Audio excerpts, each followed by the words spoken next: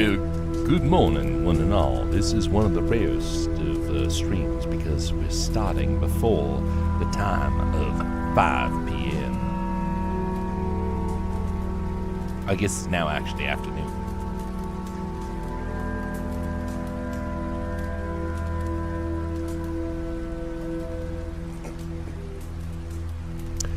Anyway, gotta get this art finished.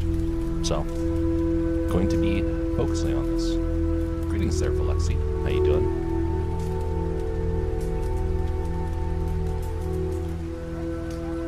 I'm going to refresh things just a second.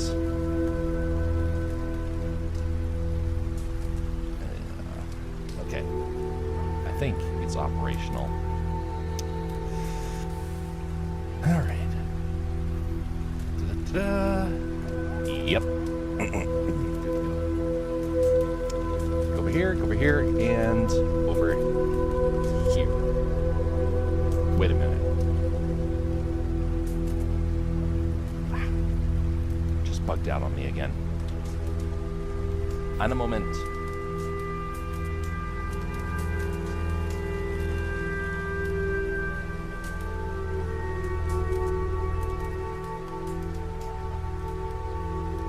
All right, so gotta get this. Gotta focus on getting this piece finished. Coloration. It's many techniques you can do. And unfortunately, I don't have time to make sure that it is all perfect. So I'm going to go with the technique that I used to do in the past. So we'll see how it fares.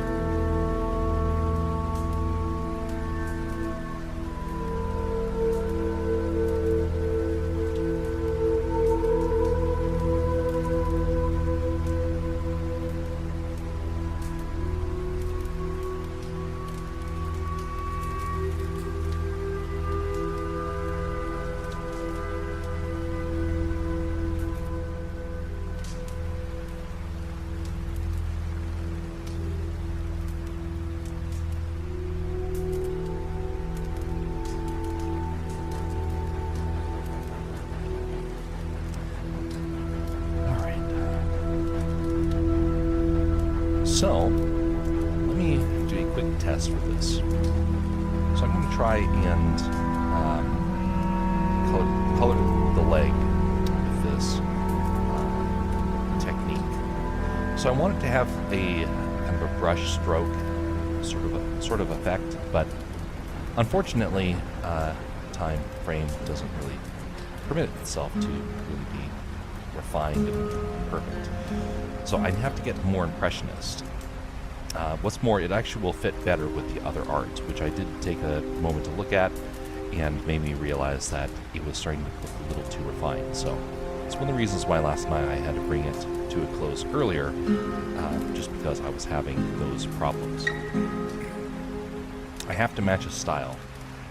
So let us see if we can get these legs to have that style.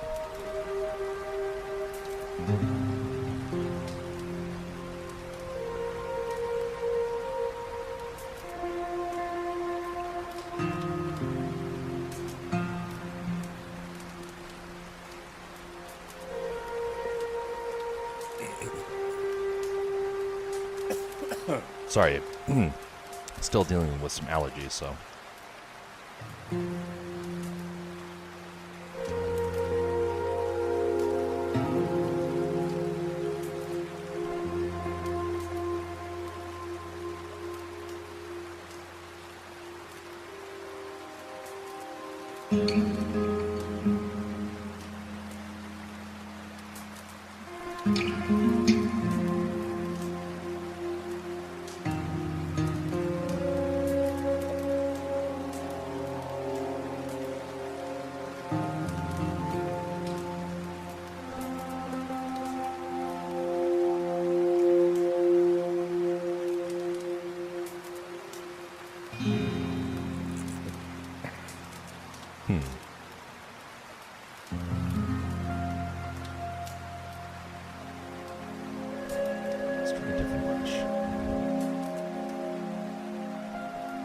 While I do like this brush, I think it's going to cause some problems long term.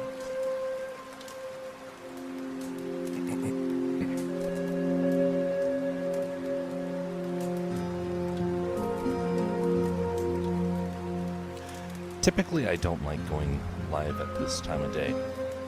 And part of it is because I want to be able to at least be out and about in my community. Even if I'm not engaging it the way that I would like to.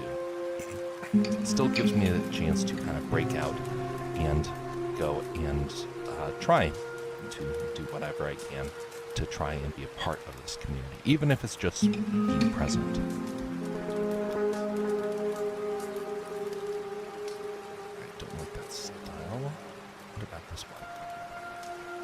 Nope. I really need to reorganize my brushes. Oh, yeah. This one is used for a lot of the texturing. So, if I come along here, for example, I want to add some grungy texturing on them. This actually looks pretty decent.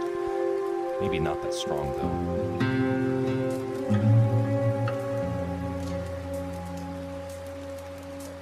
Hey, not bad. Kind of gives that spotty coloration, which the previous one had.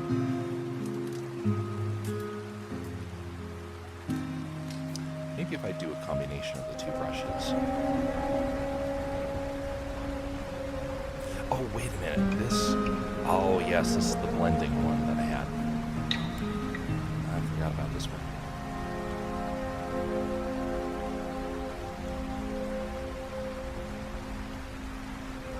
Yeah, that's the brush. Okay, yep. This is the brush that I was thinking of. It's kind of like a blur, but it's done with some geometry.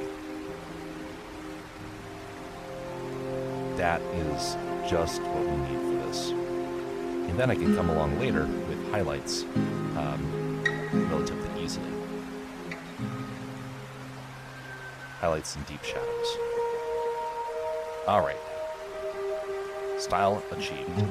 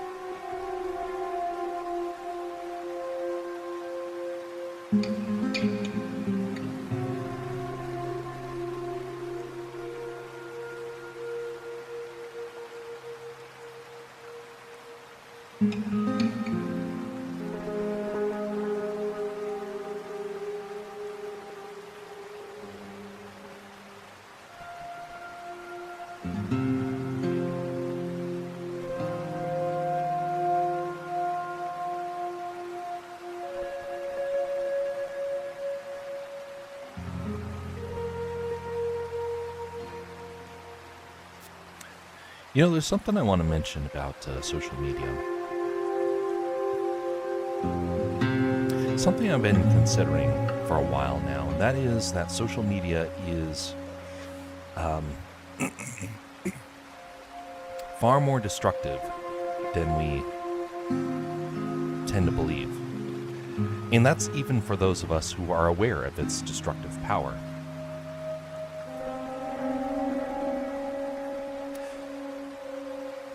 I noticed the other day just how the majority of social media has become a fountain of wickedness. Not just a presence of wickedness, but an actual fountain of it, where it seems to be on full blast everywhere. I heard from some folks that apparently other folks have been kind of observing the same sort of thing. It seems like social media has entered a new phase of its life. It's no longer the advertising platform that it used to be. Now it's become the addiction or vice platform. Some of the worst ones out there are the most popular. And thus raises the question, how do you start to reverse the course on how this social media has infiltrated our culture? Is it even possible? Well, I don't know. And something I've been considering for a while now, which is, how do you have content posted on one of these platforms, whether it's YouTube, Twitch, X, Facebook, the whole gamut. How do you make good content on there when immediately, the moment that your content ends, someone else's evil content takes over?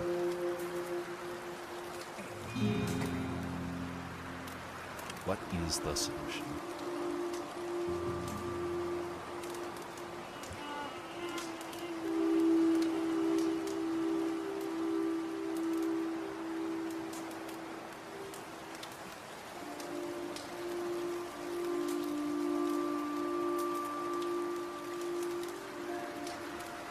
Well, some people dive headlong in. They're like, well, this is part of the culture, might as well embrace it. And I used to think that, but the other year I started thinking, what if I'm actually contributing to the destruction of society by using social media? And that has been a part of why I started making Castercraft. Not to become a social media platform, but so I could be able to post stuff without it immediately taking you to something dark and evil afterwards. What if we were to find out that the majority of our cultural problems, I'm not talking like, economic problems, I'm talking cultural problems. What if the majority of our cultural problems stem from the evil on social media?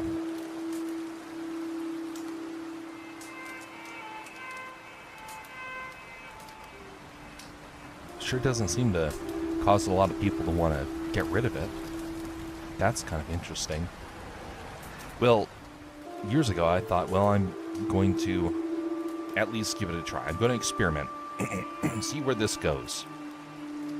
I got the idea back at college years ago, but I never had the skills or techniques to actually fulfill that sort of concept.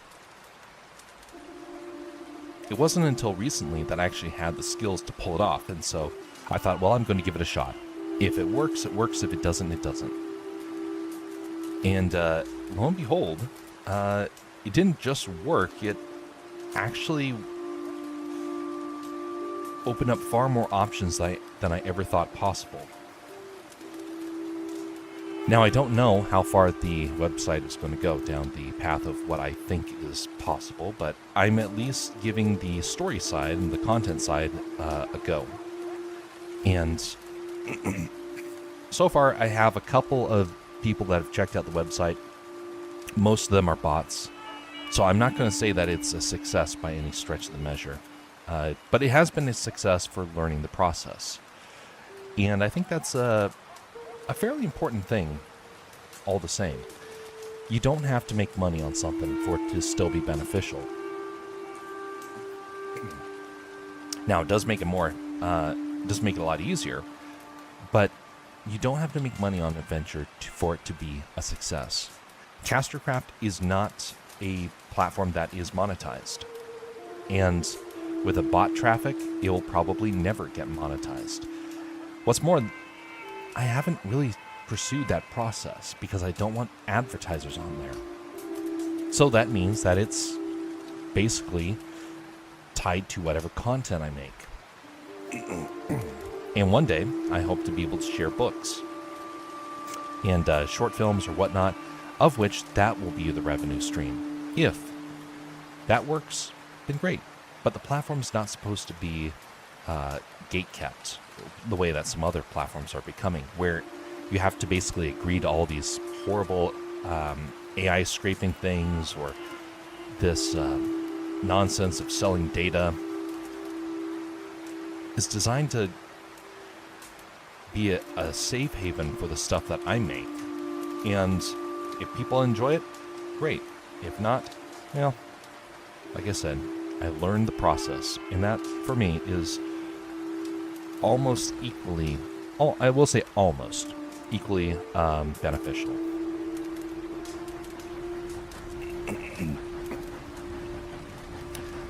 But so anyway, as we enter into fall, I'm going to be pushing Castercraft more and more, especially with the addition of the first wave of content that's going on there and material, of which it would be beneficial whenever people see something that they really like to at least just mention it. It probably won't pay off for the investment ever. I'm perfectly fine with that. I knew that going in, that our economy made it to where doing a brand new website is incredibly costly and almost guaranteed to fail in one way, shape, or form.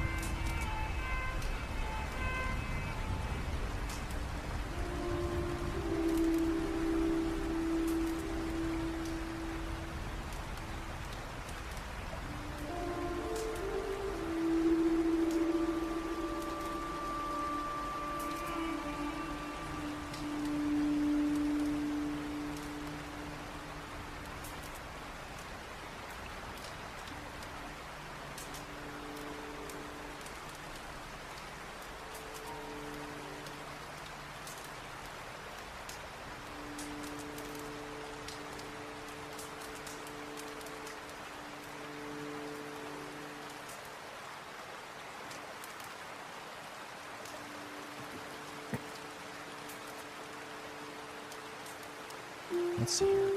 Shadows come down. Would it make a harsh shadow? Or would it not, because it is further away? Oh, wait a minute. That's actually an idea. Have it start out darker and then have it get lighter. Yep.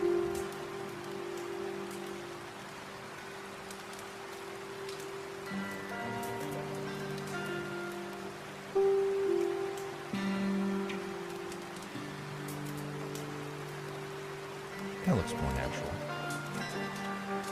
At least to me.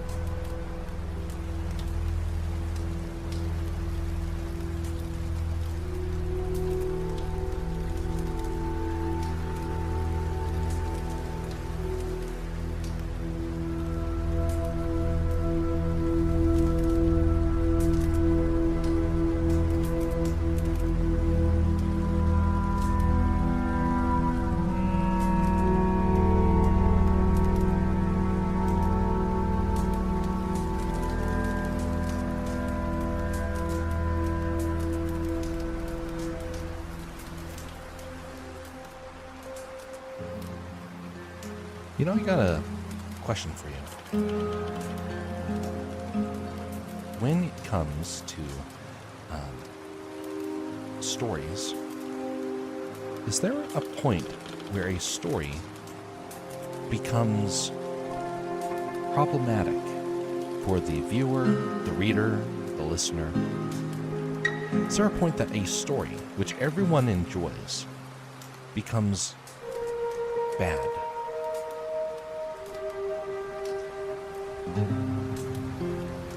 There are people that I know, when they hear of Star Wars, for example, they think of it as terrible and evil. They can't stand it. They think, oh, it's a source of horrible things. And they're unable to really see the wonder and the enjoyment that other people see in it.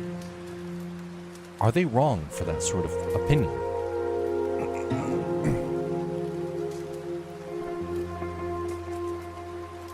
Well, the short answer is no, they're not wrong. In fact, sometimes inundating somebody to try it with something you enjoy can actually be the wrong thing, even if you're trying to help them see the good in something. Because there's something wrong that they saw to prompt them to think that way. Now, it might not necessarily be something that they tell you. They might tell you a little bit, but there's always more to the story. I've been thinking about this because there's a lot of media out there. And a lot of it actually has some really questionable roots. One of those stories is Harry Potter. Now, I didn't see Harry Potter until I was an adult. And is the story good? Yes, it is very good. One of the best ones out there, in my opinion. But there's a lot of problems with it. And some of those problems are very hard to overlook.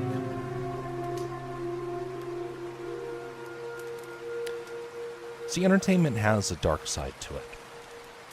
A lot of people, for them to get their entertainment, they have to convince other people that it's acceptable, that it's good. What happens when somebody starts to promote a piece of media that is not good, but they're trying to pass it off as if it is? And everyone says, no, that there's something else going on here. It's actually far darker than these people are letting on. We don't want this in our on our platform, in our community. Well, for many years, the people that were trying to push the questionable content would just hide behind the opinion that it's a freedom of speech. But see, freedom of speech has a dark side. And the older I get, the more I start to see this. I've seen freedom of speech abused more than used in an appropriate manner. Now, I still think that you need to have it. You still need to have freedom of speech, but we've taken freedom of speech and a lot of people have twisted it. Now they're saying it's freedom of perversion. That's where it starts to get into some pretty sketchy territory. It's almost impossible to go on some social media platforms and not be inundated with something dark and evil. Almost impossible. I noticed this back in 2016. Up until that point, everything was just fine. No, it was 2015 that I think was the tipping point. And suddenly, the internet became very dark. I mean, it had some dark aspects beforehand, but something snapped in people, and it went super dark. And a lot of platforms have never recovered. One of those was Facebook. I used to use Facebook all the time. And then it snapped. And suddenly I was getting bombarded with the darkest, most evil stuff. I didn't want it, and I would try and report it. And then when in the process of reporting it, Facebook decided that I needed to see more. By the way, that problem still exists, and people are still complaining about it.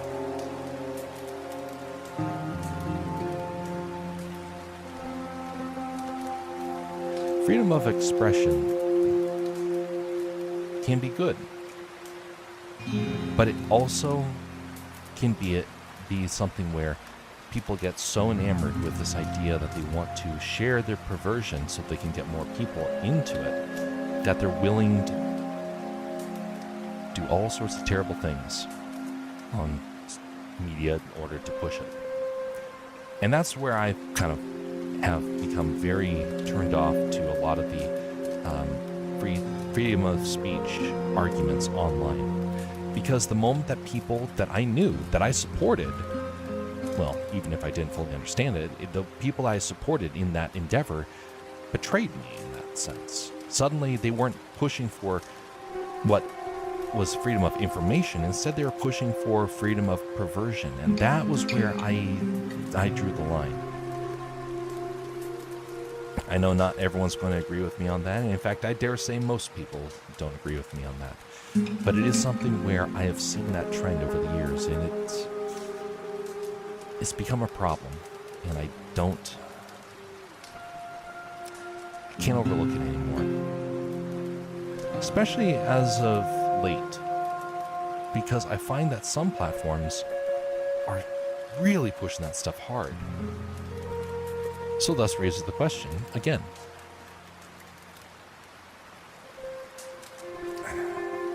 No, we won't go there. But thus we have to start to think about, where do we spend our time? What is the good that we're doing?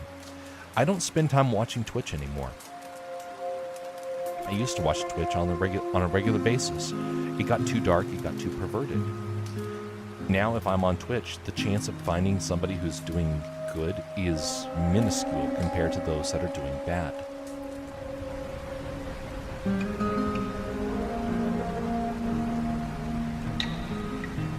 And I do mean minuscule. There are some people that are really doing their darndest to try and help change the platform, but man, it is an uphill battle. Platform tries to discourage people as much as it can.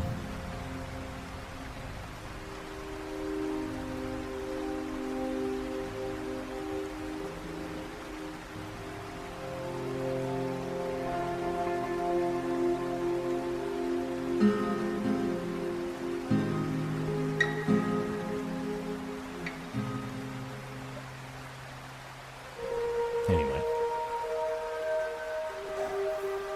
it's unfortunate. So through Castercraft, I kind of hope to get around some of that perversion stuff that is on social media. And so that way I can share it on social media, but it doesn't take people immediately to something dark afterwards. It is disconnected. And that's the benefit of the platform.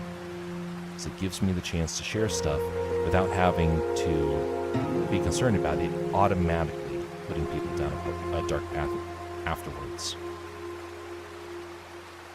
Now, if people choose that, that's another thing entirely. But I don't want to be a doorway that shows people down that path.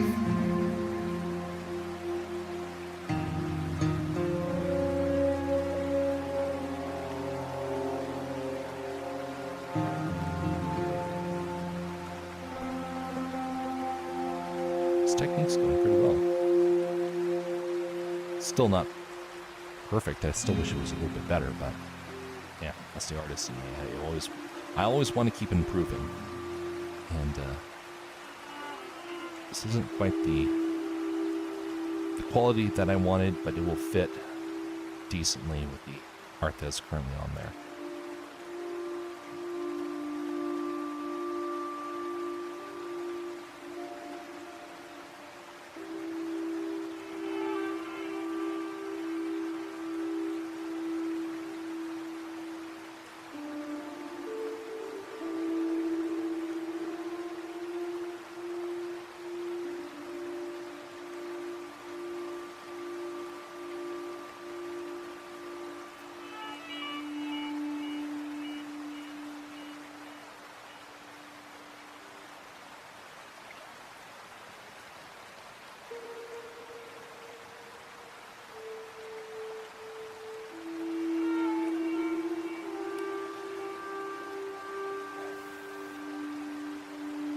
Here's the thing about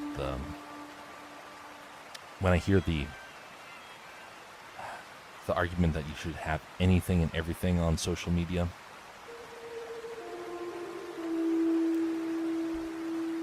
This is something to consider. There is indeed some goodness in having that. You should have everything on there, but you also shouldn't.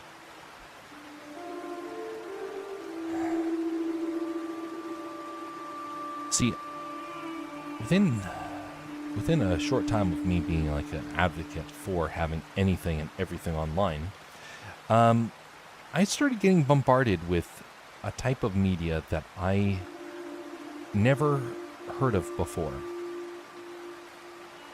And it started out very innocent, started out very wholesome. And by the time it got to the end, and by the way, I'm not going to mention the name of it, just in case somebody decides that they want to go looking for it. I'm not going to be the one to even bring up the name.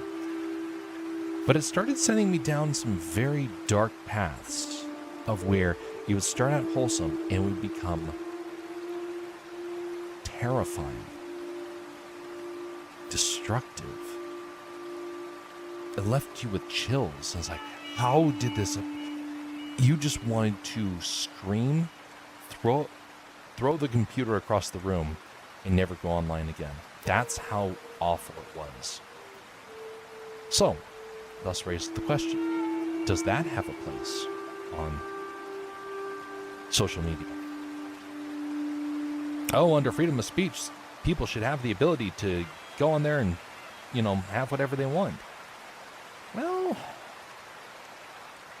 what happens when you put on a platform that you know is trying to target kids? See, it's not about having a place for that stuff, because there are places for that, you could say. And those are kind of nefarious places in our culture. But when you put it on social media, it's designed to try and lure people. It's designed to try and reach people that typically would avoid that stuff. Here's an example. There is a dark side of Anchorage you do not want to go down. And I know about it because I worked at a TV station. If you wanted to avoid some of the more nefarious parts of Alaska, you avoided this one neighborhood. Well, it's pretty easy. You just drive around it. You stay away from it. You don't have to go down to that part of the city. What happens when you can't run from it and it inundates you? It comes to you. What do you do then? See, freedom of speech isn't the question, because there are freedoms all over the place, and you are able to do some pretty weird things around this culture. The question is more about how they are recruiting new members to their behavior, to their lifestyle. That's where I start to draw a line. That's when my opinion on the freedom of speech argument changed, because I wasn't seeing it being used the way that people were telling me that it was. Now, yes, there are platforms that are indeed pushing for true freedom of speech, and those ones are just fine. The ones that I have a problem with are the ones that are claiming they're for freedom of speech, but instead it becomes freedom of perversion. And those ones, I believe, wholeheartedly, are evil.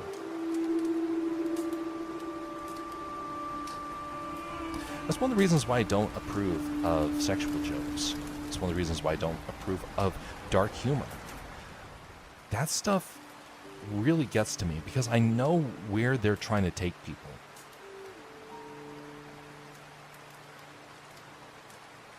Now, I think a lot of people don't even realize how that dark humor or perverted humor is designed to do that.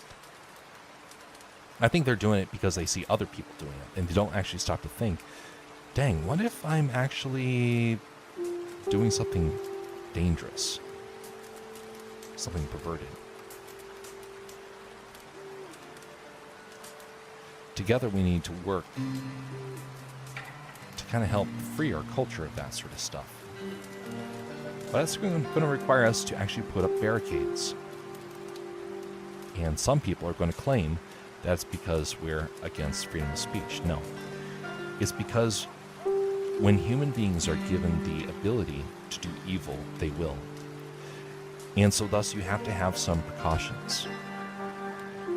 And those precautions are the thing that drive me. And realizing that, you know what, I waited for some people to say, hey, you know what, we finally found a balance. But right now, all I see is a growing perversion online. One of those areas is Facebook, but also more recently X. X has really started going down some dark paths. And that was one that was claimed to be, hey, true freedom of speech. Well, with their freedom, they started doing some dark things. And it's becoming increasingly hard to actually avoid that stuff.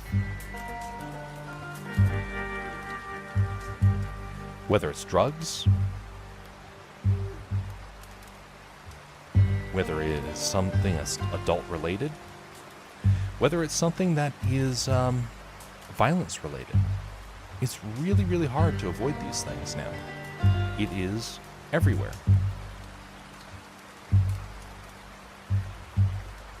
So thus people took what was supposed to be a freedom to help inform people about truth, and it has recently taken on that very, very dark aspect.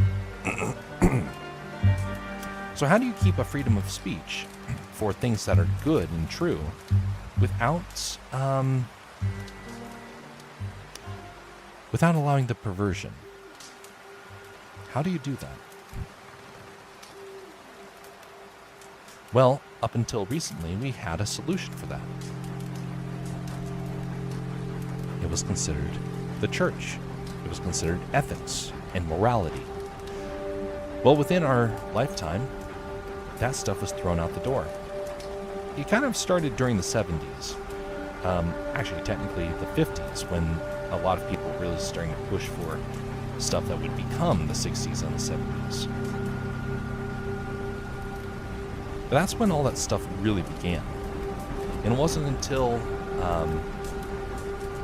really the modern day that it has become so saturated that it has destroyed the root of our culture. So how do you now have freedom of speech in this sort of culture without allowing the perversion? You have to start getting people to understand ethics again. You still have to have barriers. Do you know up until, I think it was the 1970s, you couldn't show your belly button in public?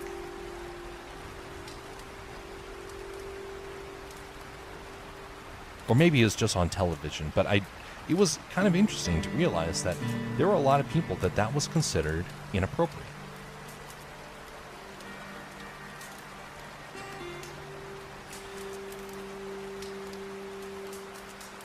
Culturally, people would be shamed for doing that. We don't have shame anymore.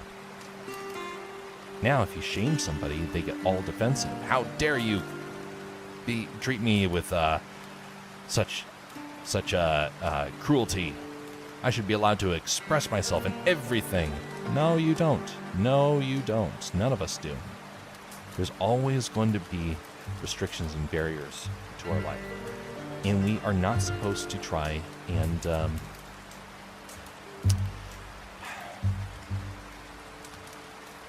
we're not supposed to keep trying to push and find ways to expand that stuff. But sadly, that stuff is like growing everywhere I look. So thus raises a lot of questions about how you actually get rid of it when our culture does not want to acknowledge that there is such a thing as morality. I think you have to just let the culture fade away. Let a brand new one be born in the ashes of it. But no, I'm not saying that you go out and destroy it. You just don't add to it. See, you don't have to douse a fire with water to get rid of it. You just have to stop adding fuel to it.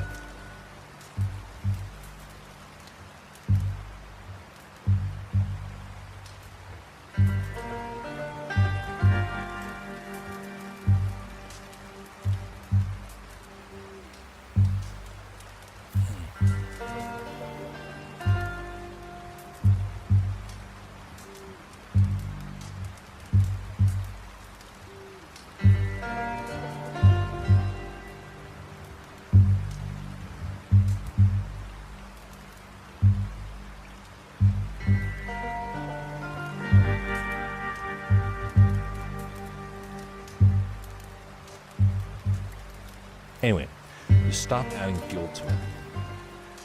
One of the ways you stop adding fuel is to not allow others to go down that path. And the only ones you can really do that with are your kids. You have to remember what it was like for you growing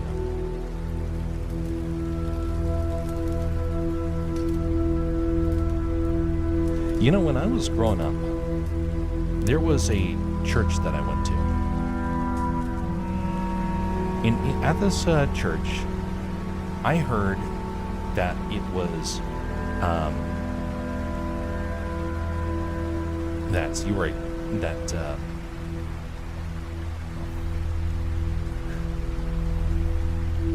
I heard things where it's like, hey, you should not do this, you should not do that, and which I agreed.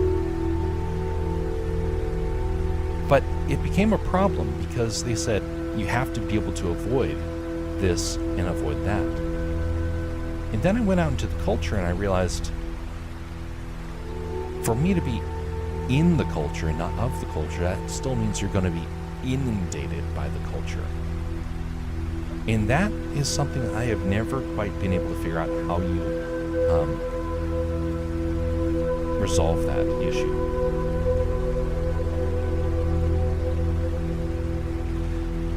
Because it's true. You want to stand against the culture won't let you win. The culture is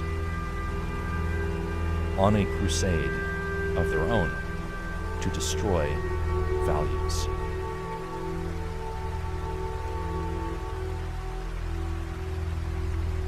That's sure, you can stand against something. And you can say, hey, I'm going to avoid this or I'm going to avoid that. Good luck. And that's something I think a lot of the older generation don't realize.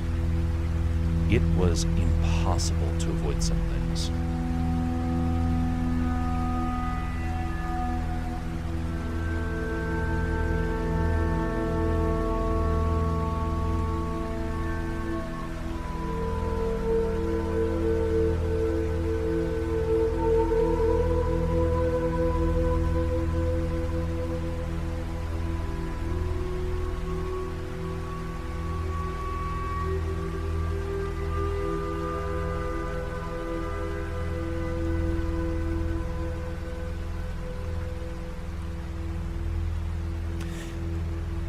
You know, there's a joke, a running gag that a lot of people are doing online, and it keeps growing, which is unfortunate because I think it's one of the darkest jokes out there.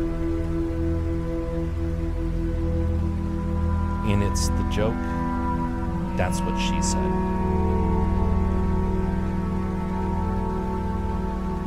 Now, I know a whole lot of people that use that, a whole lot of people.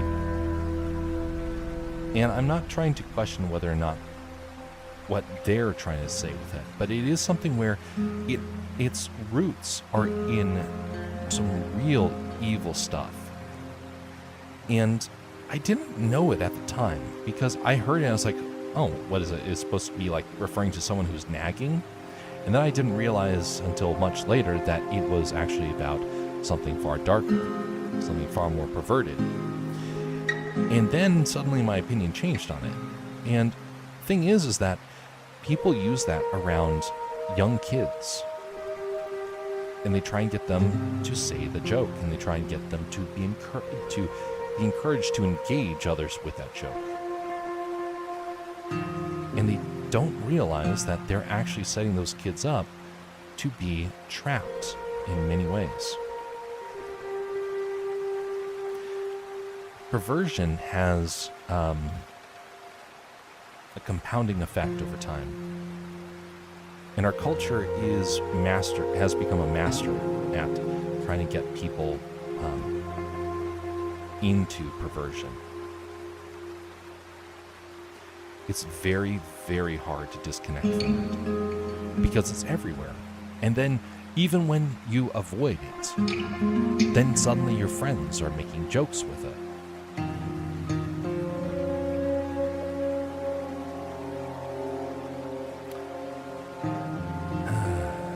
Gotta be careful.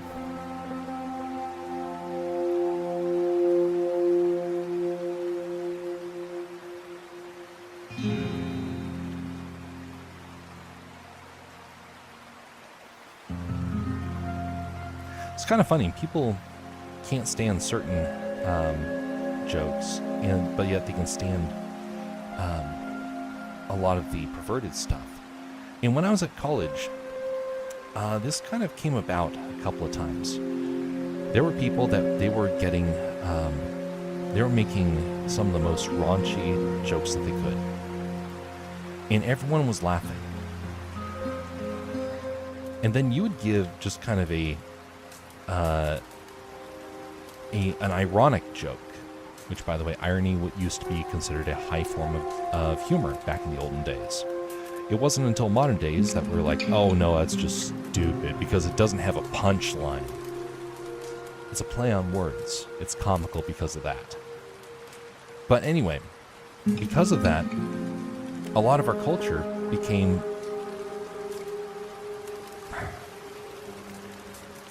to think that the only way to have entertainment was through perversion.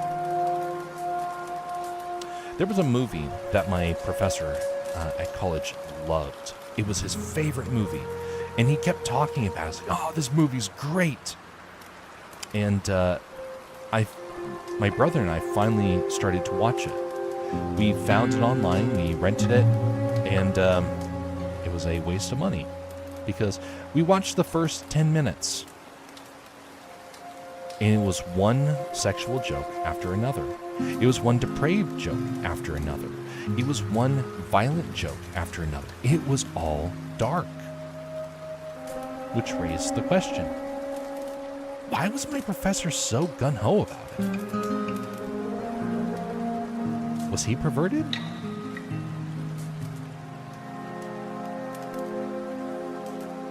I don't know. It was weird to see somebody who was a fairly swell guy in most ways, who suddenly had this fascination with this one movie that all it did was joke about evil stuff and had violent stuff, and it was messed up. But it's kind of a reminder that this stuff inundates us from everywhere. Even people that we trust can actually lead us down a bad path, and they don't even realize it. There's a guy that I knew that I messed up, and he did not quite, he didn't tell me what had happened, and I kind of regretted it all the same because I saw the, how it impacted him, and he cut off all ties with me. See, it was a mistake it was a mistake of not explaining myself, and the wrong conclusion was drawn. But looking back, I can't necessarily blame him for that. I mostly blame myself for not realizing what I was doing. Since then, I've gotten a lot more careful, so it wasn't without improvements. I have tried to avoid making that same mistake again.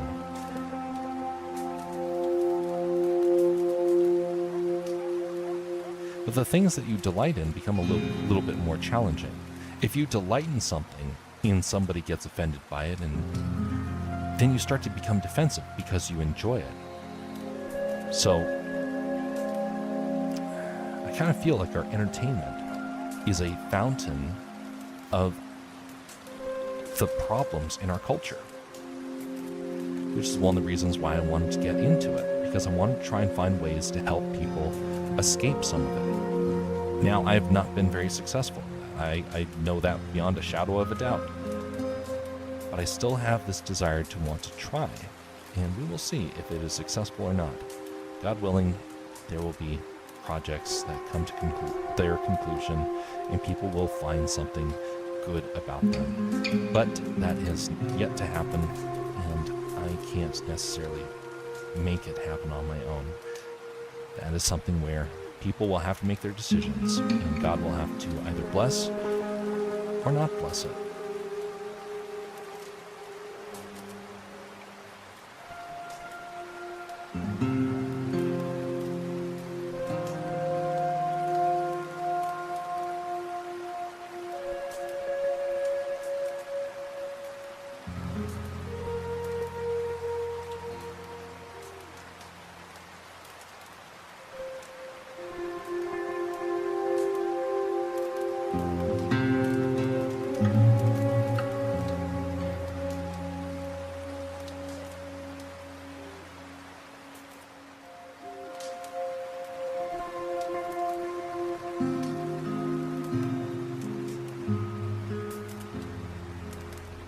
Greetings there, Zuno. How you doing?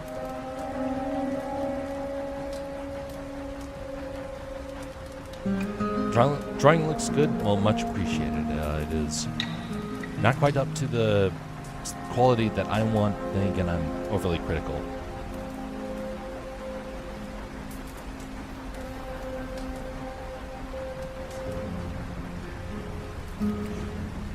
This is going to be for a D&D intro for the channel Moonskull.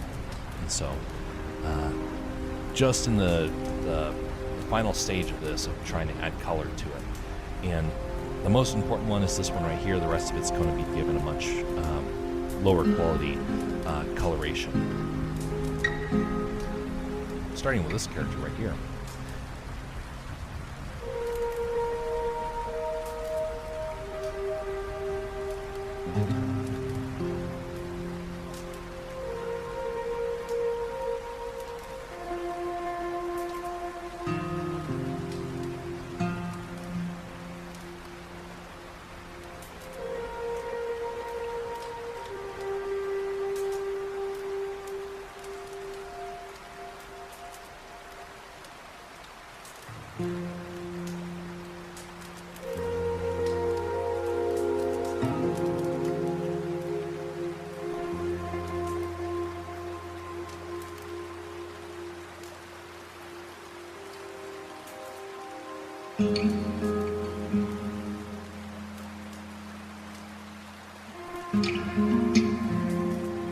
It's kind of weird to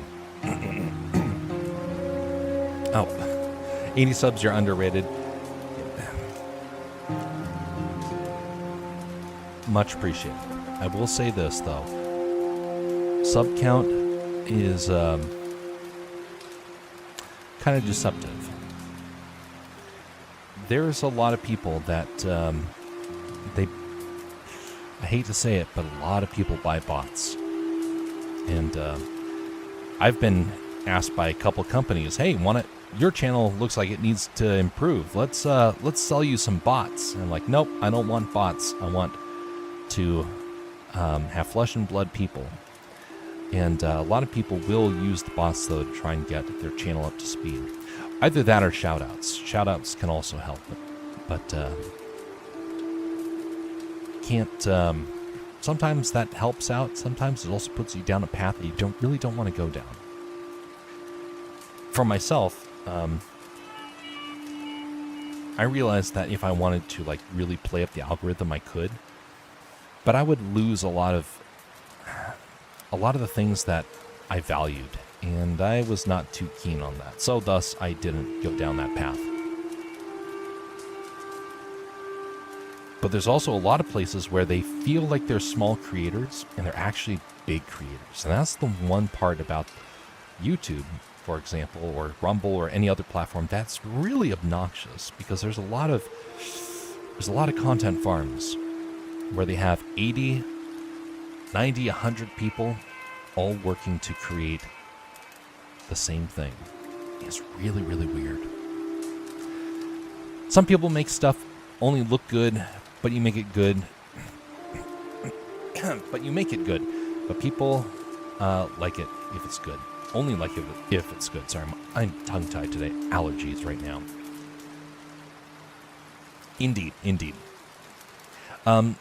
There is some people, they will do something where, maybe you've seen this. They'll grab a piece of artwork and they will do this. They will have, let's do it this way. Okay.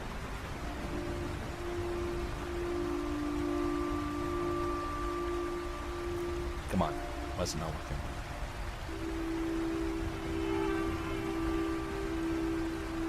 Invert. Phooey. Okay. Let's do it this way. Some people will do it like this. We'll just say, hey, folks, we're going to be making some artwork together. Come along with me. Let's show you how it's done. Okay, we're going to start off by really starting to add in some detail right here. Okay, now you got to follow along with this. This is actually really important. You got to make sure that get the shading just right. You're going to like smooth this out a little bit later. And they start erasing their art. And it's like, you're not actually drawing that. I was shocked to find out that that is actually far more common than I realized. In the art channels on YouTube or whatnot have really kind of crashed as a result of that, which is a real shame. But I can understand why. They just got inundated with a bunch of nonsense.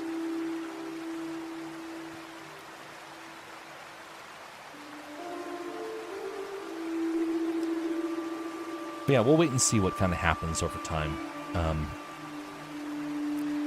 I had the opportunity to really become a much bigger channel a couple of years ago, and I didn't take it because in order to get there, it meant I would have to become...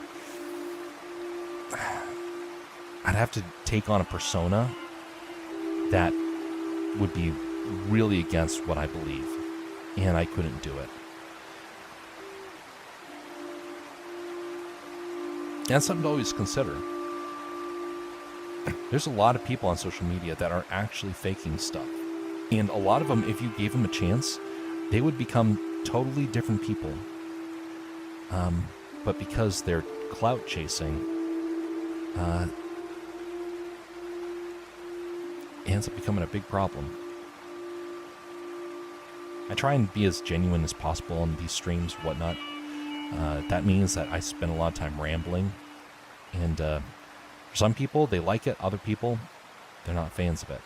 But you won't see me trying to play up the algorithm. I'm not going to be shouting and trying to say all these cool things. Hey guys, you got to be able to do this and sub for this and let's get this hype train going. I don't believe in that stuff. And the times where I have seen that happen, it made me so very uncomfortable. I was like, I want to get out of this. So I didn't ever want to stream, actually. I was actually kind of forced into this by some folks, and I've learned to enjoy it along the way, but it wasn't something I intentionally was seeking out until one day when, lo and behold, it just kind of fell into place. Sometimes you're put into a position for stuff like that, and you don't really know where it's going to go from there. You just got to be trusting and say, you know what, the Lord put me here for a reason. He's given me the opportunity to do this or that. We'll just do it and see what happens.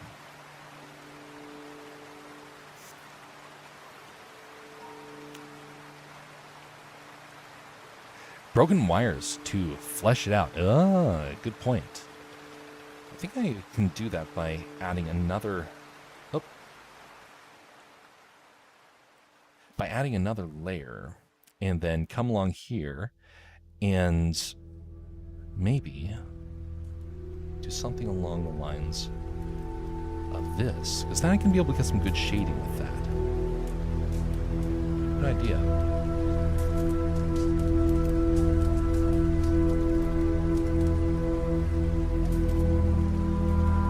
That will be one of the special effects I had towards the tail end of it. But yeah, I need to also have some maybe along here. I got the wires around the stomach, and along the neck, but that should look out pretty well. People clout chase for a quick buck, but then they don't do much, and then fall off and can't get back up. So there was a guy that I rated, because right now we're across 3 platforms. We're across Twitch, YouTube, and Rumble. There was a time where we rated somebody on the Rumble side, and it didn't go so well. Oh sure, we got the chance to raid the guy. He was excited for it. But something happened. We went in and he had thousands upon thousands of people watching. And when I showed up, he was desperate for me not to leave. He had thousands of people watching. I rated him, and I had like 5 people that we rated him with, or something like that. 5, 10 people, I forget. And he became desperate that I not leave, because I was about ready to go to bed. Then I realized nobody was chatting. Everybody was doing emotes. I found out a couple of weeks later that the guy had bought a bunch of bots. His channel was completely 100% fake. He was making thousands of dollars a year streaming, and he was actually paying thousands of dollars to keep that going. The internet really is dead, and the parts of it that are still alive are struggling to try and find a way to reestablish it. Maybe it's for the best, though, because the most important thing in our world is community. And online doesn't really give us the level of community that we need. What we need is neighbors, we need friends, we need family. You're not going to find fulfillment and success by streaming. And that guy learned the hard way, because later on, when I went back to visit him, to just pop in the chat and see how he was doing, there was nobody there. Thousands of people to 0. And you could see it on his face, the look of depression. He'd created a false world for himself. And suddenly, it felt empty, because he realized he wasn't surrounded by real people. He is surrounded by gimmicks. And the people that were there for the hype.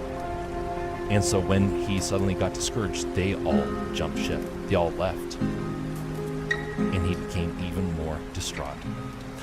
He still streams every now and again, but he has never regained his composure after that ordeal with the bots.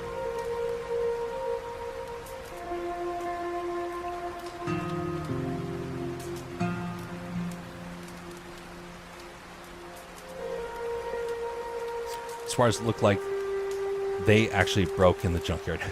Indeed. Dang, so he didn't even have real people watching him.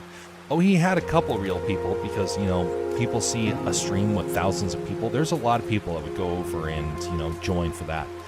But the moment that the bots left, the actual things that were being loyal, no one else was loyal.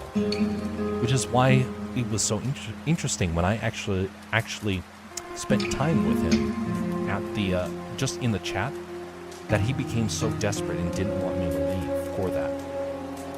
Now, you can't live a lie like that. Eventually, it's going to come about where you get found out and your world comes crashing down. And if you don't invest into people, well, that stuff will really come back to bite you hard. It's one of the reasons why I've been a big supporter of trying to get people to engage the local community, even if they don't feel like they are welcomed in it. It's like nobody is going to care for you as much as the people that are near you. For a lot of folks online, they don't even know if other people are real, especially with AI. And you have to be all the more careful with that because, you know what? We're going to be dealing with a level of loneliness and isolation like no other generation has dealt with. And we've already had that kind of experience because of cell phones. It's only going to get worse from here. Unless we can start to reverse course by being genuine and kind once again. And no amount of voting, no amount of businesses, no amount of cultural leaders can change that. The only people that can do that are you and me in our own neck of the woods.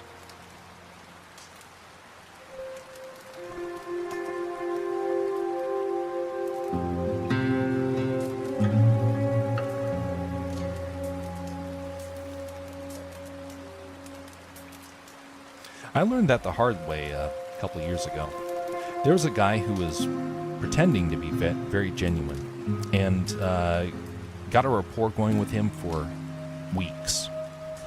And then one day, he found out that I was friends with somebody that he wanted to get the attention of.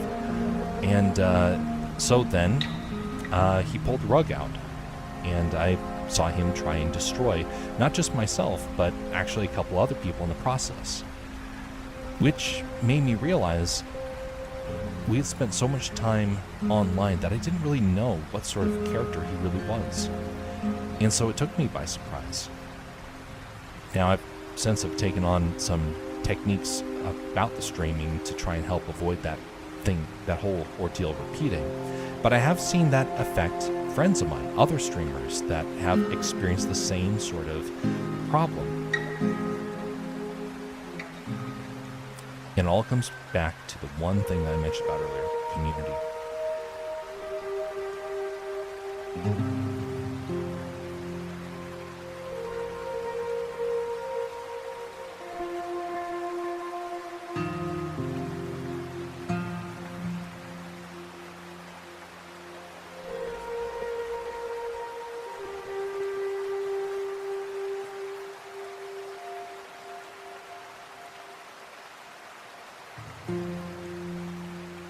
The internet is full of weirdos, hypocrites, degenerates, desperate people, and bots. People need a community to be with and socialize. Precisely. You know, I was part of a community a couple of years ago. This was back when I actually had the potential of becoming a big entity, and it didn't pan out because I had ethics, and the people that I was with didn't like that. And so that did not pan out so well. But I did get a chance to see a toxic community. Now, I had heard about toxic, but I heard a lot of people kind of ridicule and say, oh, it's not actually toxic. It's just the people that can't stand it. They're the ones that are saying it's toxic. And then I got to see the inside. And I saw the humiliation rituals that would take place and the way that people would tear each other apart just for a few clicks. People that were desperate to tear each other down just so they could have their moment to shine. And then the person who was in charge didn't like that because it meant that he was not getting his chance to shine the way that he wanted to. And so then he became very bitter. He became very angry against these people, and he would lash out. And I realized all of that was not worth any level of fame or whatnot. And I wasn't even in it for the fame, but I did know many people at work. And I could see their faces because I actually got to meet some of these people in person. They started to become distraught, discouraged. Some of them I got very worried for. And it's a reminder that these people that are on the internet, that are streamers, they're flesh and blood people too. And there are some people that start to treat them almost like they are NPCs in a game. And then they have emotional breakdowns, and there's no one there to help pick up the pieces. I got to see that happen firsthand. And I remember when I actually was trying to help somebody, I was told, hey, that is not okay. You should not engage these people. You're going to make the situation worse. It's like, somehow I think the situation is worse if we don't engage people.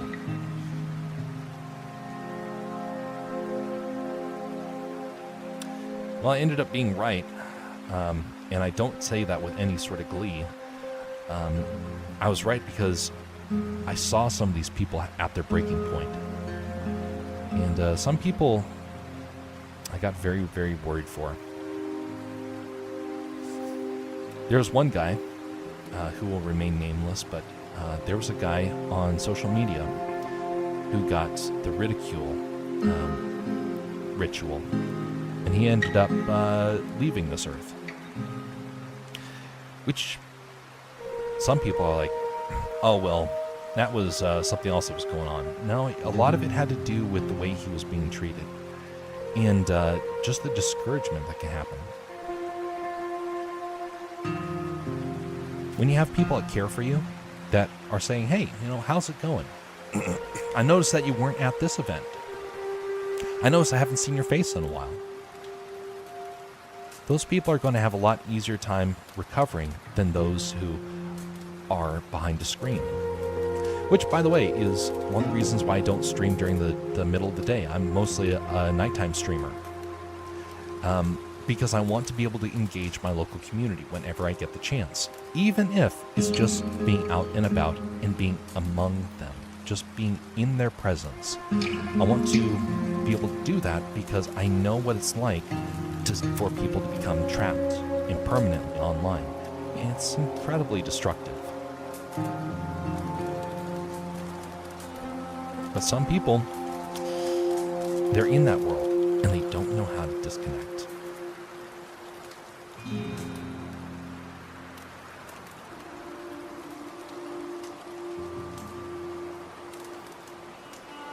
That being said, for anybody out there who wants to become a streamer or an influencer, don't.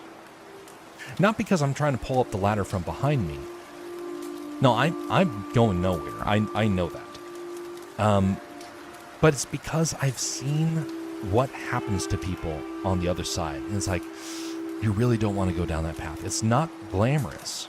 It's actually like, it's akin to working at a movie theater. At a just a regular theater where you have like performances, the actors are there, and you get a chance to like be almost face to face with them.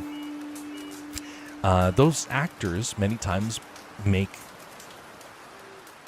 do wonderful performances because every one of them is running from something. Every one of them is hiding from something. They learn to put on a face.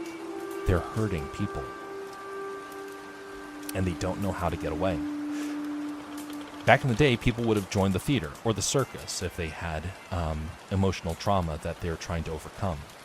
Nowadays, people go into media, social media, and try to become influencers or streamers. That's the new way of trying to deal with trauma. And so if you see somebody and they're all happy and excited online, be very careful. There's something else that is going on. So don't just... offer words of encouragement when you get a chance and you see somebody that is in that sort of position. They might not necessarily change their ways, but you have the chance to at least offer some assistance to people that are actually secretly running from something.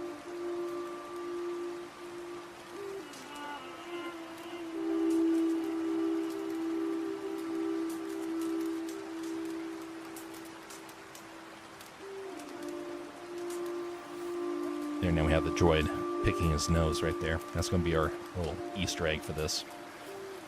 Alright, let's do the Jawa and Skek in the background. The internet cares for only a few. If you're a big rig that's popular, they'll treat you like a king, but people who are small and don't get any attention. They get treated like trash. That is indeed true. That is indeed very true. Once they finally crash and get mad, no one's there to help them. There was a young man that I saw at my local coffee shop. He would show up every day because he was trying to become an e-gamer, and he didn't have internet. So he was perfecting his skills, and he would go over there. His mother was there to help support, and he would play for hours and hours and hours. He never went anywhere. The world of esports is actually kind of rigged. The more I hear about it, the more I'm like, this is a really messed up industry.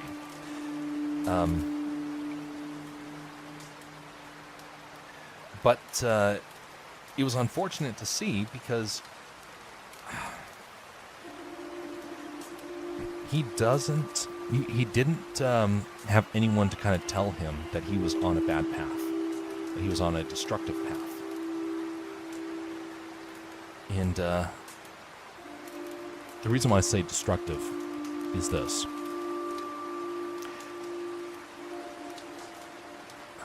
Online businesses or careers sap everything from you, and it disconnects you from reality. You can want to become an esport gamer. You can want to become a streamer or an influencer. The moment it starts to cloud your judgment and your morality is when it starts to become a huge, huge issue. And no one's going to tell you when you cross that line. And sometimes even family members that should be there to help warn you and encourage you don't quite understand how to help you disconnect. That kid did not have a mother that was going to tell him the truth. And he probably didn't have friends that would ever tell him the truth. He was somebody who was striving to become famous, and it was not, in my opinion, it was not going to end well. Well, I've not seen him since, and I don't know what happened to him, but I can guarantee you this: he did not become an esport gamer.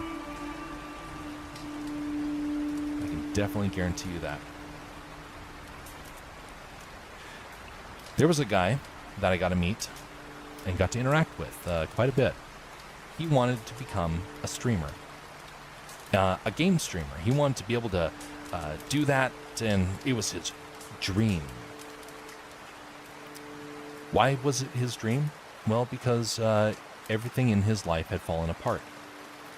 See, unlike the other guy, that it was his dream and to become an esport gamer, this guy, his dream was formed because every other dream that he had crashed and burned, and he didn't know what else to do. So he turned to streaming.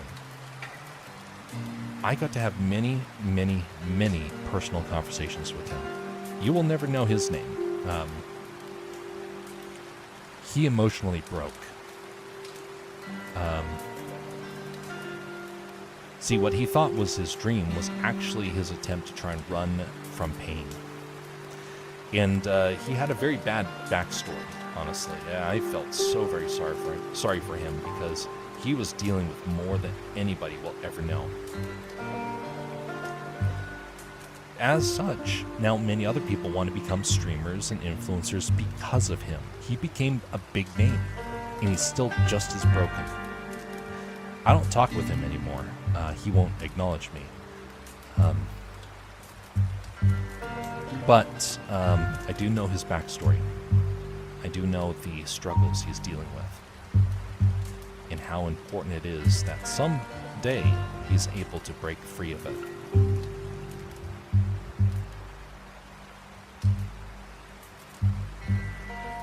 But you won't hear people like that offer warnings. Instead, they'll say, "Oh yeah, hey, streaming's my dream. You should join this dream too. You should also become a streamer."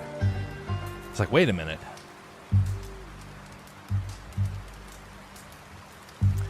Are you going to tell people what's really going on with you? What? It's been my dream. It's been wonderful. It's been perfect. Has it really? After everything you told me that's going on in your life, about the horrible things that are taking place, are you really going to want people to go down this path? You do realize streaming is the reason why you're that miserable, right? Not heard from him since. Understandable, of course. I'm somebody who I try and say things as with as much encouragement as possible, but I can't stand by and watch people.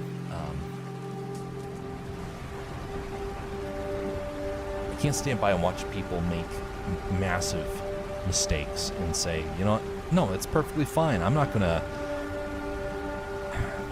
blindly encourage people to go down some of these paths, because I know just how dark some of it can be. I want to be honest with people. I don't want them to end up making mistakes to things that I've seen the negative outcomes to for other people. And the reason why I knew that my friend was going to have problems is because I had just spoken with a guy about 2 months prior that had an emotional breakdown and said he wanted to get out and he couldn't. He was trapped. He was financially ruined by streaming, and he couldn't run. He couldn't escape. Let that sink in. A guy who had been streaming, who was famous, who had been a voice actor for some big projects, suddenly trapped and unable to escape. And all he wanted to do was run. That's sobering.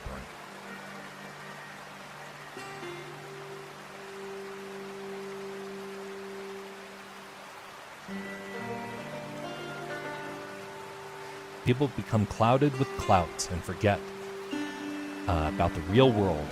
Yeah, what the real world was like. People that do content creation that are also miserable are like, oh yeah, you should do content creation. Which is a sad truth, that people that are miserable doing what they do tell people to do the same. Yep.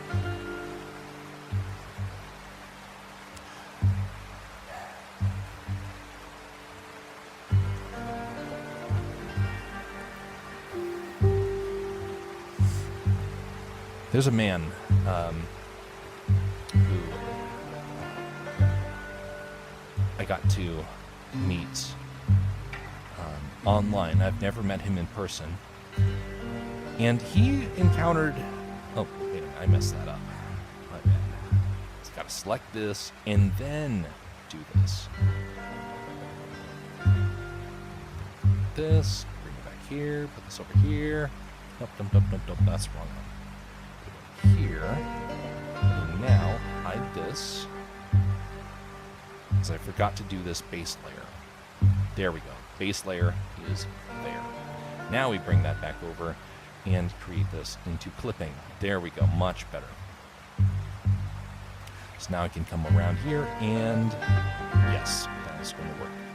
Now I can add in the buffer zone right here. So there's this guy that I met online, and he had a meltdown that I've not seen before. He lost his mind. He was streaming for 2 years. Something happened, and he lost his mind. He became truly insane. He was babbling and doing the weirdest things, and I was like, this is really disturbing to see. We have never rated him since. When I saw that psychotic breakdown, I was like, this guy needs to be in a psych ward at this point. He needs to have somebody that can be able to help him, but you have no idea where he is because he's online. And he never tells anybody who he is or where he is. And then you see him have a psychological breakdown. It's like, you can't even call the cops. How are you going to be able to report something like that? It's like, I've lost my mind. And then you know that he has relatives that at least can help. And you're like, the relatives aren't doing anything.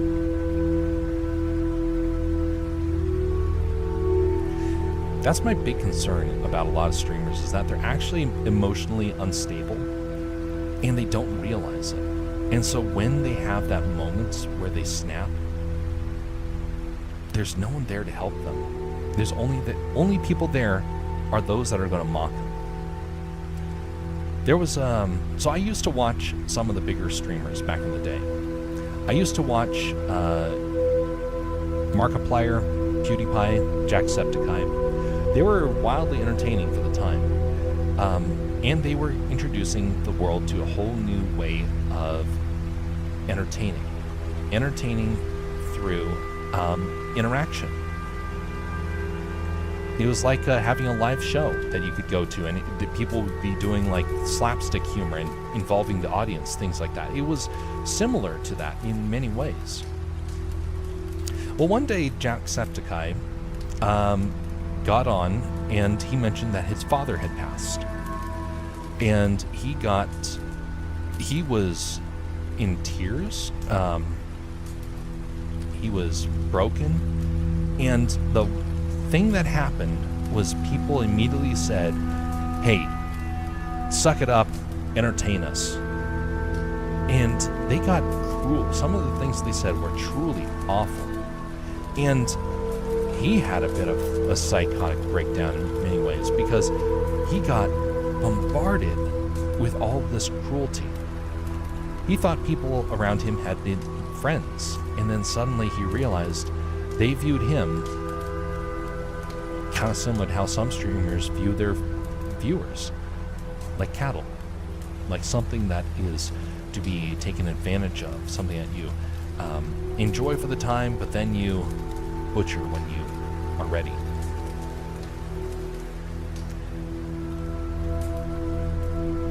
There's a lot of people that hate streamers, but they still watch it because they like to see the suffering.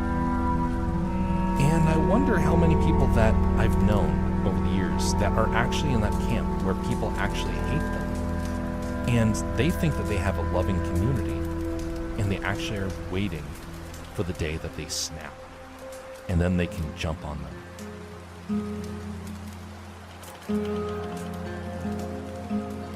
It's a very real possibility. And you don't hear those streamers mentioning about that stuff. Why? Because they're probably still recovering, and they don't want to remember it. And they want everyone to think that they're happy, so that way people will love them. People will only love you if you are, if you have people that have your back, people that you can trust, people that you can care for, people that you care for, not just that care for you. You don't have that, man, life gets miserable. Life gets discouraging.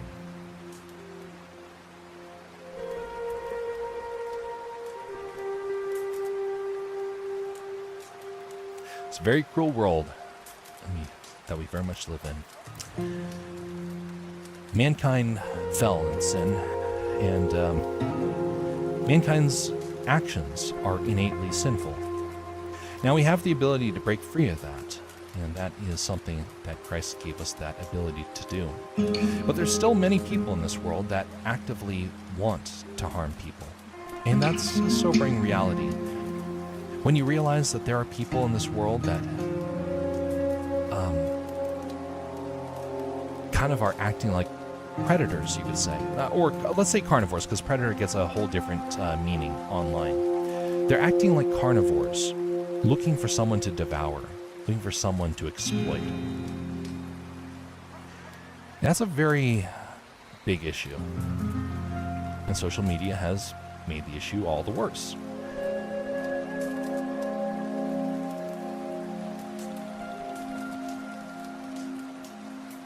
We got to be able to help break people out of it.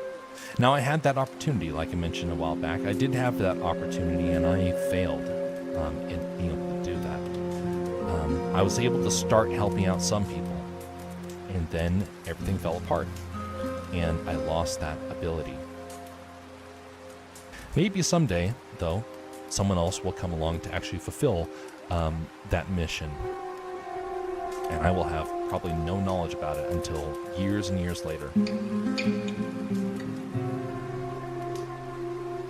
I still think about them from time to time and wonder how they're doing. Wonder if they've ever recovered.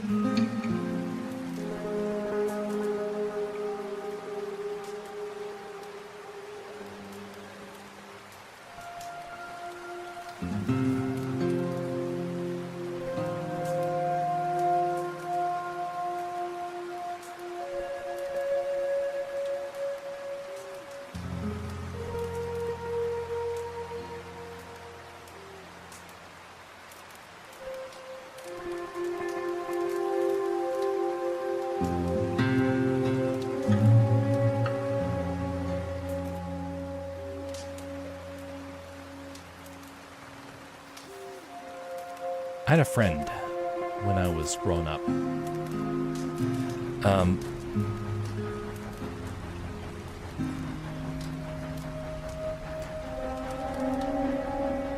Recently, he came out and said that he wanted nothing more than to become an influencer and to live in Dubai.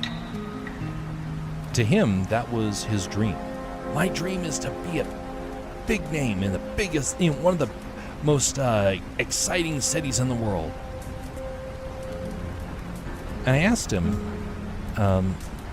do you know what sort of compromises you'll have to do to get there? He's like, oh, I won't have to compromise. I was like, well, that is ignorant. A lot of people on social media, on these social media platforms, like to build folks up. And someone actually tried to do that to me, where they came along and they're like, hey, you got potential. Let's help take you to the next level. And it wasn't one of those bot accounts, which are very, very common. It was actually somebody else that was a legit advertising group that actually worked with the platform. And I had to look into them. But I saw the process and I was like, somehow I don't think it's actually going to be very beneficial. I'll get into the program and then I'll come to hate it and then I'll get out. Well, I found some people since then who actually went through with the program and they had that exact feeling. They were excited for it. They thought that they were finally in the big leagues, and then they started to get discouraged because they realized what it was going to cost. And one of the biggest things that's going to cost is your friends. That's not something that a whole lot of people on media will tend to tell you. And this is one of the reasons why I don't promote stuff I do to the friends that I've made in the past. Because I don't want them to have known who I am and then to feel like I'm trying to exploit that friendship. Well, some of these companies want you to do that. And they will say, hey, get your friends involved on this sort of stuff. And it doesn't go so well. And then you come embittered at your friends because your friends are trying to clout chase and they're going to do it at your own expense. You're like, but I have to get famous. Yeah, at the expense of your old friends. Doesn't something ring a bell that that's wrong?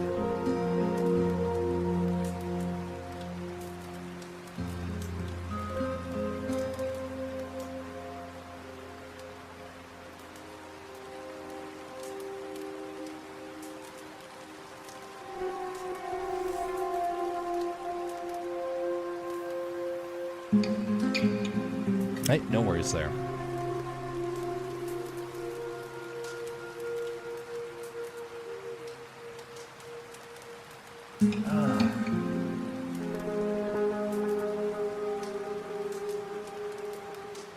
It does make me think that I need to try and reach out to some of my old friends and see how they're doing.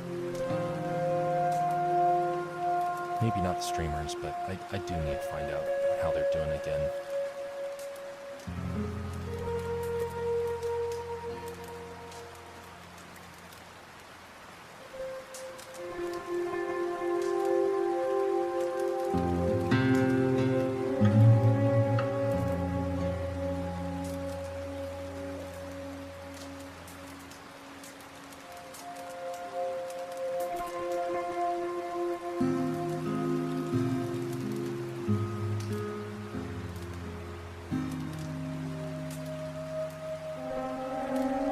There was a guy who came to these streams a couple of months back, and he ended up doing an interesting thing. He actually made hype videos, and he was trying to make a hype video for me. And I was like, I don't really need a hype video. He's like, oh, but you need it to be able to, like, you know, get to the next level. And he made it, and he thought it was going to do really well, and it didn't actually pan out because I'm too dry. And he's like, well, I thought it was going to work. I was like, no, you weren't hoping it would work for me. You were hoping that it would work so you could get clout off of it. And the guy's not been around since, thankfully. But I have had some people try and do the same sort of thing, which is kind of interesting. A lot of our youth get into this idea that this is the path to go. That in order to get somewhere, this is like career moves they have to make in their youth. And I can understand why, because some people, you know, have found success doing that. But it's not good, and it causes a lot of problems.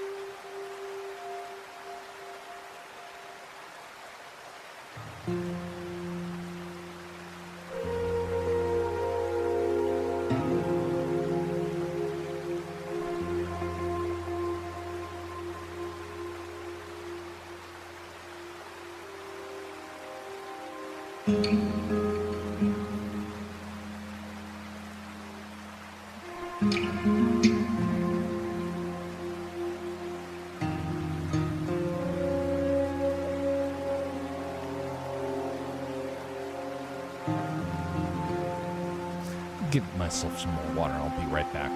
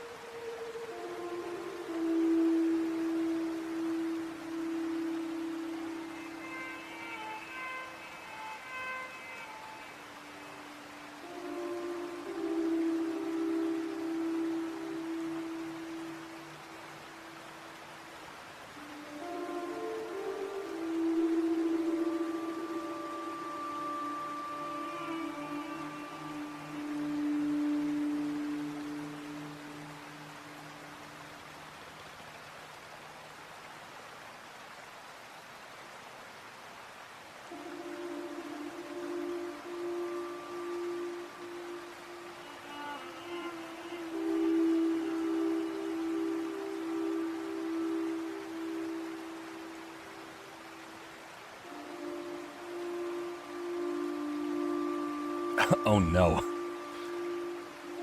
Oh no, Zuno. Ouch, that hurts. Yeah. Injuries like that are no fun. Sorry you had to have that. Dang. That reminds me, there was when I was at Amazon, this was years ago, I had a whole lot of pain that happened in my foot. And it was after I ended up smashing it on on one of the carts. And I looked at it, and it ended up becoming a bit infected. Well, it got worse and worse over the days because Amazon didn't have sick leave. Or if you could use sick leave, it was a very, very... Yeah, you had to go to a doctor, which means that you would be losing money. Terrible. Anyway, that was their way of punishing you if you had any sort of illness. But so I had an infection that was starting to form, and I couldn't get rid of it. And I was like trying to put ointments on it. It wasn't getting better. It was getting worse. And finally, I quit.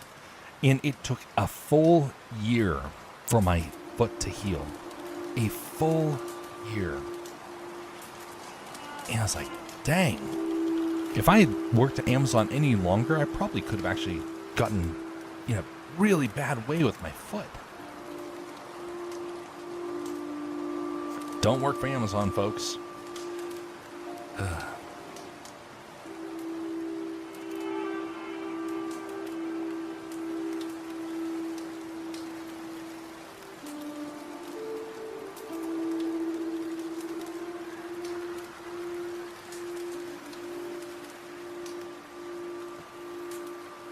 Kind of my fault. I'm stumbling through a bottle. Yeah. That's unfortunate. All the same.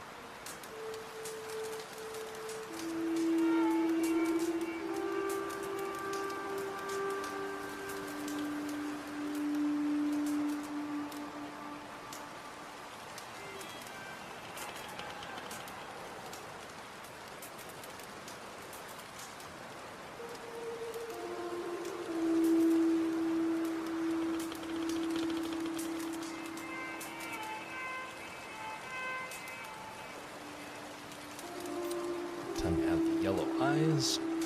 I've actually been orange in color.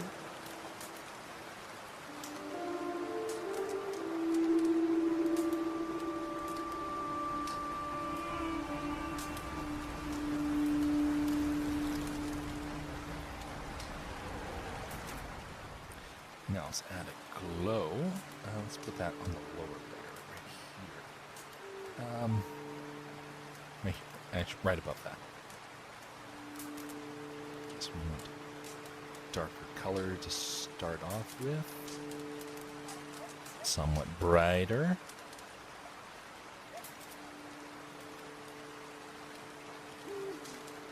Now tone it back just a little bit. There we go. Lovely. This is with and without.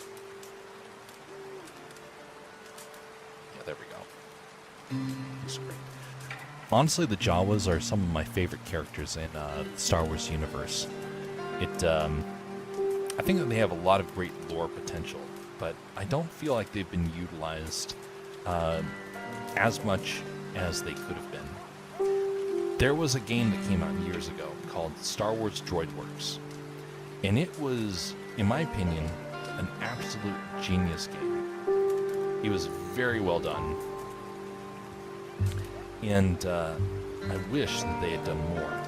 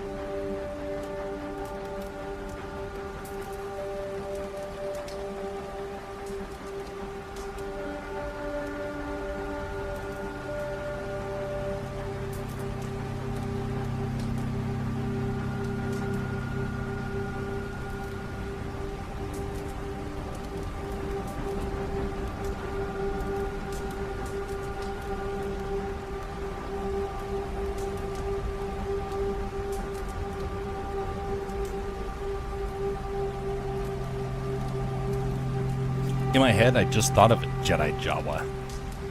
Can you imagine? Jawas are scavengers who love to steal people's technology. I'm just imagining this Jawa Jedi that's going around stealing all the other Jedi's lightsabers and piecing them together into one giant one.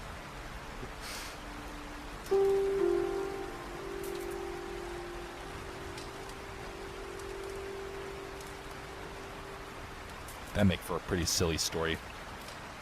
And I think it would actually be something a lot of fans would enjoy. You know, speaking of which, a couple of years ago, I wrote a fan fiction of because I was very upset with how The Mandalorian had turned out. I was not a fan of The Mandalorian in any way, shape, or form. I thought it broke a lot of canon. And so I decided I wanted to try and write what I thought The Mandalorian should have been, and then shared it online. And it actually, by doing it, it actually helped land me a job, actually. Now, the job didn't pan out, but it helped me get the opportunity for one. But one of the things that I wanted to try and incorporate was a merger of both the old and the new. And unfortunately, Disney did not do it as well as I would have liked. I know some people really enjoyed this. Really enjoyed the show. There's a lot of people that also didn't, and I was in the category of people that wanted to see more. I didn't hate it for what it was. I just wished it had been more true to some of the lore that George Lucas set up, of which is a part that is kind of less known, which is the fact that Mandalorians were actually originally, before the Clone Wars TV show, they were supposed to be kind of a dying race. In that, as George Lucas hinted at, that Boba Fett was actually Jango Fett's attempt to try and reestablish Mandalore. And so I decided to go with that approach and made The Mandalorian about kind of Boba Fett trying to follow through with his father's dream.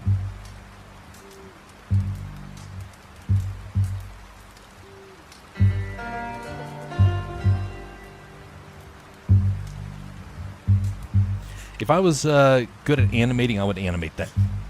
A lot of Disney Star Wars shows sometimes woke garbage. Yeah, understandable. Greetings, Prasanth. How you doing? Did you have a good night's rest?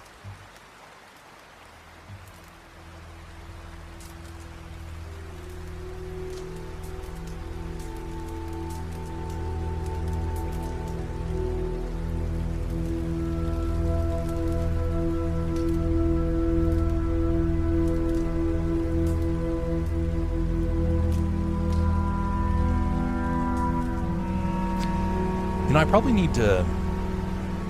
should pull out that old story and give it a read and see if it still holds up.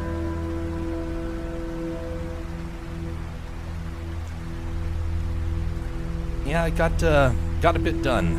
I'm trying to the character's the part that takes the longest, so I'm trying to speed up. And I got a little distracted with trying to make this Jawa look a little bit nicer. Trying to speed up. And I got a little distracted with trying to make this Jawa look.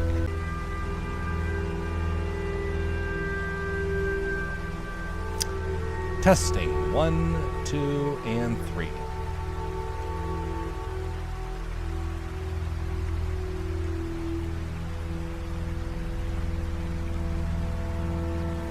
Is everything reconnected? Can I actually go through with my thought here? OBS, are you going to cooperate? All right, yes, everything is working. Phew. Okay, I got a quality control problem when it comes to this project. I have struggled to try and make these things fit together. And here's the reason why. Let me show you some of the final artworks.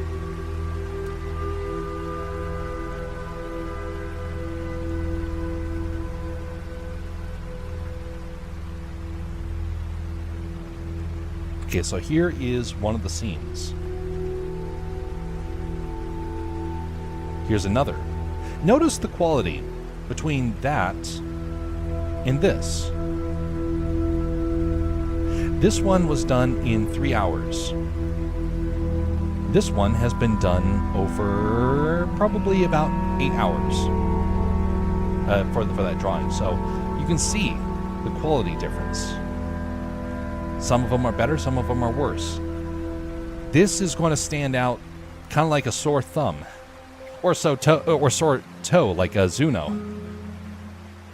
And so that's what's going to frustrate me, is that I wanted it to be this quality for the entirety of it, but it would have taken so long to try and do it. Oh well. I wish George Lucas didn't sell the rights to Star Wars. Yeah, well, he made the mistake. He should have known what Disney was going to do. All the warning signs were there. It really was. He did not go into that blind. He did it willingly. But the question is, did he do it because he was taunted or threatened? We don't really know. That part is probably never going to truly be understood. Test what happened. The things disconnected on my end. OBS decided to disconnect, and I was just hoping that, it didn't shut down, because that has happened, because my internet up here is pretty bad. I'm at the in-between area between internet hubs, and so no one can get me high-speed internet out here. I'm stuck on the slowest internet speed. Did I break things? No, it wasn't you, it was me.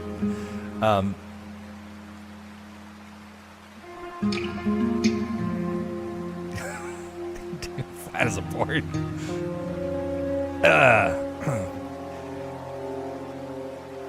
Well, as I was drawing, I didn't know what the cast was like, joking about at the time. It wasn't until afterwards I was like, oh, that actually kind of fit. Goofiness.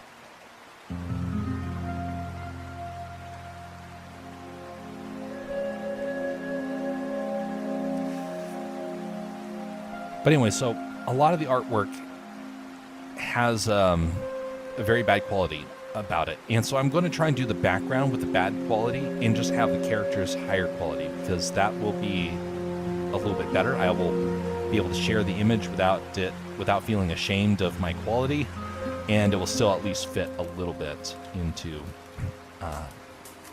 what is been done in the past. I wanted to go back and do an update to some of the old faces, of which I'm probably going to do that this next week, just, out of the sake of it. But I'm towards the tail end of this project right here, because the rest of it's going to go fairly fast. I woke up at 11 my time, which is quite late in the day. I stayed up till about 3, tinkering on art and also just kind of getting things around, but woke up and was able to get done quite a bit this morning. And so I got one last character to pull off, and then I can go into the background, which is going to be probably about 30 minutes for the background. My headphones are kind of bad there. Hey, I got rid of headphones a couple of years ago and started wearing earbuds instead. The reason why is because I actually felt a divot appearing in my head. I thought it was rumors that you could have a divot appear in your head because of headphones. And I started to feel it. And so I thought, okay, we're going to get rid of that. The divot is gone. And what's more, I was actually losing hair right there, right where the headphones were setting. Once I got rid of it, the hair came back and the divot disappeared.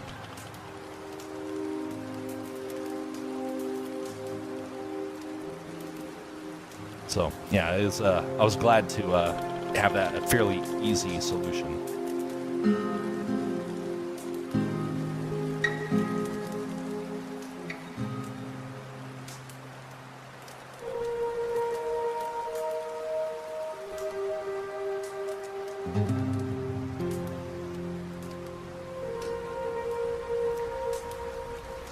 The dent was mostly the skin being pressed down, so it probably put pressure on your scalp. Indeed. Well, that settles it. I'm swapping to earbuds. See, I wore my headphones for most of the day because when I'm working, I have to actually wear headphones for the video editing as well as noise cancellation because I actually have tinnitus. And so the tinnitus actually can become overwhelming if I don't have sound. Well, I don't want to impose upon other people with my with ambience, kind of like what you hear right now. And so I put in earbuds to be able to get around that. Anything that you wear for too long can become a problem.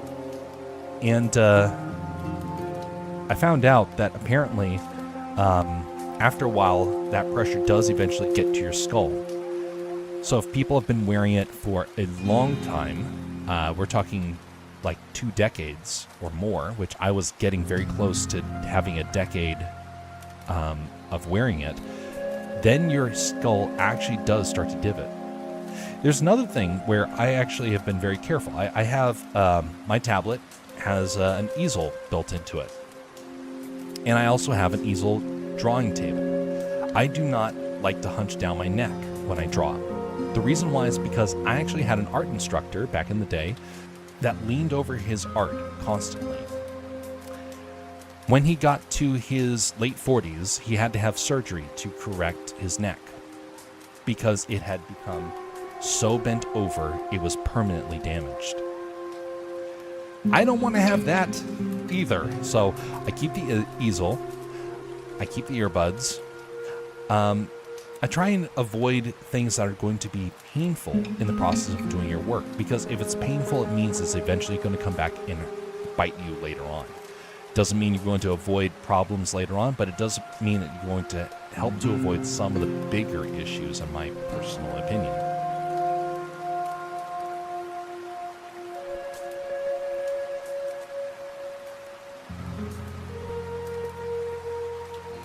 Ironically, I'm getting the benefits together for tonight's show. Ooh, benefits. In what way?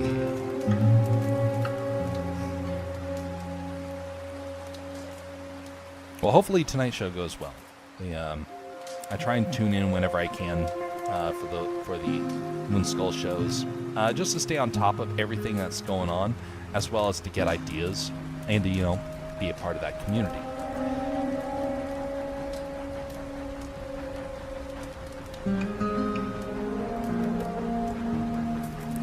This one should be a little bit faster, so I'm not going to go too detailed on him. Everyone knows who Skak is at this point. No need to go super detailed. Convert that. Now, fill this area in with the dark gray. Nope, that's the wrong one. Okay. Invert the selection. There we go.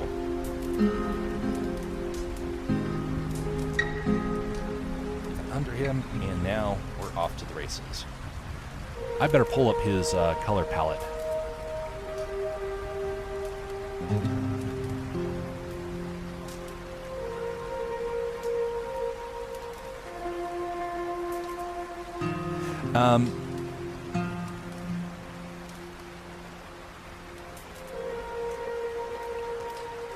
Well, it's only me and you, Jeff, so I guess we can just have a conversation. I honestly miss most of the Star Wars shows because it goes so late and I have church early in the morning. Understandable. Well, never mind. Yeah, it makes sense, honestly. So you're at least contributing to your church community, and so you're taking ownership of that role. And so that is good. A lot of people have been skipping church these last couple of years. It's become culturally acceptable again, which I don't think people realize kind of the effect that does to everybody. It can truly cause quite a few problems. So being able to stay engaged is very important.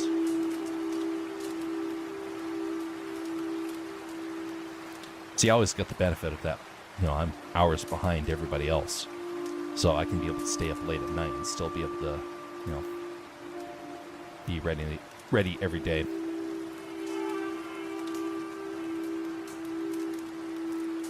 All right, where is this? Okay, here we go. I'm grabbing the color palette. All right, so this is the drawing from back when. All right, where is... Yeah, here we go.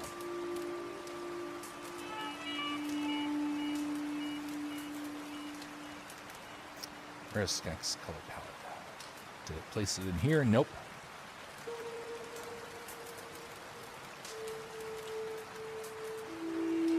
Oh, there they are. Okay.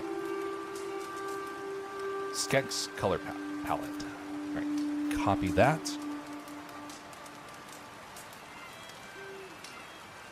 And bring it on over here. Wonderful.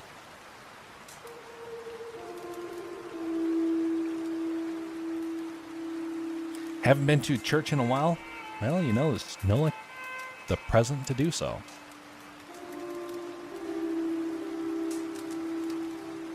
One of the things that we don't quite fully appreciate in our culture is most of us grew up in a church or a community that was highly influenced by a church.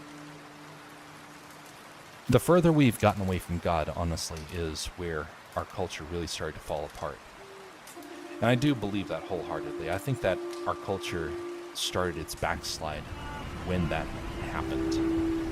When we get frustrated at things that are happening in this world, in our culture, a lot of it you can kind of go back to the you can kind of go back to our disconnection from the church body, from trying to leave God.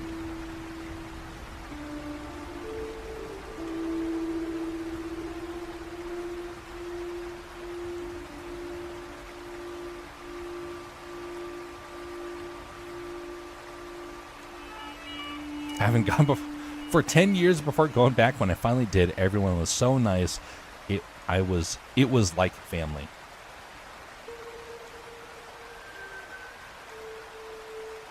We're all in different stages of that, of our spiritual journey.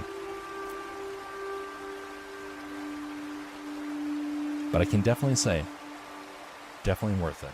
But I will throw out this warning. Just because it says a church doesn't mean that it's necessarily going to be healthy. There are churches in this world that are struggling, and you just got to be wary about that.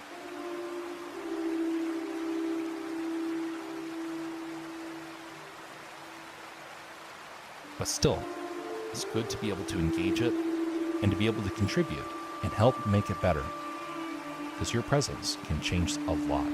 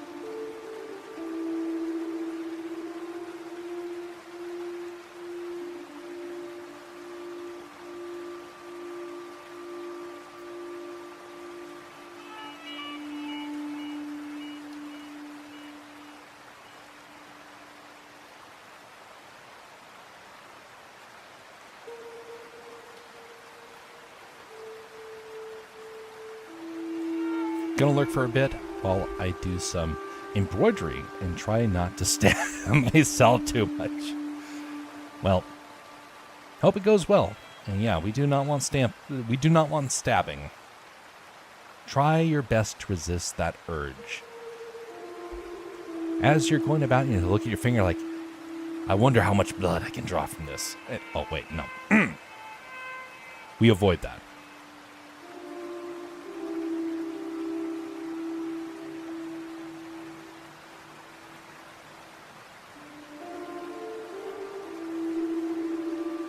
So I was mentioning earlier about the fan story that I was writing about The Mandalorian.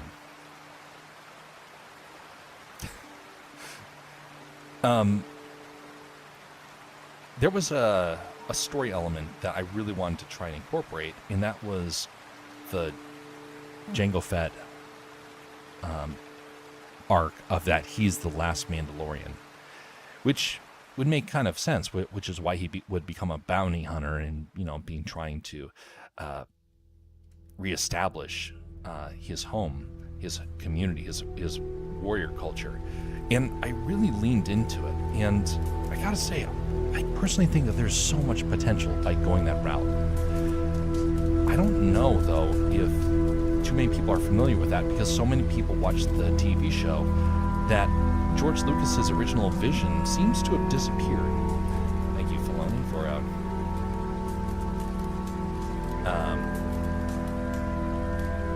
messing that up.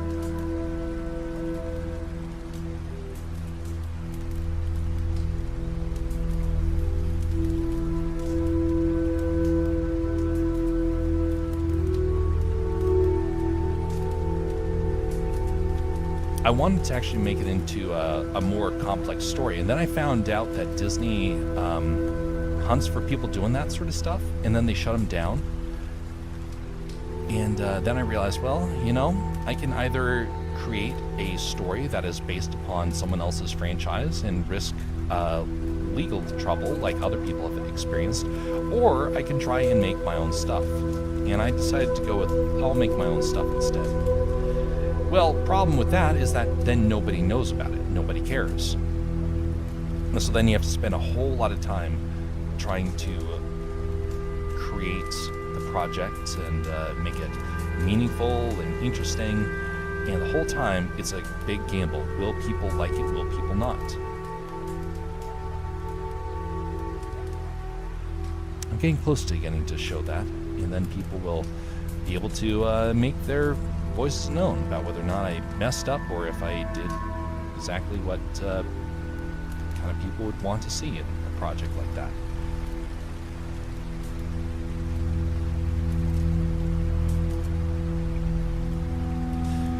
I did have a friend, though. He had a project he was working on. It was a story that he wrote on his own. It was supposed to be the anti-Hollywood story. It was going to be a great, original, special. It's going to be full of action, and it was going to be an incredible narrative. It's going to become the next great epic. He really built it up. Well, he let me read the first draft. I have never cringed as much as I did there. I started reading it, and it was all I could do to not call him up and say, what in tarnation did you just write? I have never wanted to do that with somebody so much. And he thought he was the greatest writer in the world because of that. Just because you can write doesn't mean that you're a good writer. And it's important to always remember to have humility and to realize, you know what? There's a very real chance that people will not like what you make.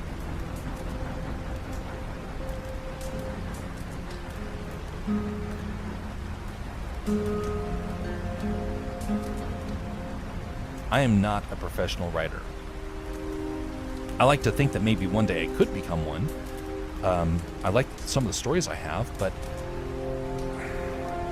it doesn't mean that it's guaranteed to happen. And in fact, the more you believe that it's going to happen, it seems like that's more likely going to actually just prove that it's never going to happen.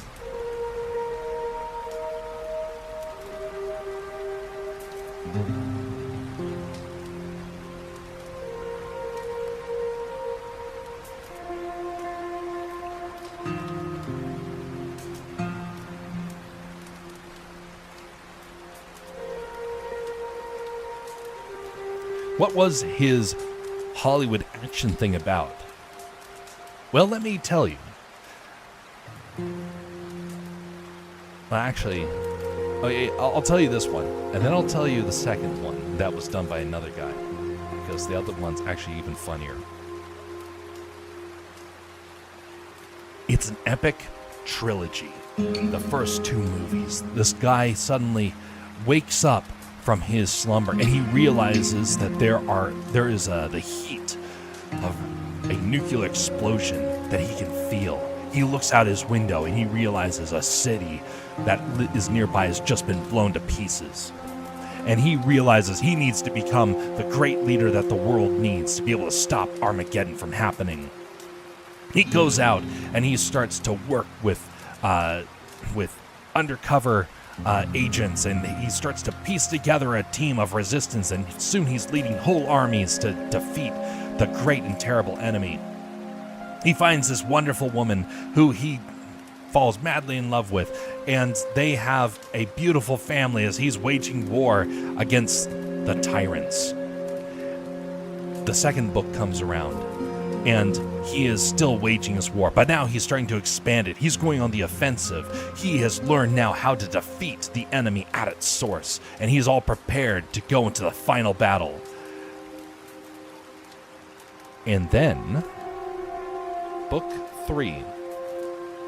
Which, by the way, when I said first draft, I meant that he wrote maybe 40 pages per book, and that was his first draft.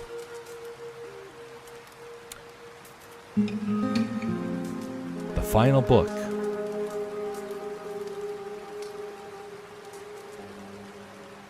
He wakes up from his sleep, and the first 2 books were all a dream. And now comes the reality that he has to actually wage war against those that are bringing Armageddon. But it's ground zero. I thought, what was the point of those first 2 books if he's just going to wake up on the third one and realize it was all a dream? It was ridiculous.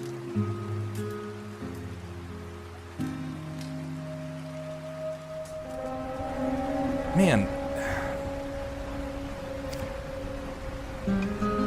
look, some people have great ideas. I don't doubt that. And sometimes those ideas are not going to be accepted by the average person. You have to really sell it. I have some stories that I realize are going to be a hard sell for me, for example. But when you rug pull people like that and say that that equates to good writing, you obviously have no idea about storytelling.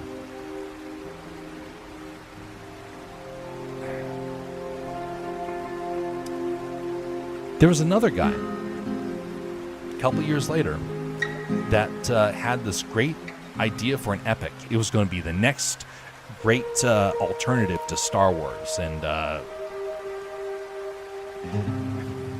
he was certain that this was going to work, and so he refused to let people really read it without like basically signing away that, hey, you know, they're not allowed to imitate the story or anything. It has been years, and he has done nothing with it, thankfully, because it was never going to go anywhere. And his story was space warfare that used dragons instead of starships, that fought with dinosaurs on planets rather than tanks. That was his genius idea. Now, I don't doubt that you can make a story compelling in that sort of way, but you have to have a reason for your story. You have to have a reason for why you're going to go a route like that.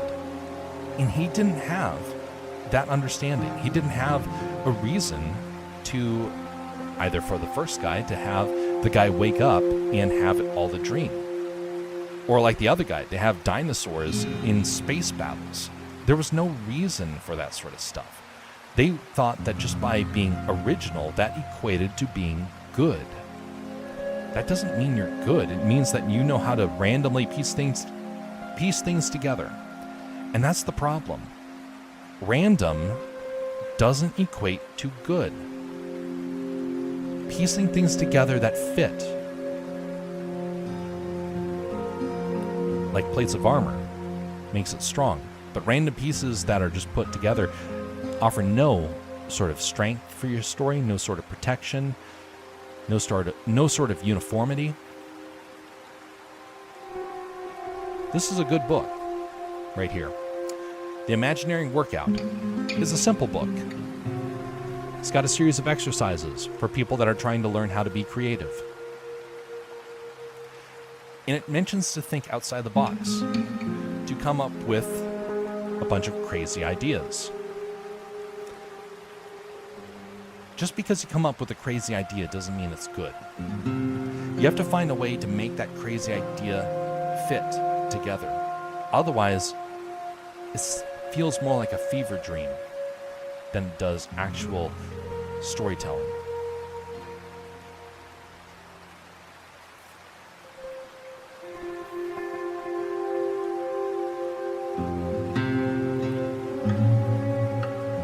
It's important to remember that sort of stuff, because some people invest thousands of dollars into their journey, into their projects, only to find out no one wanted it. No one liked it. And sometimes people get ridiculed later on and they're like, oh wow, that was so stupid. What made you think about doing something like that? That's so ridiculous. And they're like, but you liked my story up until now. Oh, well, that was because we didn't know that you didn't have a plan for the final bit of the story. And suddenly then they get discouraged and they're like, why did I even try? Look, I got sympathy for people like that. I really do. But you have to have humility, otherwise you're going to be shamed publicly. And when that happens, you'll have no one to blame but yourself because you ignored the warning signs. Don't just listen to all the people that have harsh things to say and say, oh, well, their opinion matters because they're cruel. No, I'm not saying that. But I am saying you got to be careful that you don't shun somebody just because they disagree with you. Acknowledge that there might be a reason why they're telling you that.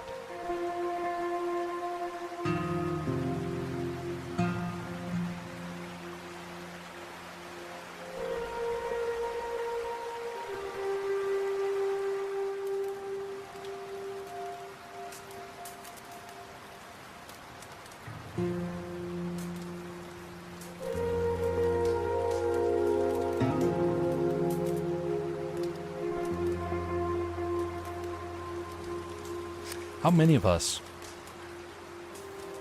want so desperately to share a story? And we're like, yes, we're excited. We really want to be able to share this. And then we put it out there. And then we think, no, quick. We take it down because we realize, uh-oh, I'm suddenly very nervous. I'm very scared to put it out there because I'm afraid of the ridicule. How many of us actually have that courage to take it back? And I do say courage because it takes a lot of guts to say, you know what? This shouldn't be out there. Not yet. People who don't have that sort of understanding many times get themselves in over their head. Kind of like my friend who had his story, which didn't actually pan out because he got enough ridicule that he was like, okay, I'm not going to make this story after all. It wasn't the fact that he didn't lack talent. It was that he was assuming he had more talent than he actually did. And that was becoming detrimental to his well-being. Don't just be cruel for the sake of being cruel to try and get to somebody. But be a warning sign and say, hey, you know what? This is not compelling. And give the reason why. Don't just say it out of cruelty. Say it because you actually want to see them succeed. I got to see a script about 2.5 years ago. It was a script for a story that was really bad. It was really dark. And I mentioned a while back about how darkness is so destructive in stories. Well, this one was like the pinnacle of pure darkness for the sake of darkness. And I got very blunt with him and said, this is way too dark. This is going to turn a lot of people off. And so I gave him another story, one that I had written. And I said, here's a story I wrote. I want to mention about it because I think that maybe this will help you understand what it means to actually tell a story that has hope in it. And he read it. Well, he didn't read it. I told him it because I didn't have it right in front of me. I told him the story. He's like, can I get a script of that? And I thought about it for a moment. And I said, I'll think about it. But he got really excited about it. And I thought it is interesting. He understood the potential with the other story, but he still wanted to go through with the dark story. Now, his project never panned out, thankfully. And I do say thankfully because I think it actually would have hurt a lot of people emotionally. Because it was so heavy, it was so dark. Now, maybe he did make it and I just didn't know about it, but it is something to be wary about. That sometimes we have an idea that just, it may sound good to us. That isn't just, and it may be good writing, but the subject might be something where we don't see the potential fallout, the potential problems that can happen.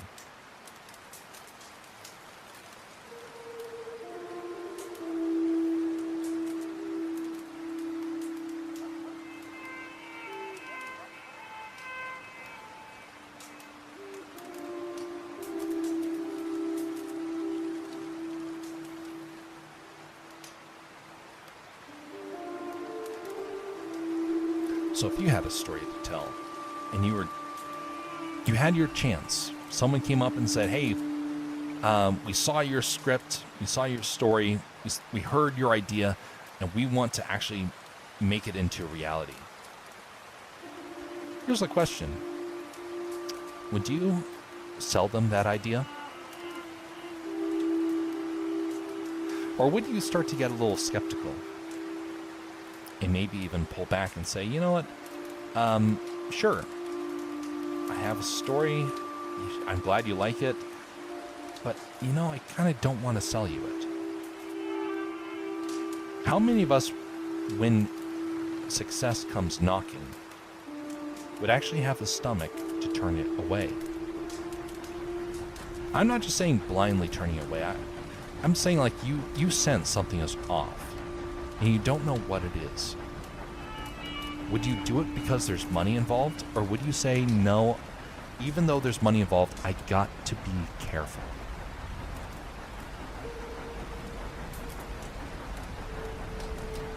It depends if the person is buying it has a bad backstory. Let's say that the person has no public persona necessarily. They're an agent, and the agent found you.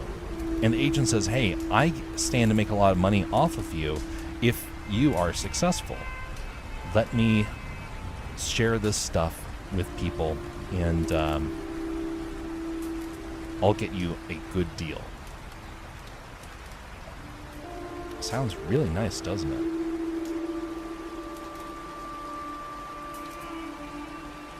Somebody comes up and gives you a sense of value and you think, I finally arrived, I have my chance for success.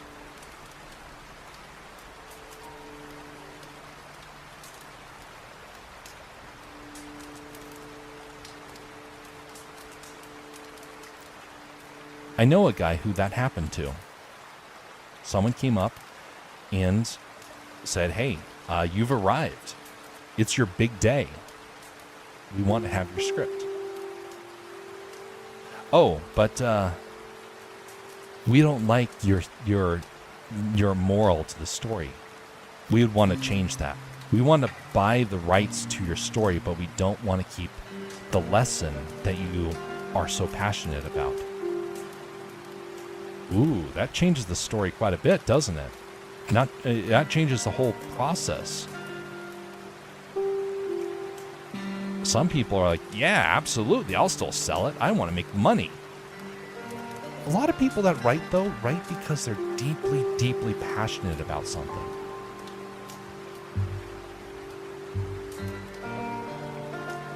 And if you cause them to have to question that, to cast it aside, I don't think it's going to go so well.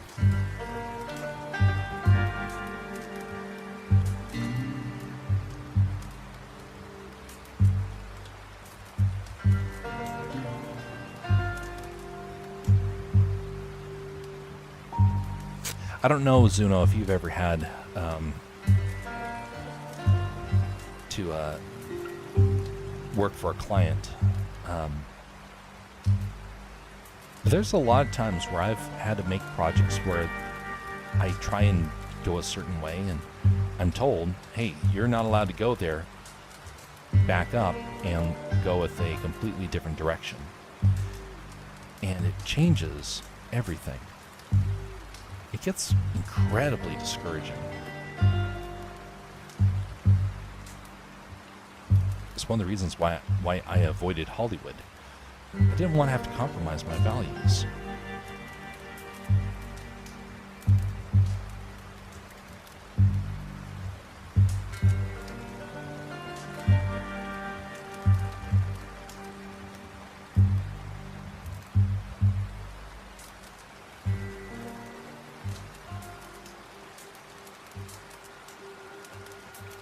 If it's a random agent from a company, I would be a little skeptical. Yeah, you don't know if they're trying to steal it. Of which, lo and behold, that is actually a very, very big problem in the industry. I've heard many people who have gotten their projects that have seen that were robbed from them through that sort of manner.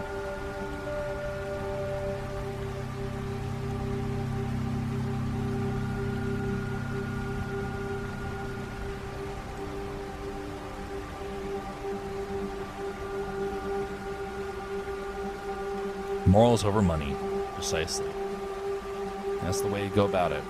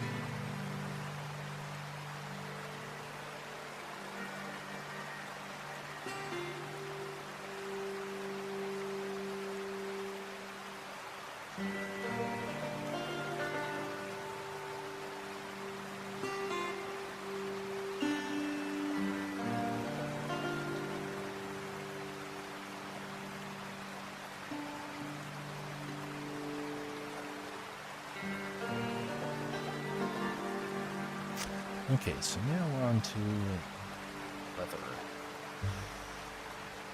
Let's see.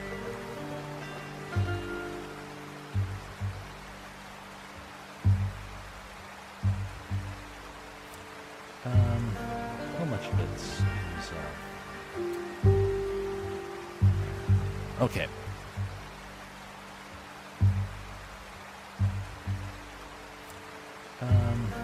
How much of it's okay, so it's the shirt. That includes this. And what about the pants? Are the pants the same color?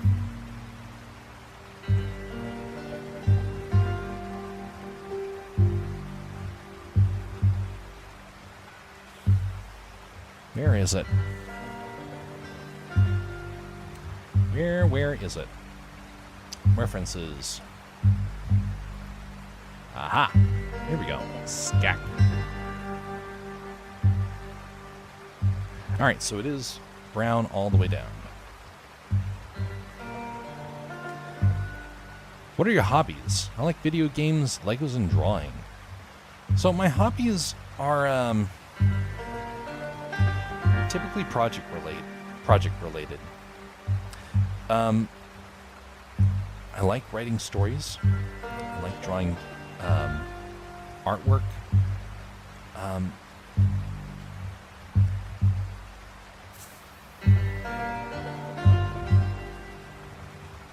You could say my hobbies are my side business. I don't have true hobbies. I'm trying to get into some hobbies. I'm not being very effective with it.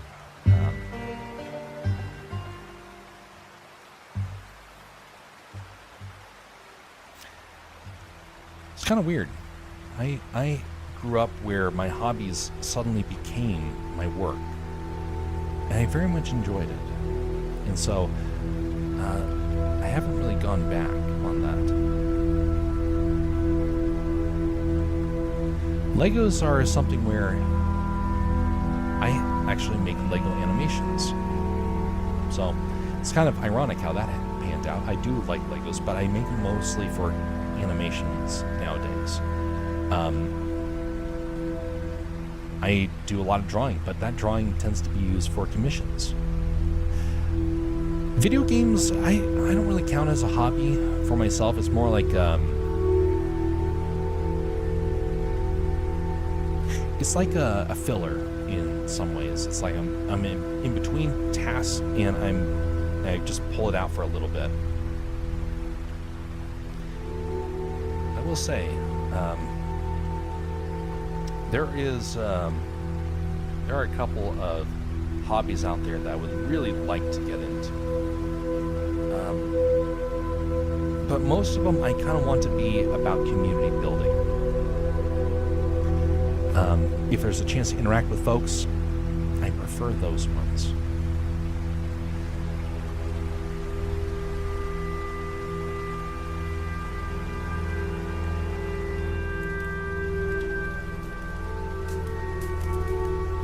Now, what sort of games do you tend to lean towards, Zuno?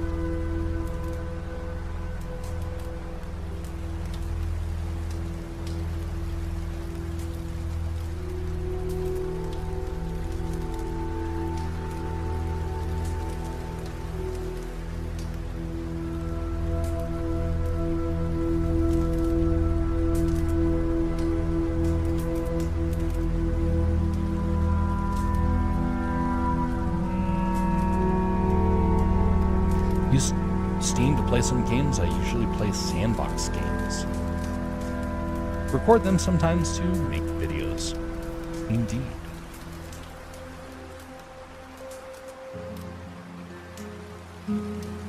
Early on, I did some streams that were that incorporated the roleplay of Red Dead. I made 2 videos off of it, and I could have actually made probably about 24. Some of them got really funny. Some of them were actually really compelling, and but they never took off. I'm kind of glad that they didn't take off, because it gave me a chance to reset and find a new direction. Now I have a lot of neat projects that are in the works as a result of those roleplay days. Even though, well, some of them are going to make a resurgence. I look forward to getting a shout with folks soon.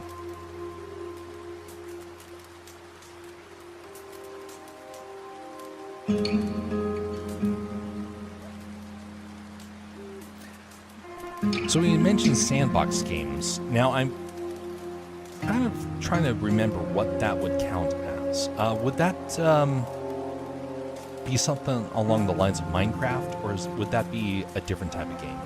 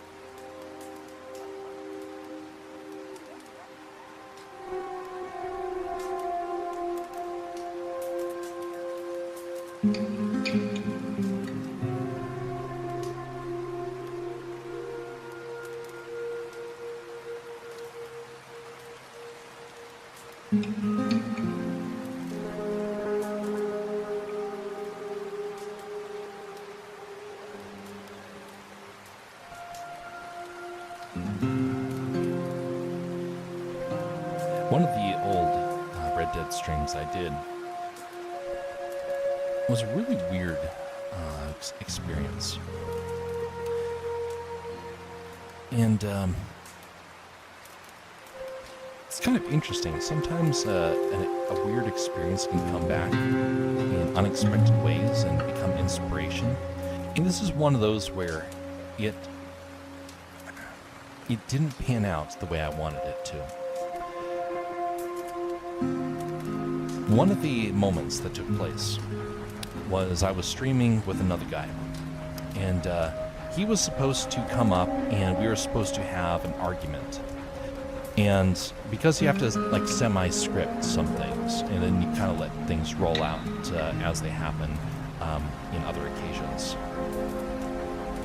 Well, he was supposed to come out and get very frustrated with my character over something in his past.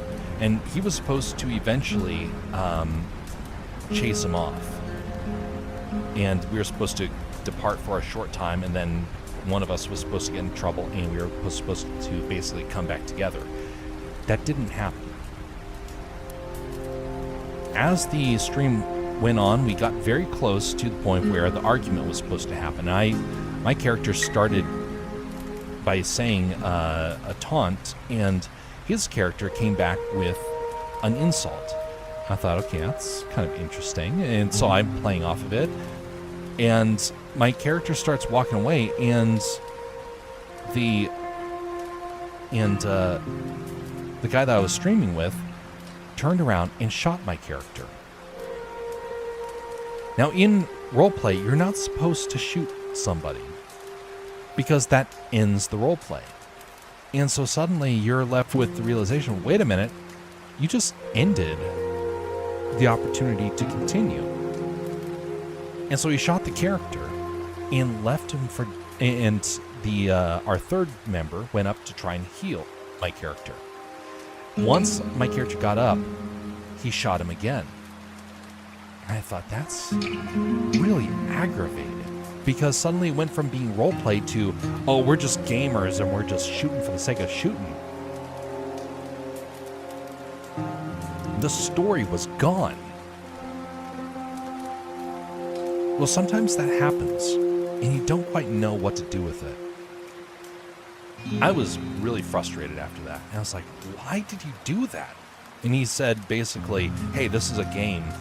We need to start treating it like a game. People want to see us shoot each other. We lost the ability to tell stories that way. Shortly thereafter, the streams came to an end. And, but that moment still frustrated me. And it was aggravating because it took an opportunity, because we were trying to get more people involved, and it destroyed any opportunity to do so. Well, a couple of years later, someone made a story redeem. And so they requested that I write a story about that character, the character Milo that I played in the Red Dead roleplay days. I had abandoned the character, and he was basically dead to me. I just was like, oh, well, he went off to Alaska at the end. Well, suddenly that got me thinking, and it expanded the story. And suddenly it became something I became obsessed over, a story that I really, really wanted to tell. But you know what was also important? It was the fact that the person that I had streamed with, who shot my character, it became the point of origin for the story. It became compelling. It's like, wait a minute. There is an event that suddenly sparked an idea. Now, it didn't happen the way that it happened in the roleplay, but it sparked an idea, and suddenly the point of frustration became a point of inspiration. A frustration point can sometimes be the best source of inspiration. It's kind of something to remember, is that just because things go bad doesn't mean it's truly terrible. It means that maybe there's some opportunities there that you don't quite understand, and you're going to learn over time.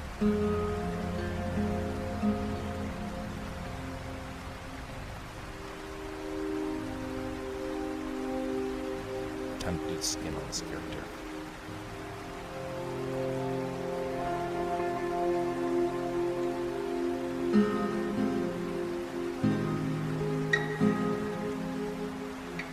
I like Minecraft. You can use creative to do whatever you want. And this game called People Playground. It's gory, so if you can't stomach that, then I would disable gore in the settings. Ah, yes.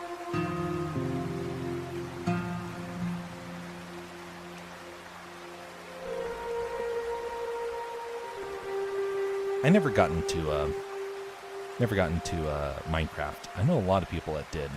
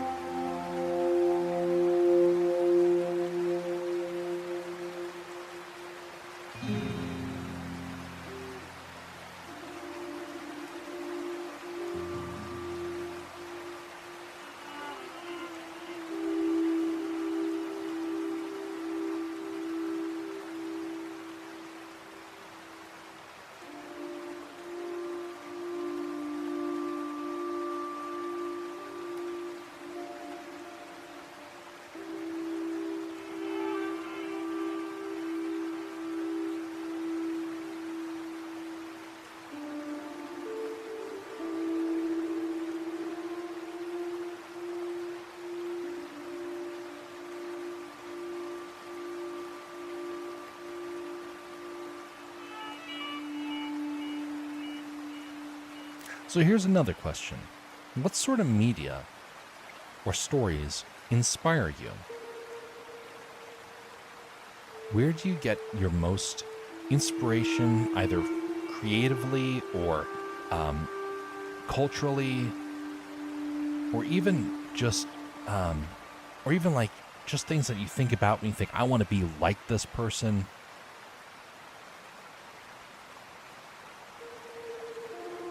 What is a story that stands out and does that for you?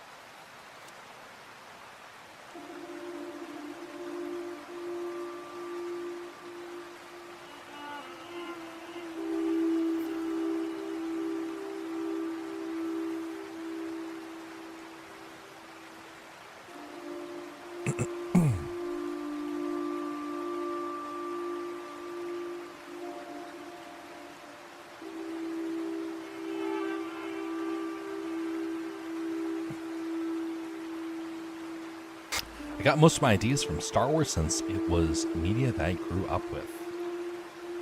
Makes sense.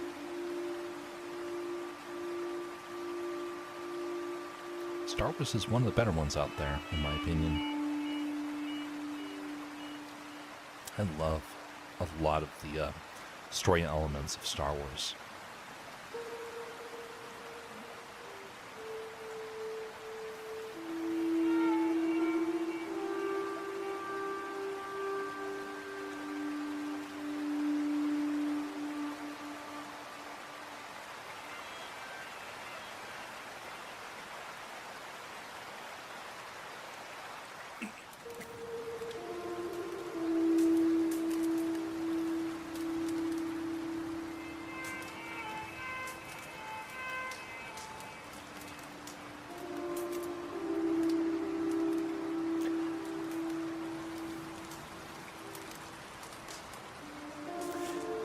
You know, one of the things that's really hard to realize is that a lot of the fandom of Star Wars has changed. I am very much against hate watching, and there's some Star Wars I refuse to watch because I don't want them to get money or views from it. But there's some people that they want to, it's like abuse. They want so badly for things to go back to normal that they will accept the abuse of what Disney's been doing to the franchise and say, oh, well, I'm just trying to critique it.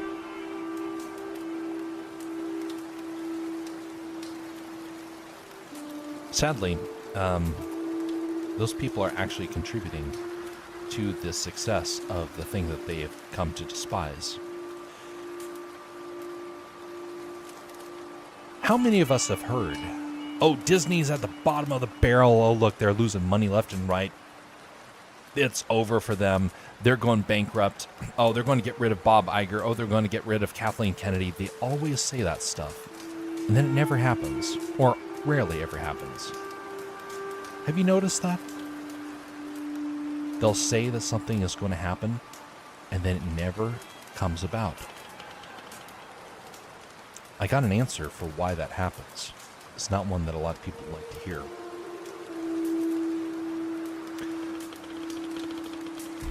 See, Disney has secret incomes. I worked for the company for just 6 months, working as a college intern and during their college program. But I got to see a lot behind the curtain because I got to take one of their leadership classes. It was one of the last times they had that leadership class available.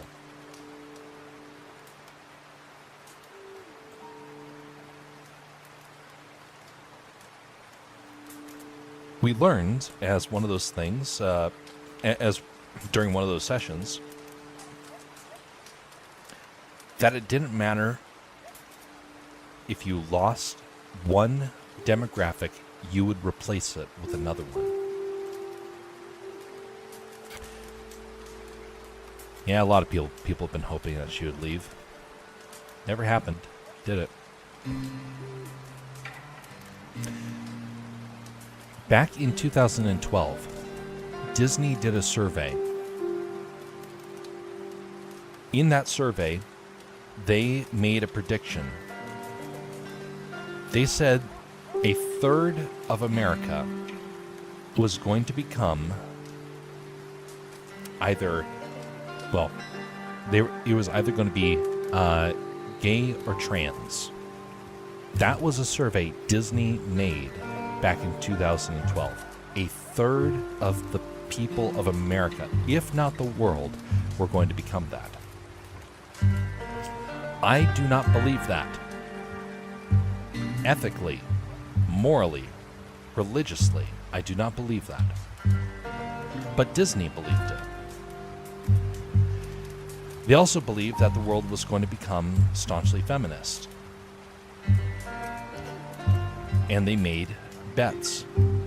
They said that, well, if this is the trend that's going to happen, then we are going to become the media of these people. The media of the woke. They made that conscious decision in 2012, and we were in the leadership course that they announced this to. Disney knew they were going to lose a lot of people. They knew they were going to lose a ton of fans. They were ready. They said, we are going to replace all of these people. Yeah, precisely. God made you who you are. Don't try and change it. I mean, you try and change the sin in you. You want to get rid of the sin. But don't change who God made you to be.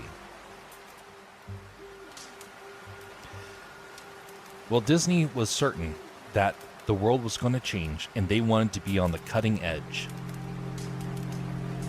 So they abandoned all of their original fans, gleefully, because they thought they were going to become uber rich by embracing the new wave, the brand new demographic that was rising. Have you noticed how Disney is still around, and they've not really shut down anything? They're still making money. Bob Iger still makes his 50% of the company's revenue. Yeah, he makes a lot. They keep firing people. Even though they have legal battles that go against them now, they still win.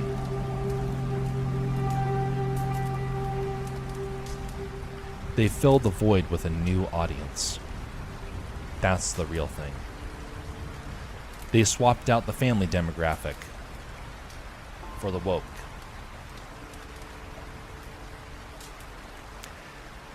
The people who are woke have a lot of spendable income.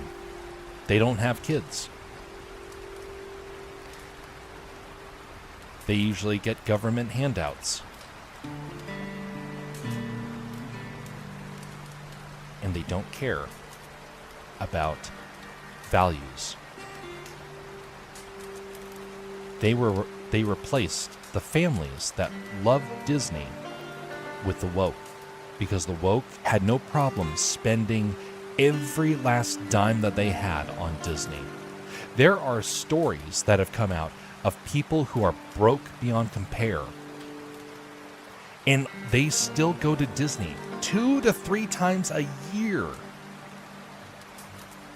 Broke. But they're so broken in their mind that they don't realize they're ruining themselves. There was a woman who was recently arrested. Her and her husband, they were arrested for debt because they were taking out credit card loans when they already couldn't afford anything, just so they could go and treat themselves to Disney. Disney made a bet, and it has paid well. That's why Disney has been able to change Star Wars in that, why they don't break. They found a brand new audience, one that has no problem ruining themselves to experience it. So all these people online that keep saying Disney's over, Kathleen Kennedy's quitting, whatnot, George Lucas is going to buy back Star Wars, they're lying. They've already figured out how to make a brand new economy. Yeah, sure, will they eventually go broke? Yes. But only when their new audience goes broke. Do not doubt that they have made a very good gamble, and they are being paid handsomely for it. Yes, they're losing money, but they're also gaining money at an obscene rate, just in a different way from different people.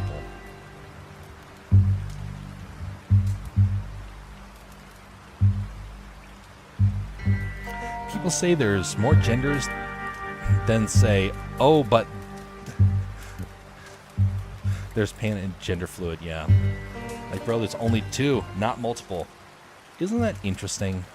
They had to attack math so people wouldn't be able to put 2 and 2 together. And now, it's like confusion is everywhere. By the way, this is one of the reasons why I will never make it big on YouTube. I'm way, way too opinionated about stuff like this. You're getting the tame version today. If someone says it's cool and less people are getting less abortions, that means less babies getting killed, but all the woke people push people's images off the edge of the wall. Yeah. Isn't it interesting the woke people don't have kids? That means that the generation of being Disney fans will die with them. Disney knows that. They're going to change soon because they realize that the demographic that they chose isn't procreating. At least not in the numbers that they need. They're going to have to go back to families.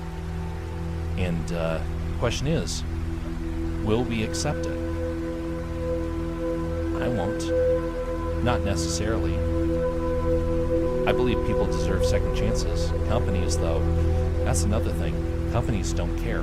Companies don't have values. Especially a company like Disney that threw the values that Walt Disney himself had, they threw them out the window. First chance they got.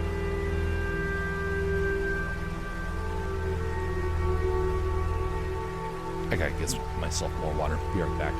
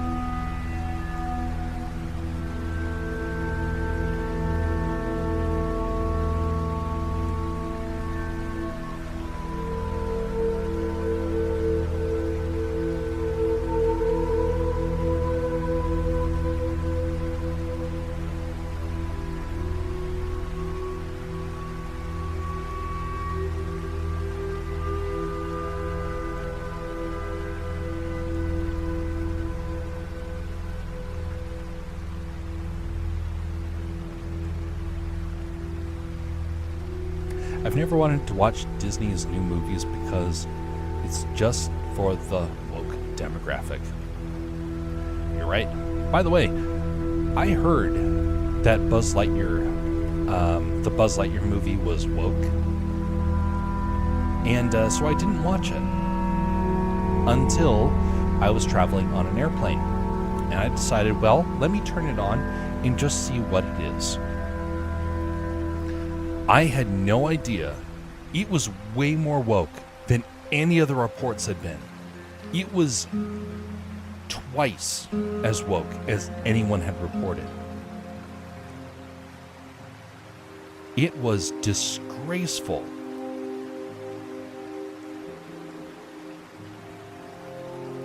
I used to love the potential of there being a Buzz Lightyear movie. And I kept thinking, this is a great opportunity. Buzz Lightyear's a great character. And then we finally got it. And I was like, whoa, this is awful.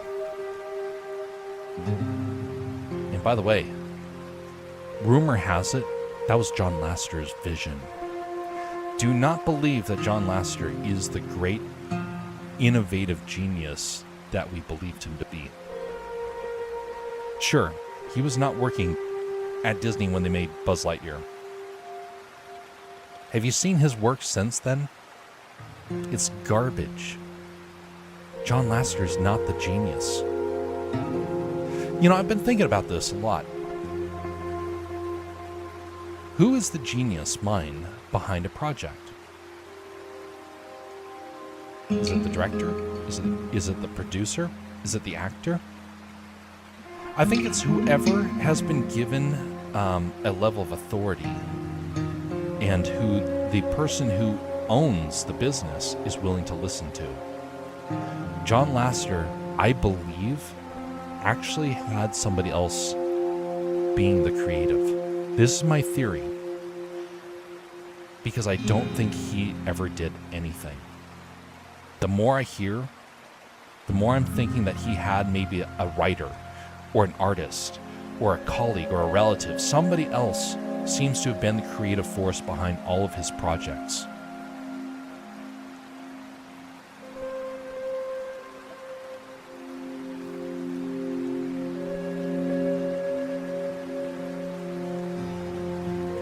Isn't that an interesting thought, that somebody might not actually be the genius that we think they are? The only way to tell is after things go south and somebody leaves.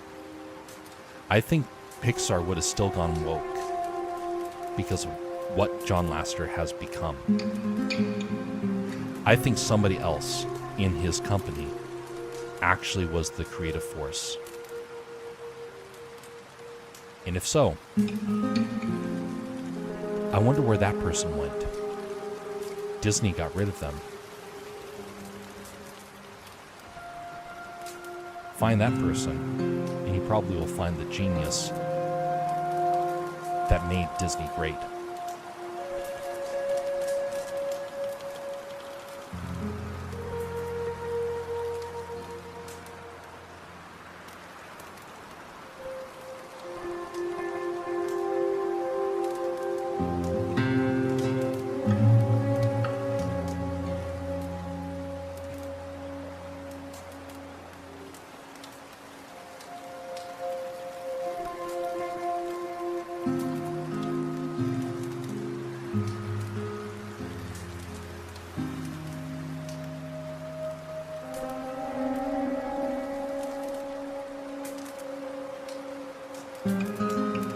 This is the first time I've drawn Skek's feet. Up until now, I've only drawn his upper half.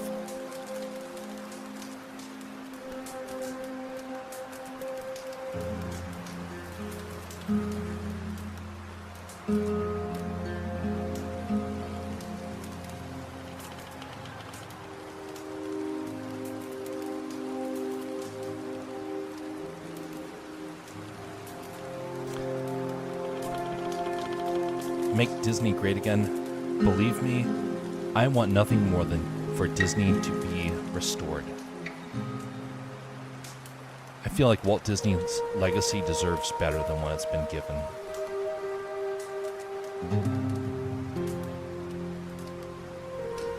Good luck making that happen, though. The only way to do it is to buy out Disney, or to buy out the parts that you want to keep and preserve. They're not going to do that, though.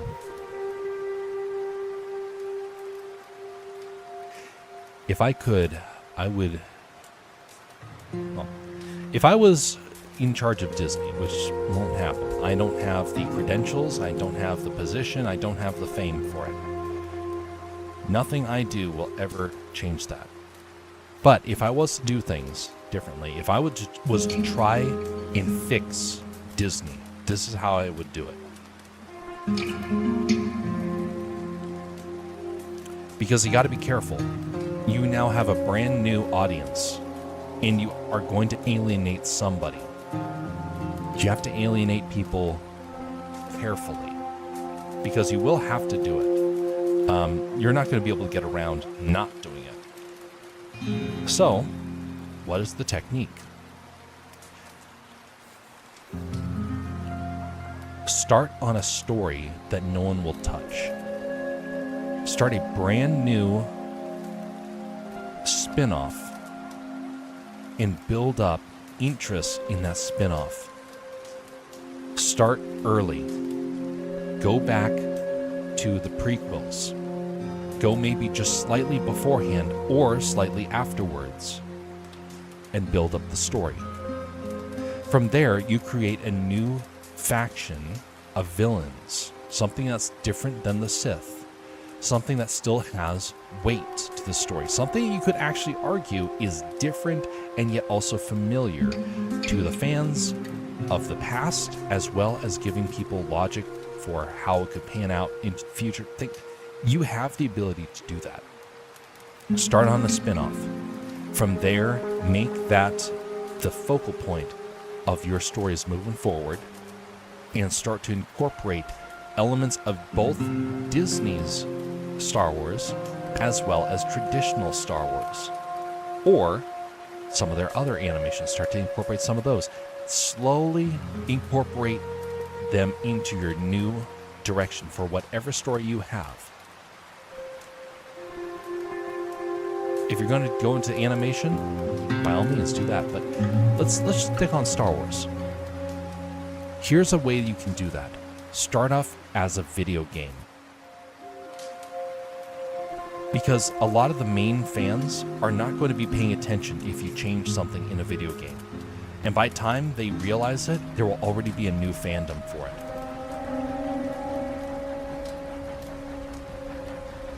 The one that I wanted to go with was an Obi-Wan spinoff. And then they came out with Obi-Wan. I was like, darn it, there goes my idea.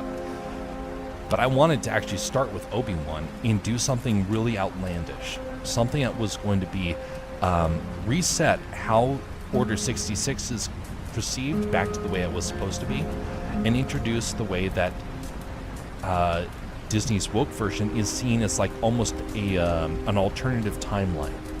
I don't like that idea, but you treat it almost like it was fiction, like it was the stories that people heard, kind of like what the Clone Wars was. It's stories, so yeah, it influences it, but they aren't really the main focal point of the saga. And that's how you would reestablish it. Now, the other way is to go with a Boba Fett series. And then, lo and behold, Boba Fett came along, and it's like, darn it. There's one last aspect, and that is to bring in the Hutts. Focus on the criminal underworld and have it where you should make them the threat of the future. There's actually precedence for that in lore, and there's some actually really neat things you can do with the story that would really throw people for a loop. And it would actually be compelling, in my opinion, because there actually is like comics and books that involve some of these story elements, and it's something nobody has touched yet. That's where I would go.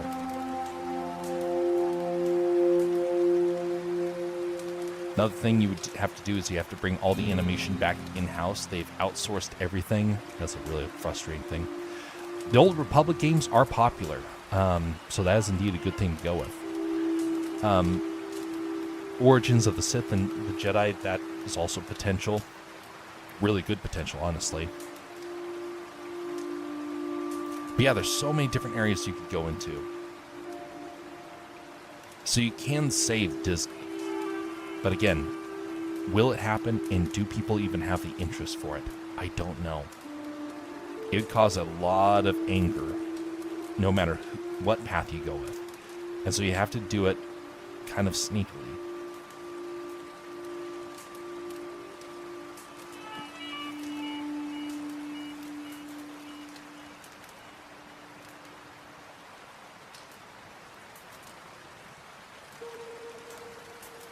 I actually wrote down a while back like the unofficial strategy to try and save Disney. Problem is, everybody has their own ideas, and so no matter what, somebody's going to be upset about it.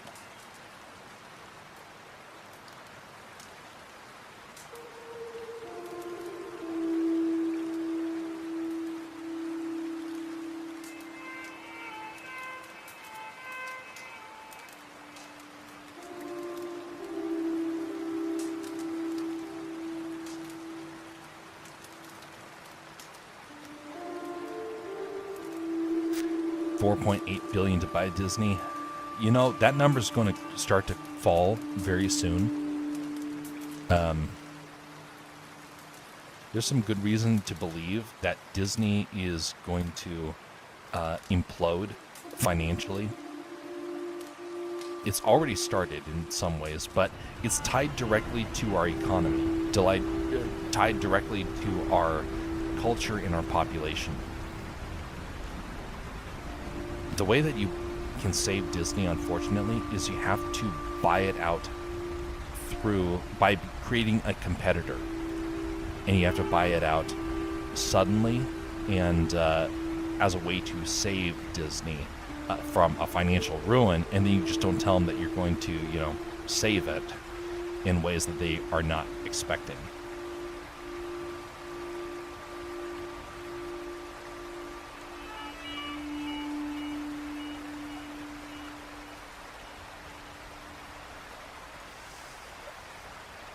So many things I would love to be able to do with Disney, though. I wanted very badly to be a part of Disney when I was younger. And then I went to go work for them, and I realized that they had gone woke. And not just a little woke, they went over the falls, you could say, to hearken to a ride that no longer exists.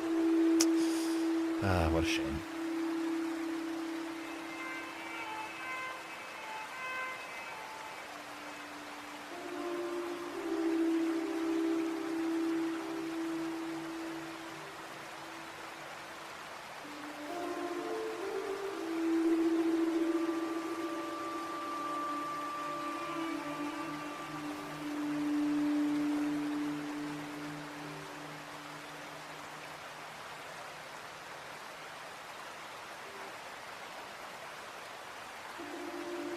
I miss their animation.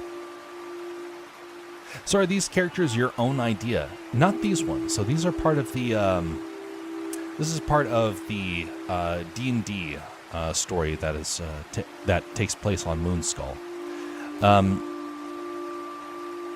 These characters were provided to me. I would have gone with a completely different direction. The Jaw was my idea, and this character has been given a rendition that, well, it's basically a character from Star Wars, but I was told what sort of droid to go with. So, it's not actually my idea, which is, sometimes I get to incorporate my own ideas. Other times I don't. I will get to show one where I do have my own idea.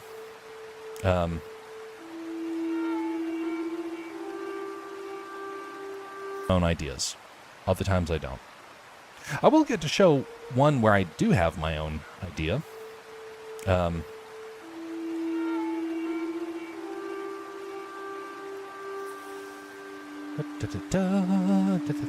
Where is it? Oh, it said it couldn't glitch on me.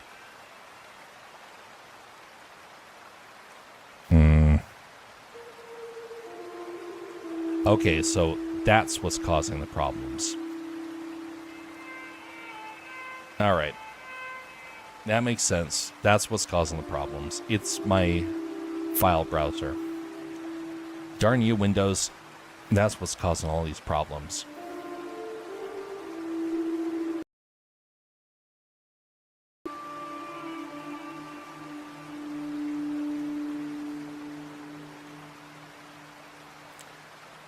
So here's a character of mine that I want to try and make an animation with one day.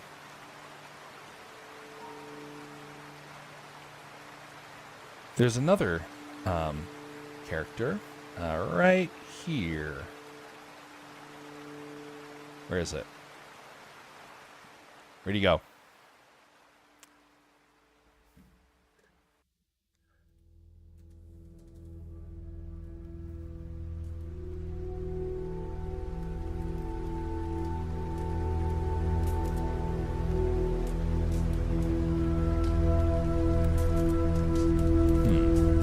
Well, I know how to show you without it glitching on my end.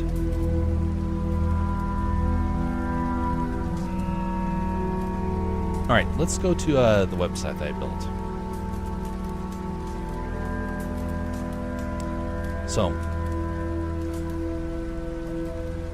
this website's still up. Just a second. Silly window. So this is where I share the content that I create. Saw that on the Castercraft website, indeed. So this is the character that is of my own creation. This is the one that has the backstory that is fairly complex. Right now it is it spans 4 books, of which the first part of that is almost finished. And this is a story I'm deeply passionate about. There's another story that I cannot show you even just like some of the concept art for, because it would tell too much. And that story is one that I've yet to see anybody even remotely touch in terms of subject. And so I look forward to getting to share that. Probably an update next year is when after I get the Milo story out, I want to start sharing with you the story that I think is super unique. The second Milo book is going to take a bit to write, and so I might have to take a break from that one, go back to this other one instead. I would love to make these into animes. I really would. I don't have that ability, though. I'm one artist, and I don't have the ability to pay for a massive production, although I think it would make a really compelling story. But again, that's me. I don't know if that's going to be, if it's going to pan out or not. I will have to wait and see and let people that are fans decide, one way, shape, or form. Greeting there, Schwartz Bricks. How you doing?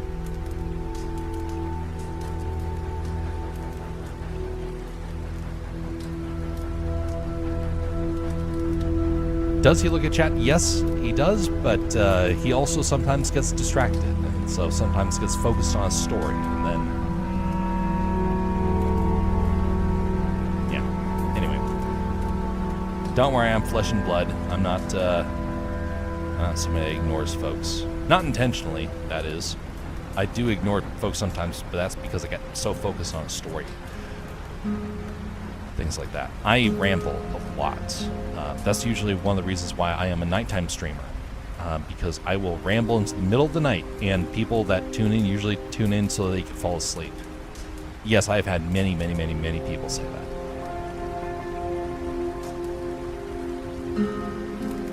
Pretty cool art. Well, much appreciated. It's something where I hope to keep improving upon the style in the future, but this is for a commission for the D&D channel Moonskull. They're folks that are playing a Star Wars campaign, and I've been doing the intro for them.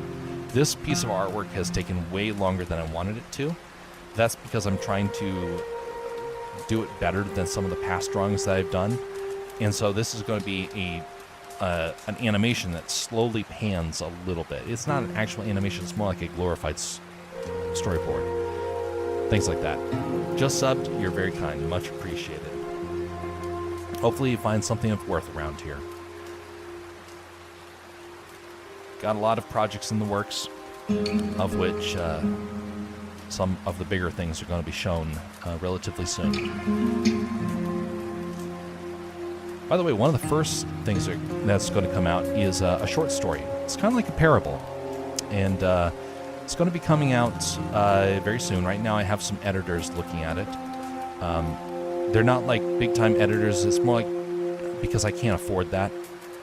But it is editors that are just looking at the stories so they make sure that it like makes sense, that it's not like outlandish, things like that. But anyway, that's going to be coming out relatively soon, once they're done with it. So it's out of my hands right now.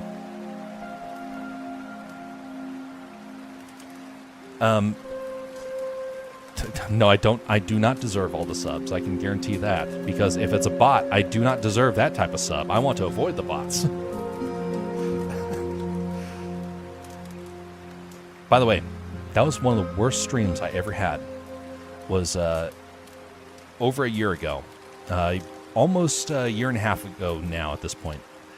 I was on a stream, and one day I looked at my chat, and it started to blow up. It was not on YouTube. It was on Rumble. I got 19,000 viewers. I was overwhelmed. The chat was just flying all over the place. I had no idea what had happened. And the one thing I wanted more than anything was for it to end. I did not want to be there. Well, I got my wish. The bots never came back. And that's when I realized it was bots. Because I got a whole bunch of subs, and then I started getting messages saying, hey, do you like the success? Hey, buy our bots, and then you can have that sort of success all the time. Oh, great. You want me to pay you so an AI can inundate chat with a bunch of meaningless emotes and weird conversation topics.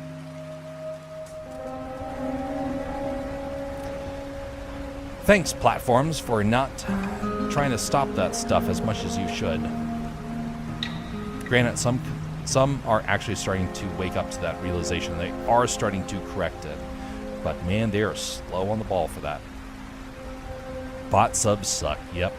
There was a guy that I knew, he lost half of his subs one day, and he didn't realize that they were all bots until that moment. Because he basically got a message that said, hey, if you want your followers back, just, pay us money. Stupid.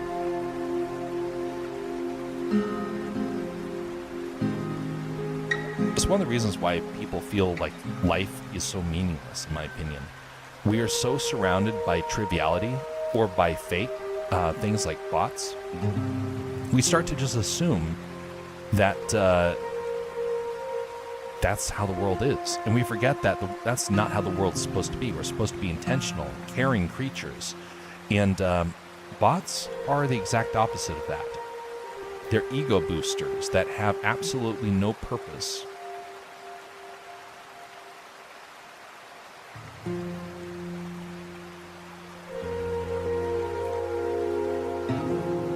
So if a YouTuber has bots in comments, they bought them. So if YouTubers have bots in the comments, he bought them. Many times, yes. I mentioned this story earlier, but you weren't here for it, and I think it's worth mentioning it again because this is such a very important story. There's a guy that I rated on Twitch a couple of years back, and I didn't realize there were thousands upon thousands of people watching him.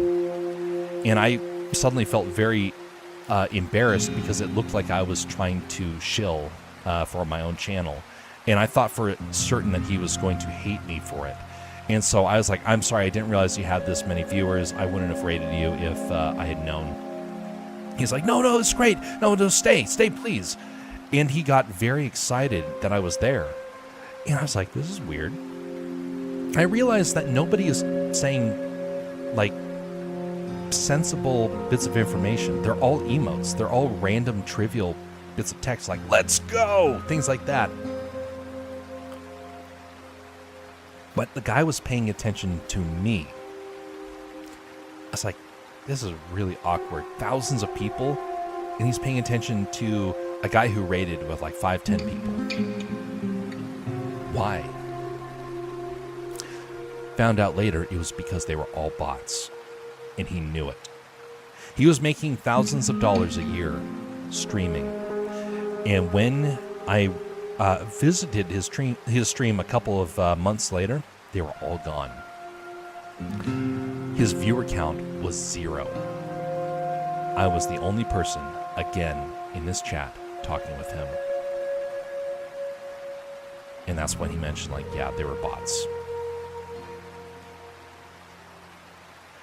He lived a lie, and I don't even know if he bought them himself. Somebody bought them, and he suddenly realized what they were. And somebody has done that to another friend of mine, where they bought him a bunch of views, and they said, hey, aren't you happy that I got you a bunch of viewers? And he got very upset because he realized, dang, I thought I had genuinely built up an audience. Now I realize it was a fan who bought the bots for me. It made him very discouraged, and he didn't know what to do with himself. Hey, greetings, Inertia. How you doing? Me heckling a comedian in a room with 100 people, and they focus on me. Yep, indeed.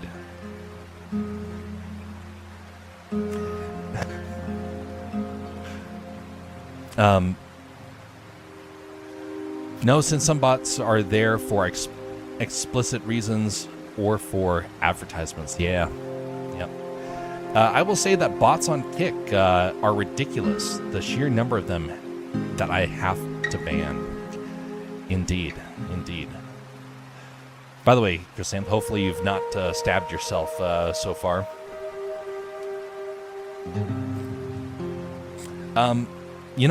Twitch bots were the worst. Oh, wait, this is about bots. Indeed.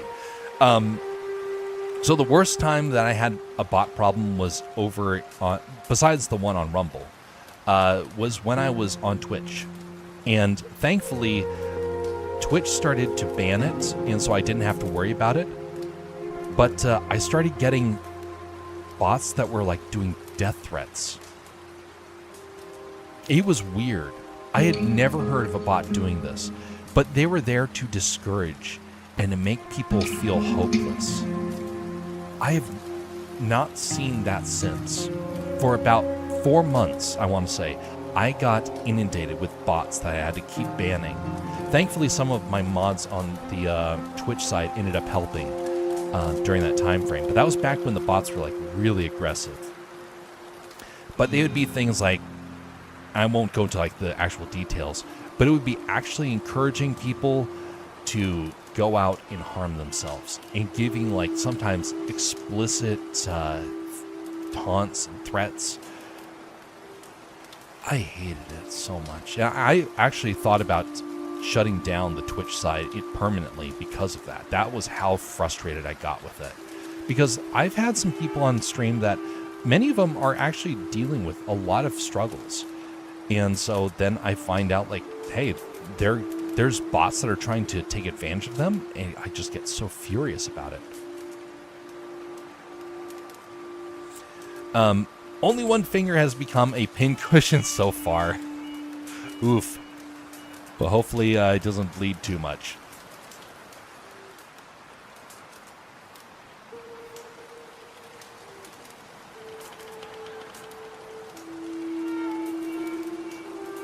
But yeah, I hate the world of AI. I hate the world of bots. And part of it is just because it does make people cold and distant and creates a world that is fake. And people start to get bitter when they feel like the world is fake.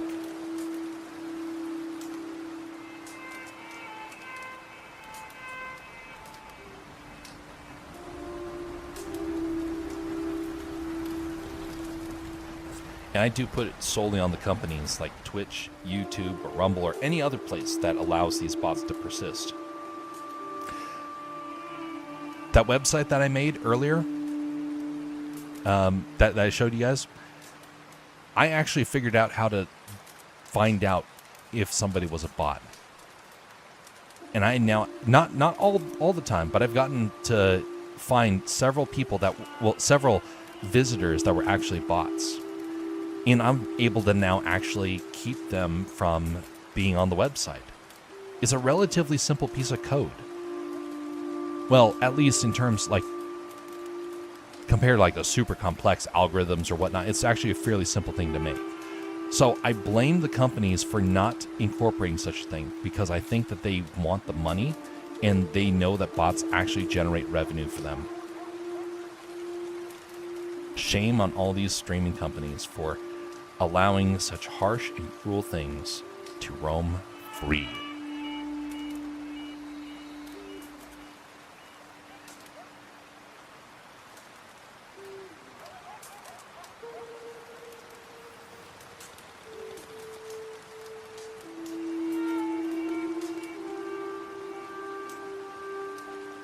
All right, now onto the cloth around his neck.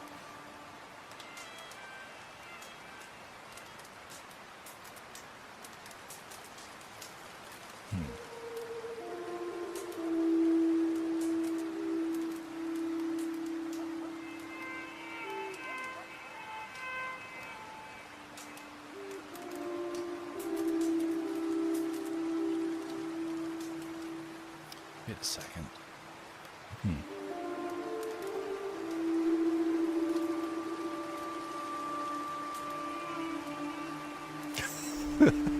I keep getting message daily going, Ni Men. Oh god, it's been a while since I've read Chinese.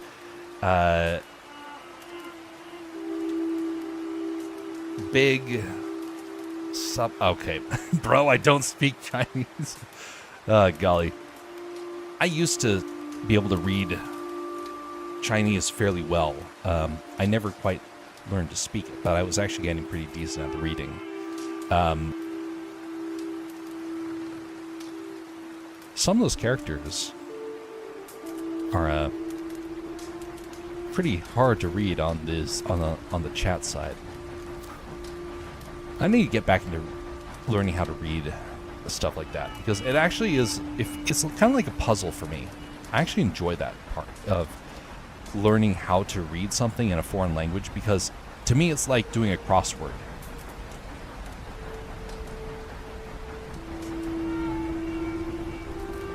Wait a second. Oh, delete that. Wait a second. No, just undo that. Undo it until I get to the point where I remember where I am. Okay, here we go. Here we go. What's your favorite movie from Star Wars? Return of the Jedi, Revenge of the Sith. Both those are really good. Are you only streaming on YouTube? I'm on YouTube, Twitch, and Rumble. We're using Restream. And you know what's funny?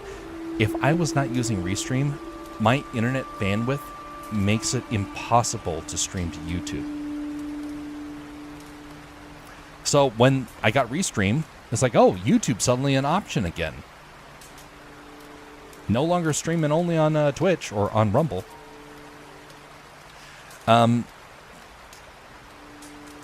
Revenge of the Sith is a really good one. Return of the Jedi, another really good one. I have to say, though, of the films, one of my favorites is actually The Phantom Menace. Maybe not my absolute favorite, but there's a lot of things I really enjoy about that one. A close, but probably the first one would have to be Revenge of the Sith, followed by Return of the Jedi, and then probably Phantom Menace. I know a lot of people are not big fans of Phantom Menace. I actually am, and I think there's a lot of great story elements in that saga, in that part of the saga.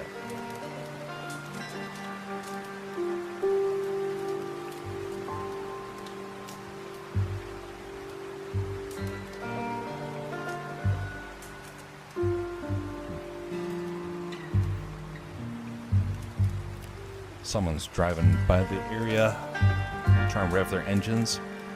It makes me laugh. So there's a road near me where people like to rev their engines and just go flying down it. They're such idiots, because there's cops waiting around the corner, and they nab so many people doing that. It's ridiculous. It's like, folks, you're ruining your future just because you want to rev your engine. This is an area where you got to be careful. You can't rev your engine and just fly down Alaskan roads. There's moose around here. You hit a moose, you're dead.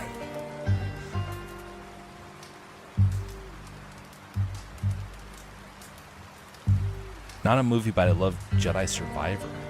I was dying laughing on the Rick the Door Technician boss fight.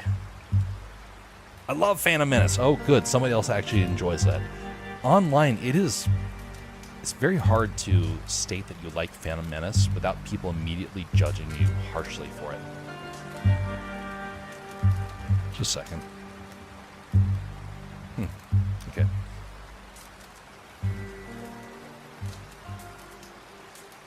If I'm not chatting, that's because I'm about to take my dogs for a walk. Ooh. Well, dogs definitely need interaction, so take care of those critters.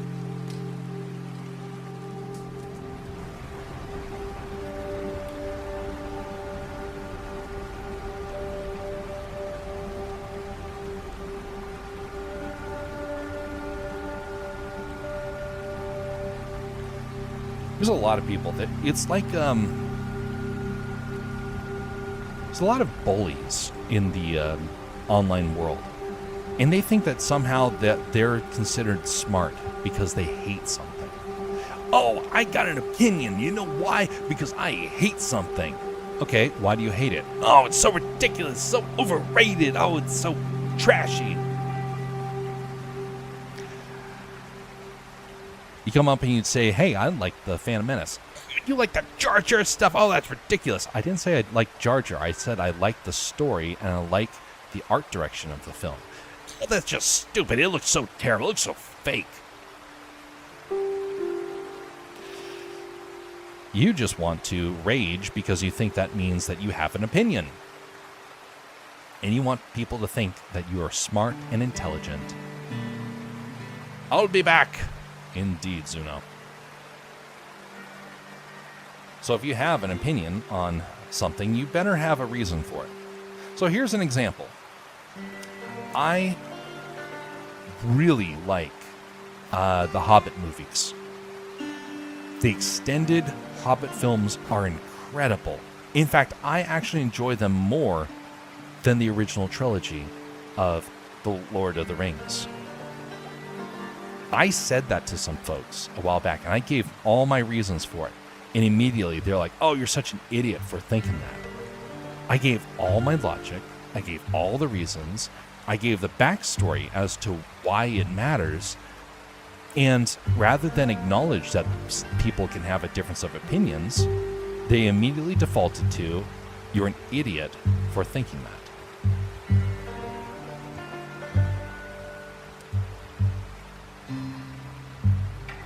It's so silly, because I could give the same sort of argument for so many other projects that people like, or books or movies, games. I could give the same sort of argument, but they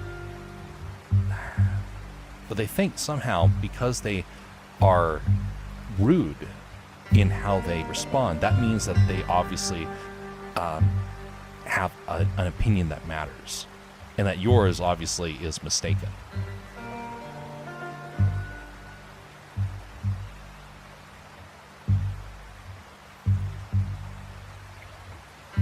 If they do that, I'd just go, you're right.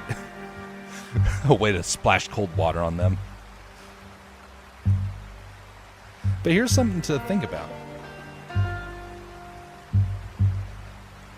Sometimes holding onto an opinion and kind of still making your voice heard about it, you might actually be helping someone else.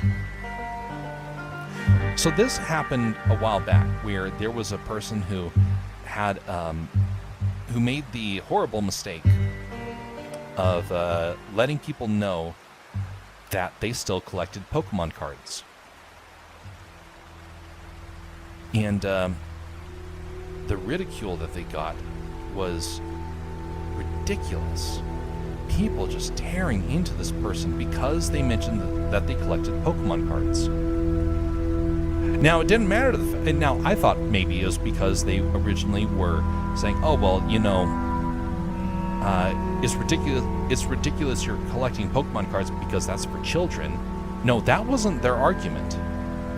Their argument was that it's stupid, and that they needed to adopt the hobbies that they had, collecting Yu-Gi-Oh! And Magic cards. So if they made the adult argument, saying, hey, you're an adult, you need to start taking on adult responsibilities, I could maybe understand that. But no, they were ridiculing him because they didn't like the franchise that that person was investing in. So that made it trivial. At that point, it's just an argument. It's just a blind argument that you're making with people that really don't have any substance to what they're talking about.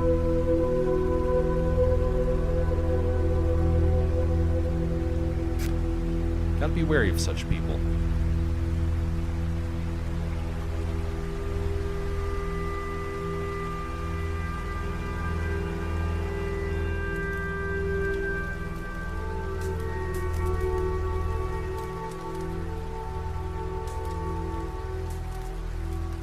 So then when they made that argument, I came out and said, hey, you know what? I actually really like Pokemon. And I actually think the cards have some great artwork, some really good strategies for the game. Suddenly they went from attacking that person to turning around to attack me. And suddenly the tables turned in a weird way that it was fascinating to see. I wasn't angry with them. I was more like, I was angry with them because they went after somebody who didn't deserve to be ridiculed.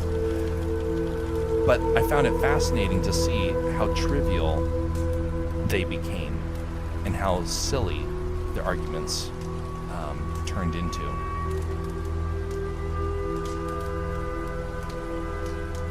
But there was a time where someone was getting ridiculed for actually enjoying the Phantom Menace. And they didn't have a reason as to why. So I was the one who got to step in and actually give the reason. Like, oh, this is actually a good story because of this, this, and this, and this. Well, suddenly their anger got turned from this guy who couldn't figure out how to defend himself to myself. Sometimes it's worth it to do that. Unless I'm losing money, there's no point in me engaging in a debate where the other person has already disengaged and started attacking me personally. Leave the dead to bury the dead. Yeah, there's some good points in that. I'm kind of a sucker for pain, you could say. There's a lot of times where I get involved when I know that really doesn't help out, but I do it all the same. Partially because I'm trying to learn from people, and so I'm actually getting something else entirely from a lot of those discussions. But I don't have those discussions like I used to. That used to be a lot more common. Not so much these days.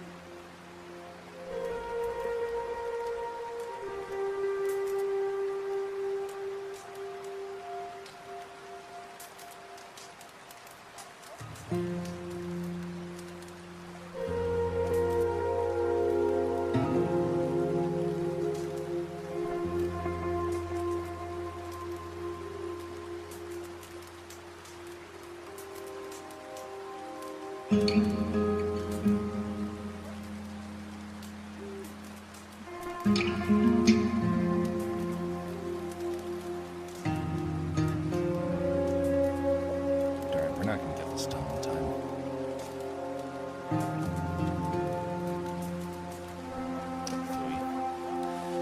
Oh well.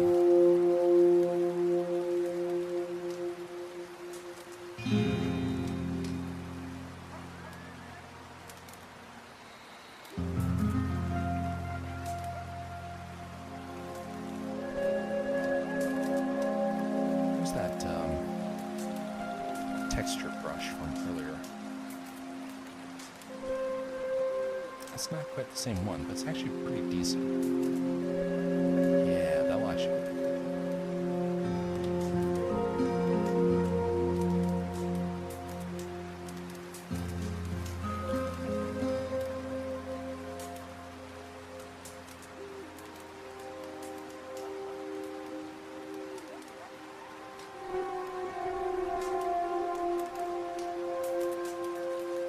There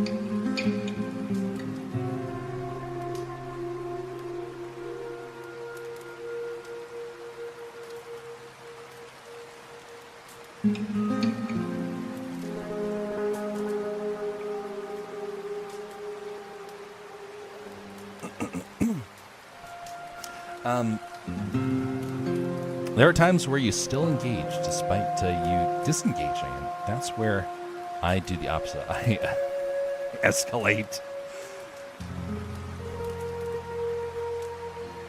I'd be like, my friend, you just opened the Pandora's box. You'll have the most nonsensical debate. You will have the most nonsensical debate of your life. The gauntlet has been thrown down. Prepare for battle.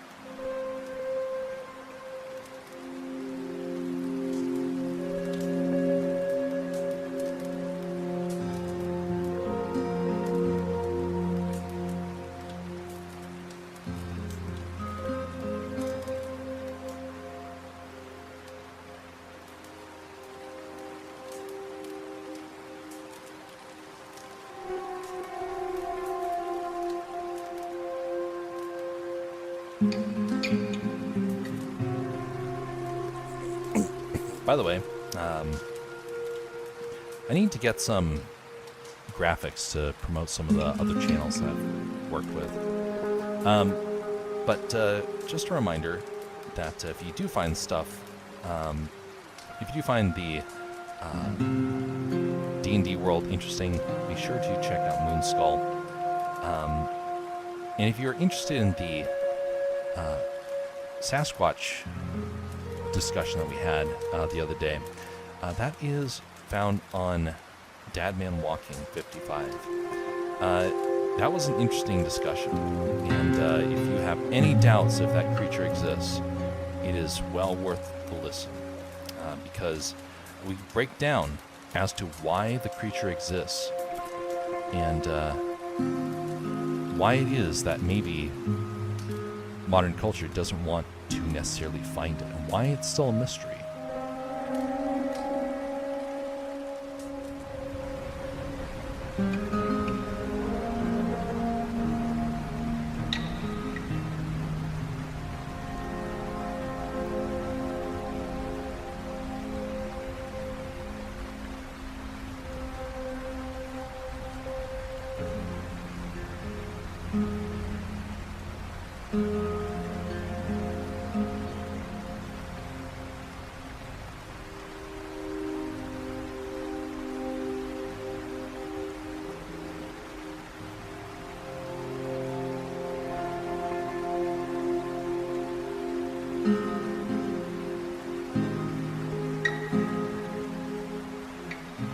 Maybe it's shy. I got that.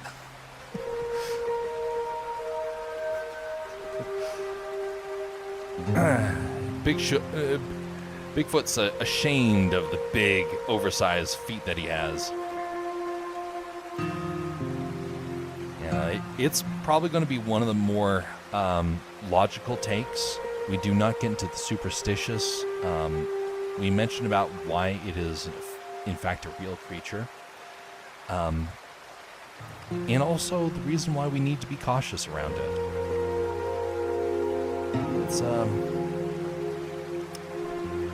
definitely a story, you could say, that I wish more people would be willing to discuss.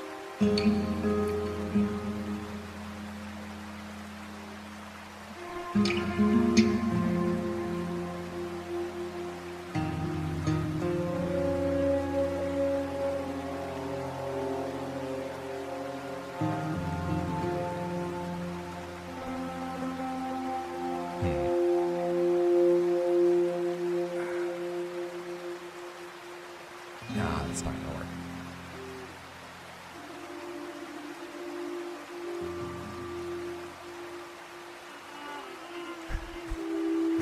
Indeed.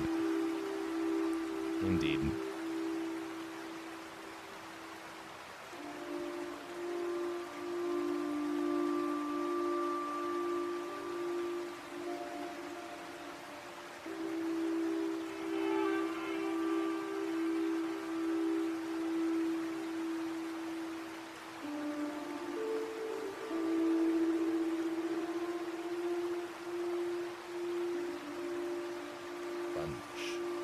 Well, that actually could work out.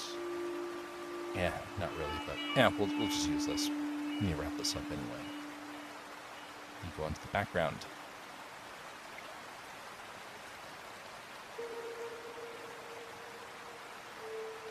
Only species that wear clothes. There were other dead animals and plants for armor. Well, that's because we are special in that sense. We were blessed, and it's one of the things that sets humanity apart from animals. Isn't it interesting?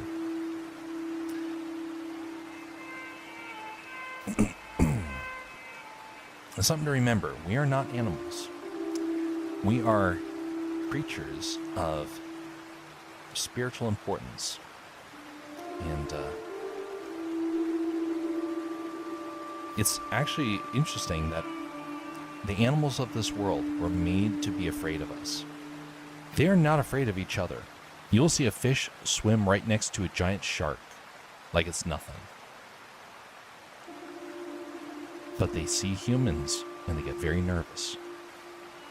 Rightfully so. I blame you. Adam's like, make me a sandwich. Here's some apples, darling. Wait a minute. Actually, it's kind of interesting. During the fall, what was Eve's great sin?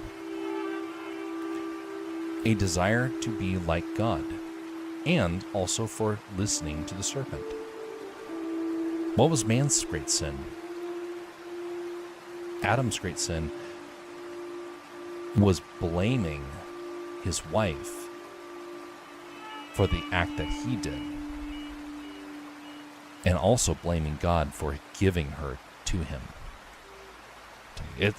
The woman you gave me did this to me.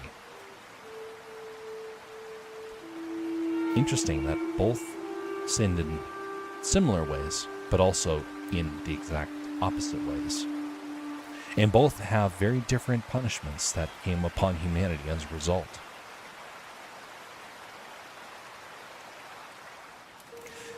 One of the stories that I would love to tell is about pre-civilization humanity.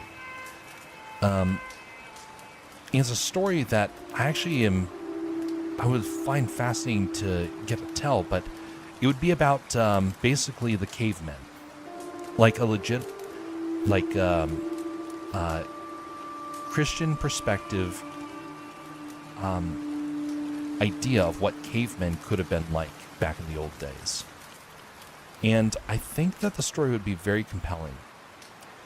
I told it to someone just to test it, and they said, hey, they would actually really like to hear it. So as far as I know, the story's a good idea. We will find out one way or the other.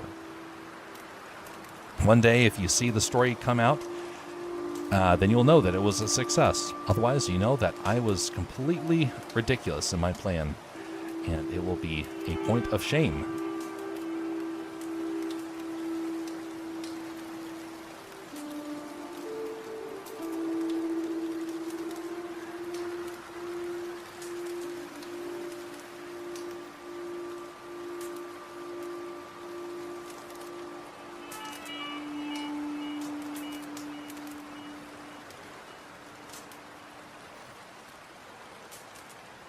Let's bring back the Jawa. All right, so now, add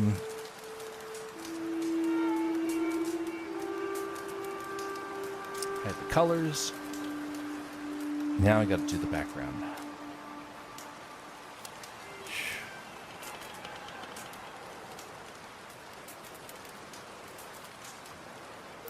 Let's clean up the scene a little bit before doing that.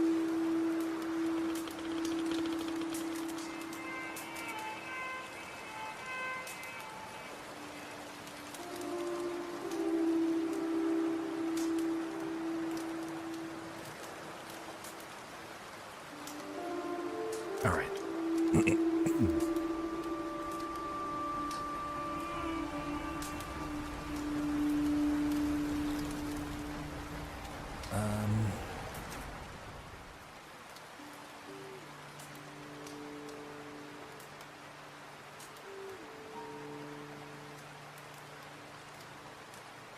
Yes. Hide that.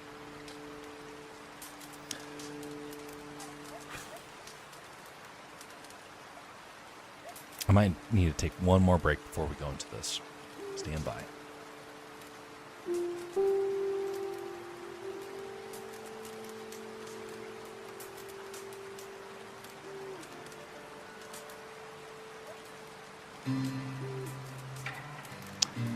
We've been going on actually for 4 hours today.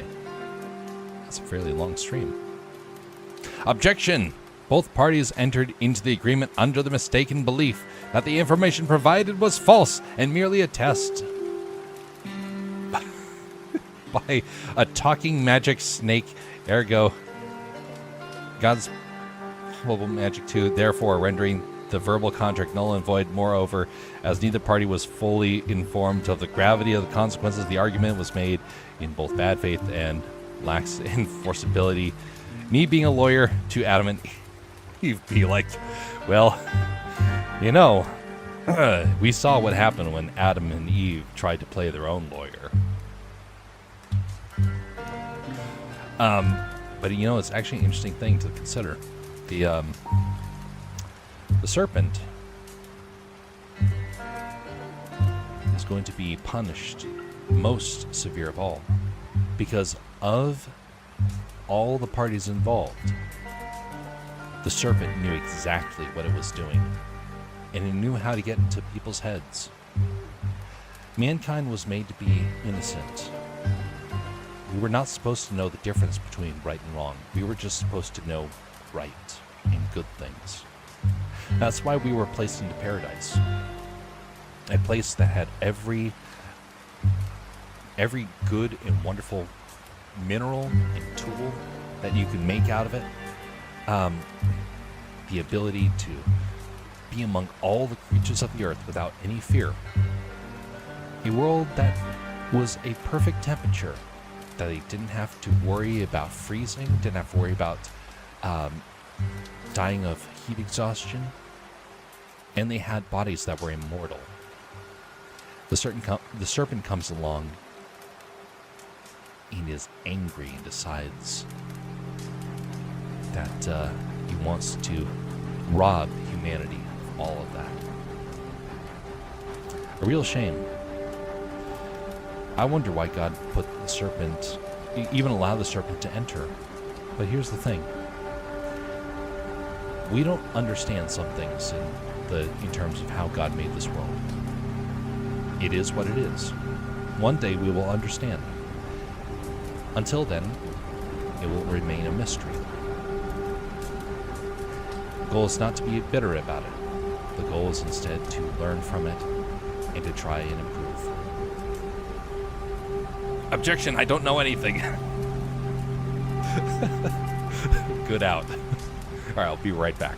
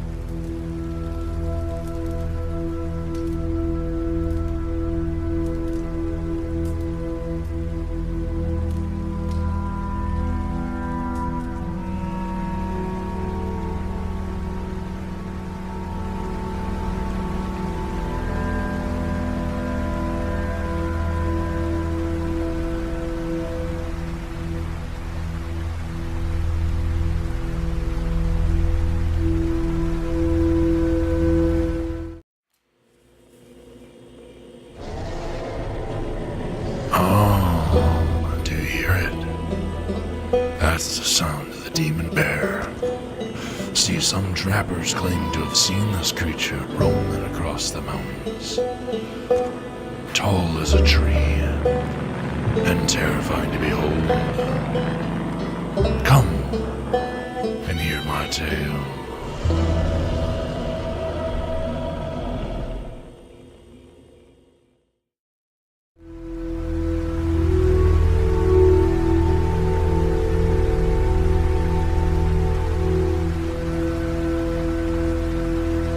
Anyway, just a reminder, Milo and the Demon Bear is a story that's in the works. And nearing the end of its first full draft. That was awesome. Much appreciated. Well, hello, Jeff, says Daramuth. Lol, I see story night is in session. Indeed, indeed. How are you doing, Dara?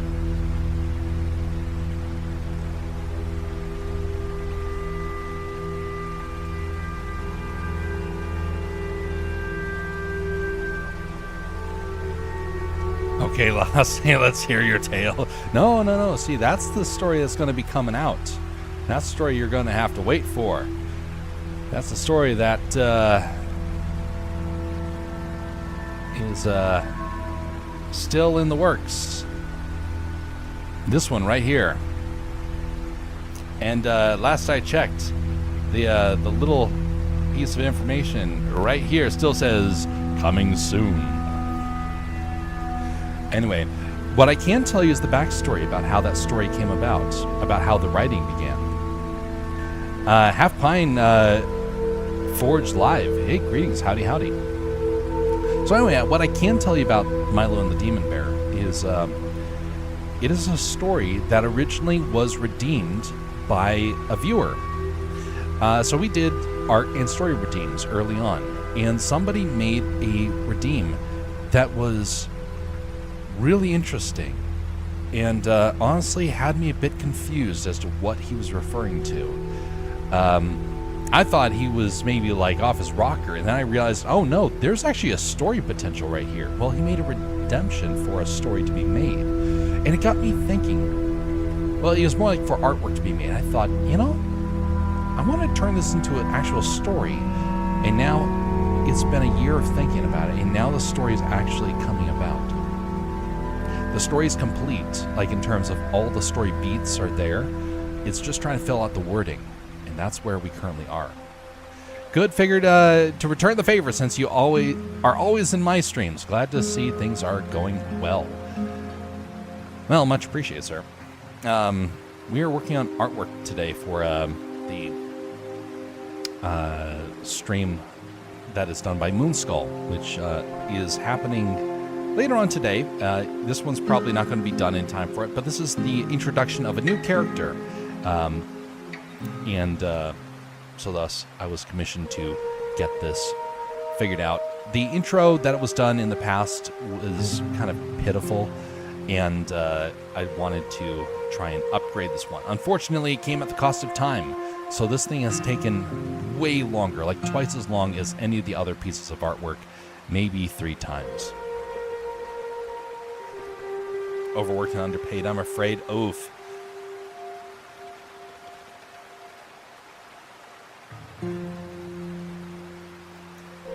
Alright, so let's see here. I want to try now to add the details to the background here. Alright, so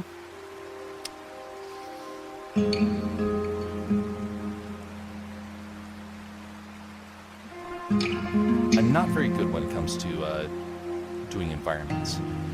I'm slowly getting better, but it is indeed a constant struggle to try and figure it out. And one of the things I've learned is to be able to, well, first off, I have to separate these things. So this is going to be over top of everyone else. There we go. One of the things I've learned is to use the lasso tool. The lasso tool is very efficient and makes it easy to add a lot of detail easily. You can actually be able to use it for the polygon selection, which is actually going to work out better for this one. But I did a background using this a while back, and it took something that normally would have taken hours and turned it into minutes. So I don't know if I'll be able to make it into minutes this time around, but we will see. Life is full of it. Exactly. Back problems are getting real. Ooh. Ugh. Hopefully the back problems don't cause too many problems.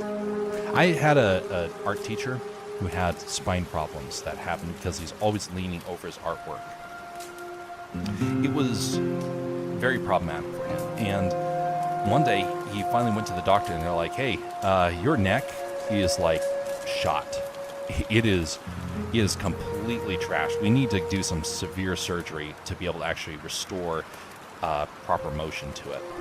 And he was not so keen on that one, of course, but he got it, and I thought, well, I don't want to have to deal with that, so I've gotten an easel for my drawing tablet, because I never want to end up leaning over and get that same neck problem that he had.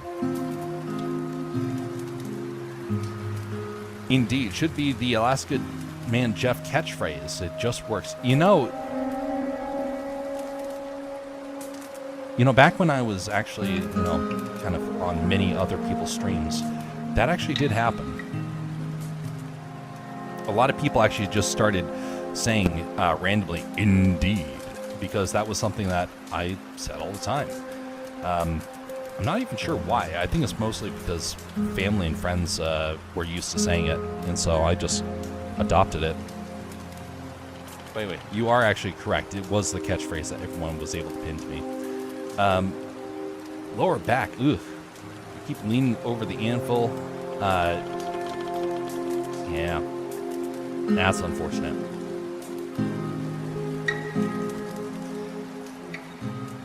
Hopefully you feel better.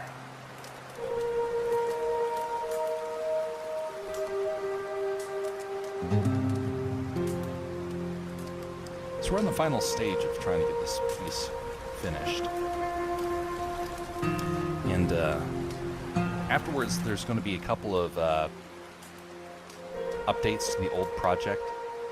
I don't know how much I'm going to actually do for that, but I do want to do a bit to try and help refine it, just because the old one is a bit poor in its quality, and this one is a bit better, so thus I want them to kind of tie together a little bit better.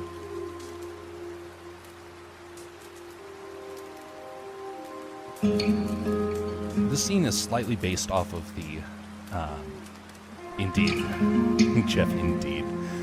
This is kind of based off of the old Star Wars game, DroidWorks. Now, in my personal opinion, that is one of the better games that LucasArts made. It's a really neat,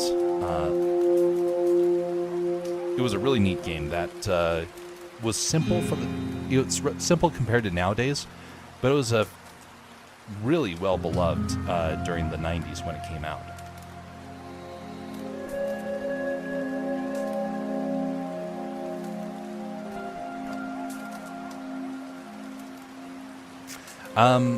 Man, I'm buying an inversion table. Maybe hanging out like a bat for a while will fix it. Hey, it might actually work. Hey, much appreciated there, Daramuth. All right, figured I'd stop by and say hello. Be well, good sir, and hope you have a great weekend. Same to you, Dara.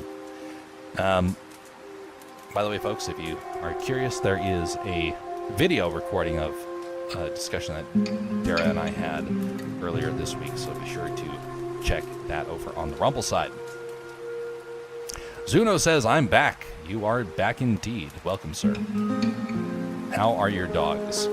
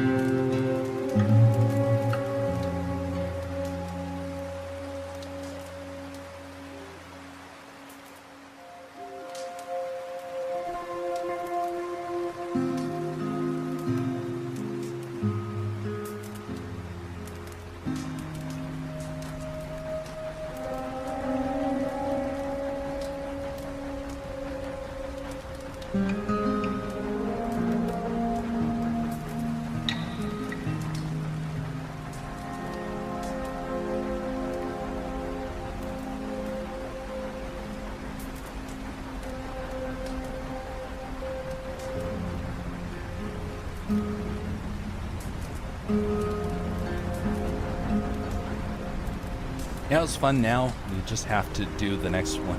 Dara chat. When things don't work, the sequel. Yes, that was indeed quite a goofy situation. Hey, you made it work all the same. Chris Saints says, "Oh wait, was Dara in the other chat?" Hi, Dara. Yes, Dara's on the Rumble side. I go over and visit him during the week when I'm getting ready to head on back from work, and so it's an easy stream to be able to pop in and kind of see how things are going.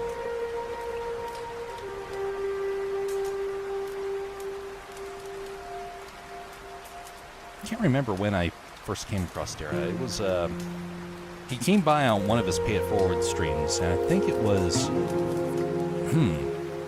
I think it was over a year and a half ago. It was a while back at this point.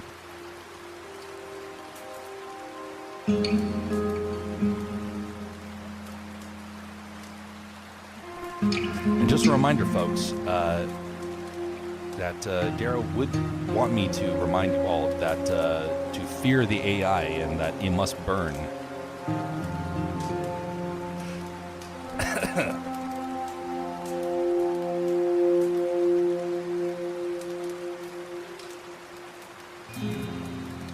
It was last year, yeah, okay.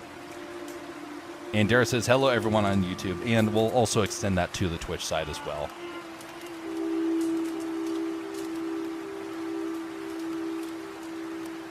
When I got Restream, I didn't know what sort of, if it would be a good investment or not. I just kind of got it because I had the ability to, and I was like, okay, I'm willing to give it a shot. But it is interesting to me, the trying to bounce back and forth between all the chats. Thankfully, we have a fairly small audience, and so it's easier for me to do that. I could imagine, though, when you get up to the dozens and even hundreds, like some channels have, it would become very difficult to keep track of. I understand why some people hire like people to actually monitor chats, because it gets overwhelming.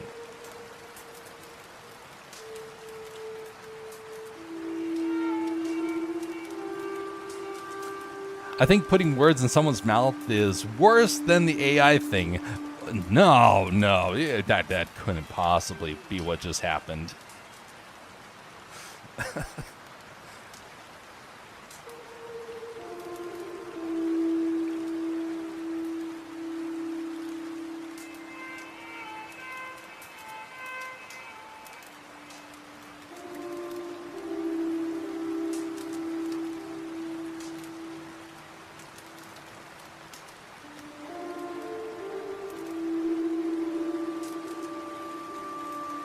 Things are, they very much are. My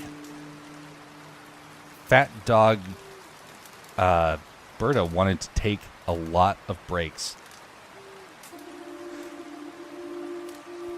What type of dogs are they?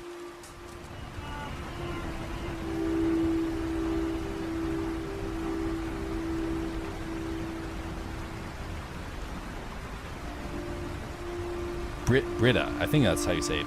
Brita. Like a Brita filter. Luckily, I'm never strapped down by chat, though distraction is a good word for it. Okay, now I'm going. See you, Dara. You have a great weekend. I'll see you next time, whenever that is. Which will probably be me, stopping by on Monday or something like that.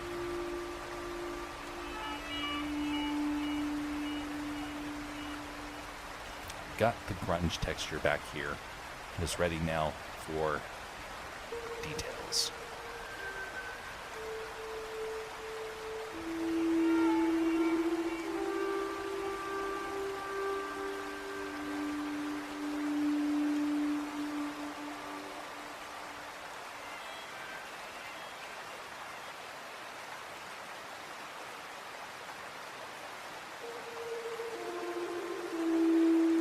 Remy is a Jack Poodle mix, and Britta, I think, is a husky. Oh, a husky. Wonderful. Huskies need a whole lot of exercise. They are funny, funny dogs.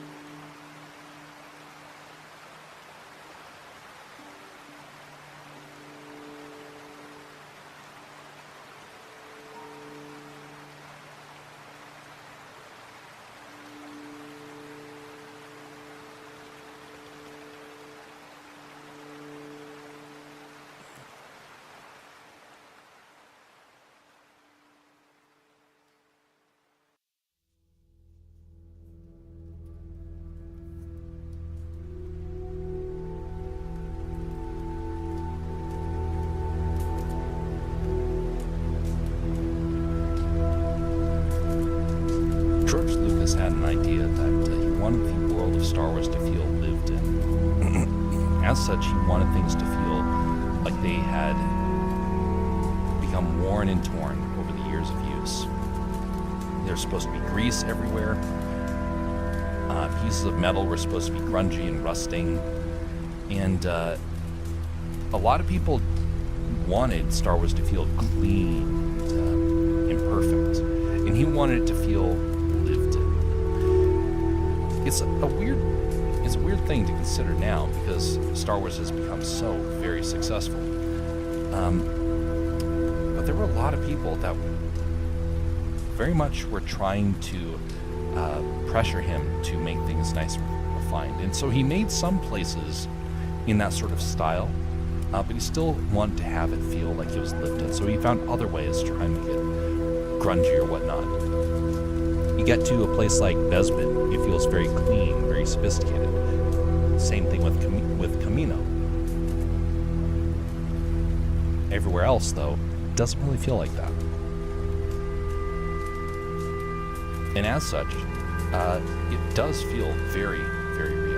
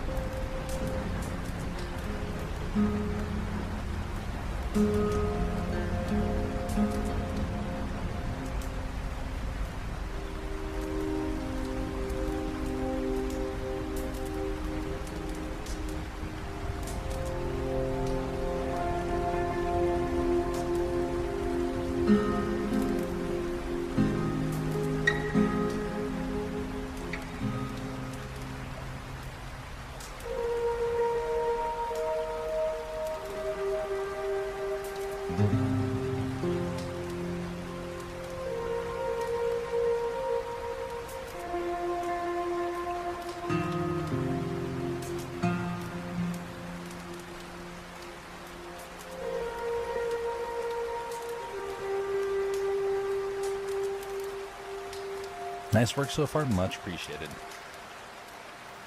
Got a lot of, unfortunately it's not going as fast as I wanted it to, so, oh well. But at least the style is turning out decent. There was a drawing that I did for the previous intro. It took me a very long time to do the background because I didn't know how to do backgrounds at the time. And now I have a much better understanding. I'm nowhere close to being a professional by any stretch, but at least I understand a few more of the tricks of the trade. And during that process, I went through probably 5 backgrounds because I didn't know what to do.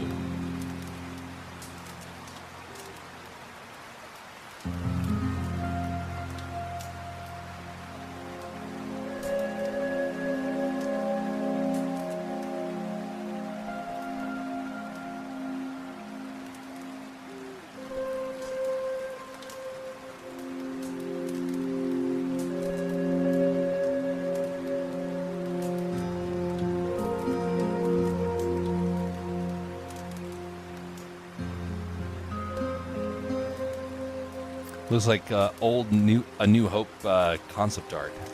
Well, that is indeed the goal. So, in that sense, I'm glad that it's turning out that way.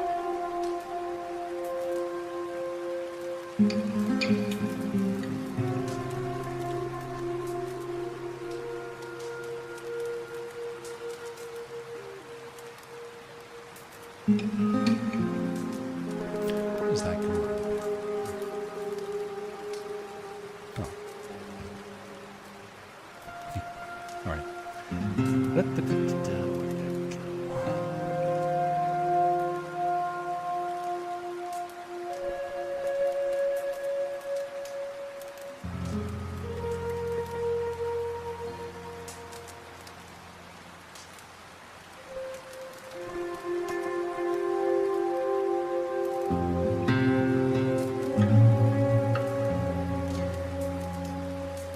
There's some people that when they do concept art, they're using pencils.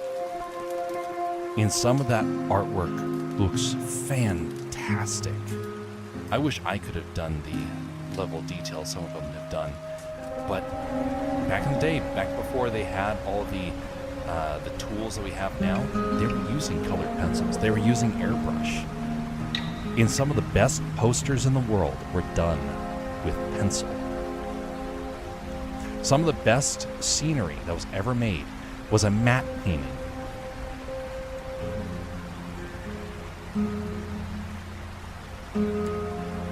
That skill is one that a lot of people have kind of lost.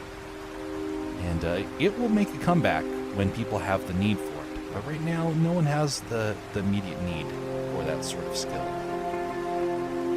I hope one day to help contribute to rekindling some of those lost techniques. And they are lost. If you wanted to make a 2D animated film now, good luck. All the artists are gone. And so the quality will never be the same.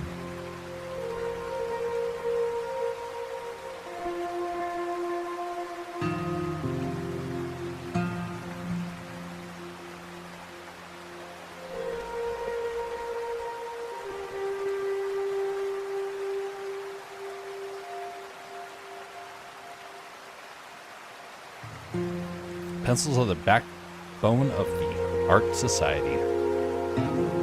In many ways, it does feel like that, doesn't it?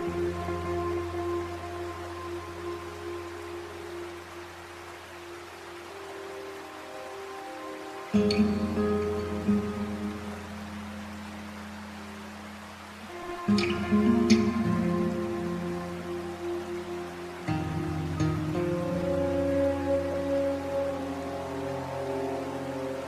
going to like sharing this one on social media. It's one of the few ones where I'm like, it's actually turning out most of what I kind of wanted it to be. Sure, could it still be better? Absolutely. But compared to what I was afraid it was going to end up being, and I do mean afraid because I was like, darn it, I'm wasting all the time and I'm not getting it to look like I want it. All right, so almost there. I have to put this thing in very, very soon. Greetings there, Jared Thorne. Been a while. How have you been? I've been doing well. How about yourself? What sort of things have you been up to?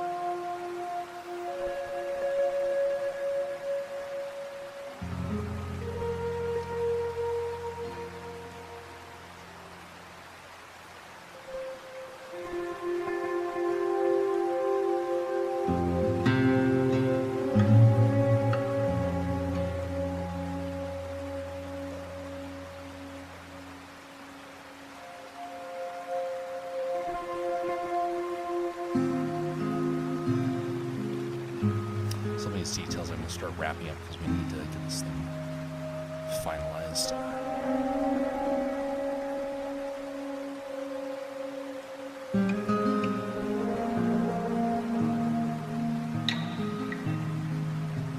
Probably more going to miss the demo, but still going to try.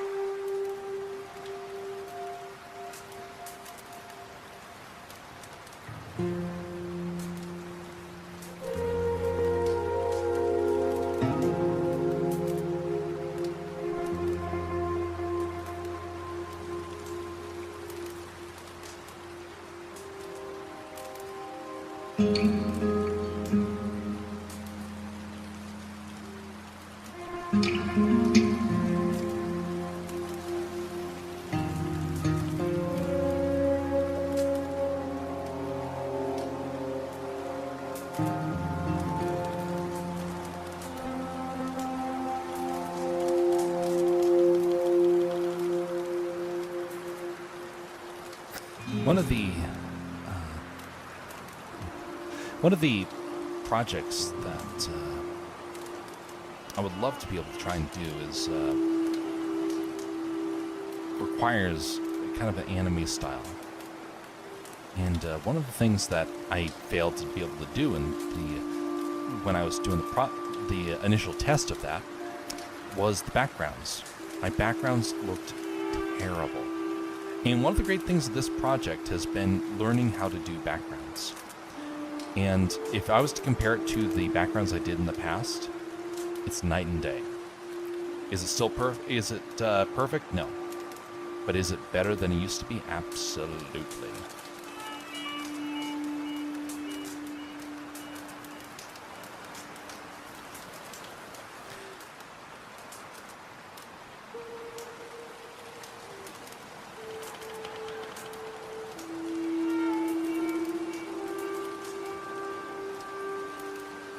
We used to do a lot of daytime streams. It's very common.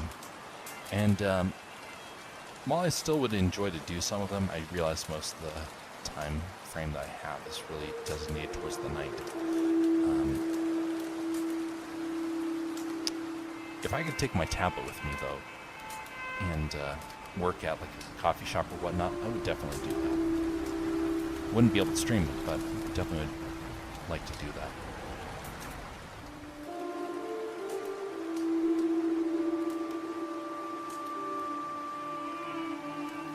Any life changes, Jared?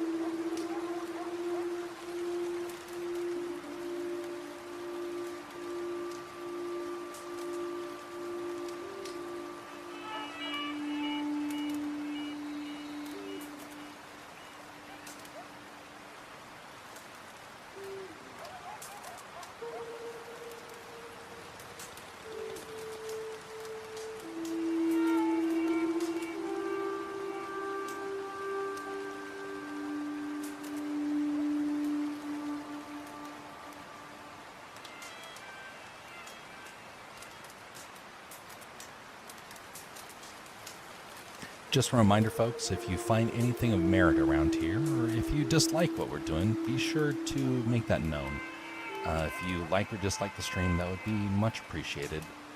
If you dislike the stream, I welcome that too, because it means you're flesh and blood, and I still value that. Anything that, helps people stand out from the machine.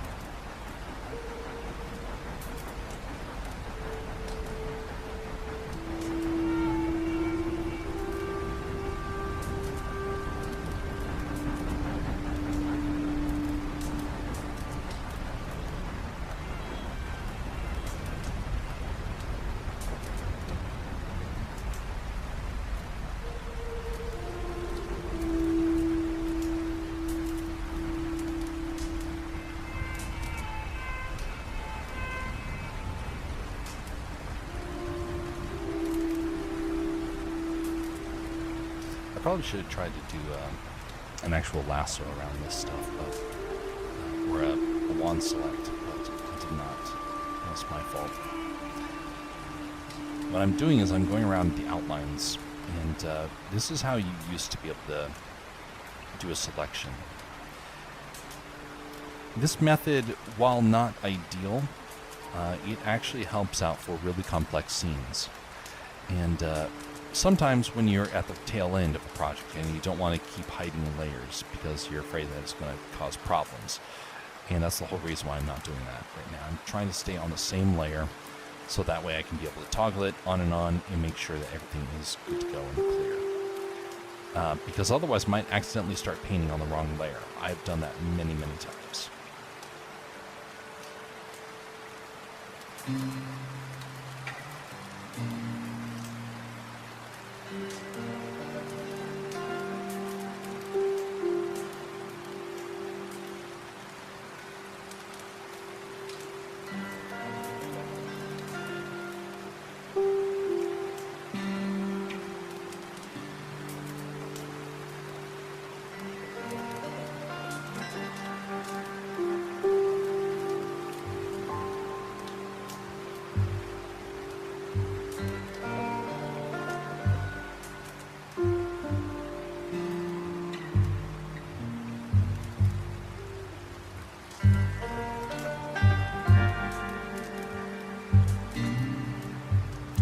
You don't have to ask my permission there.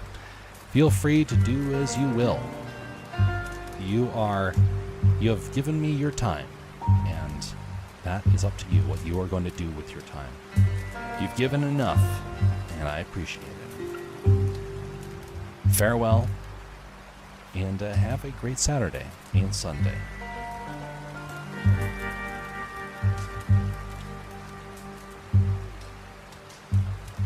Don't worry, I'm not like one of those people that tries to hold people hostage. I think.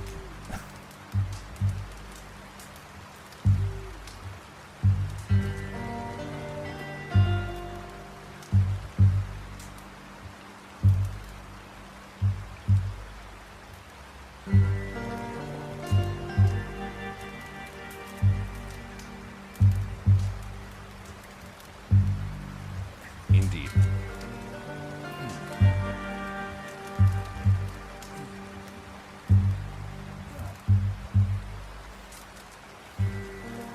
This is one of the longest streams I've done in a while. Because I kind of count last night at the same thing. So we've streamed for a total of 7, almost 9 hours. I still got another one to go.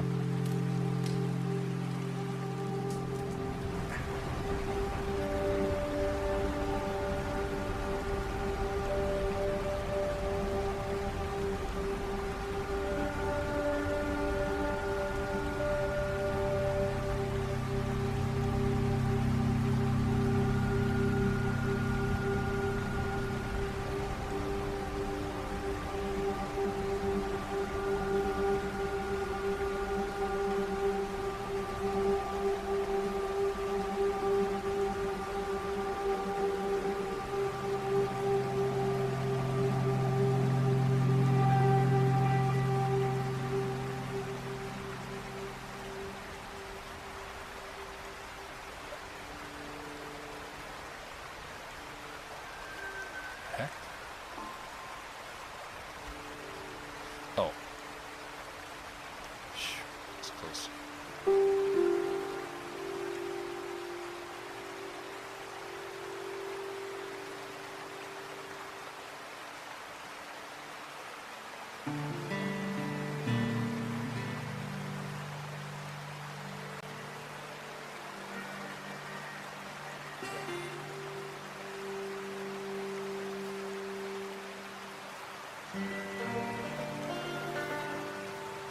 I'm sitting on a $20 plastic Costco chair. And it is not the most comfortable thing to be sitting in for all these hours. So here's the question. Why get such a cheap, trashy chair? Well, because I bought several chairs over the years. And I was donated several chairs by family members who didn't need them. Every single chair I sat in broke. I'm too big. And too heavy for the average chair. So I stand at 6'4", and in fairly big boned, you could say. And so for me, I have a lot of Viking blood in me. And so from me, I have a lot of density to me. So I'm sitting on a chair and it will start to break. The plastic is the first thing to go. I need to find a full metal chair, and I can't find a good full metal chair. Everything else breaks because the plastic breaks. So even expensive chairs, I was like, hey, this should work out because the chair is high quality, expensive. Obviously, it's good. Psych, it's not.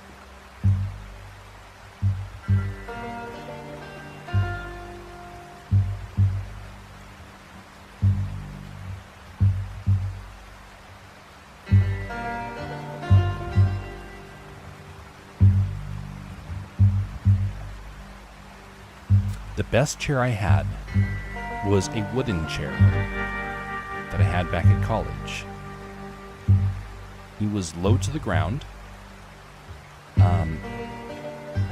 and it was actually had the ability to kind of rock back and forth on it a little bit.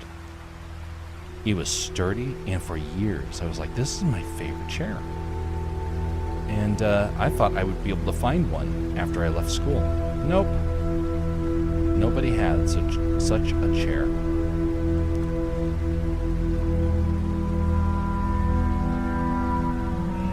I gotta finally just make myself one, it seems.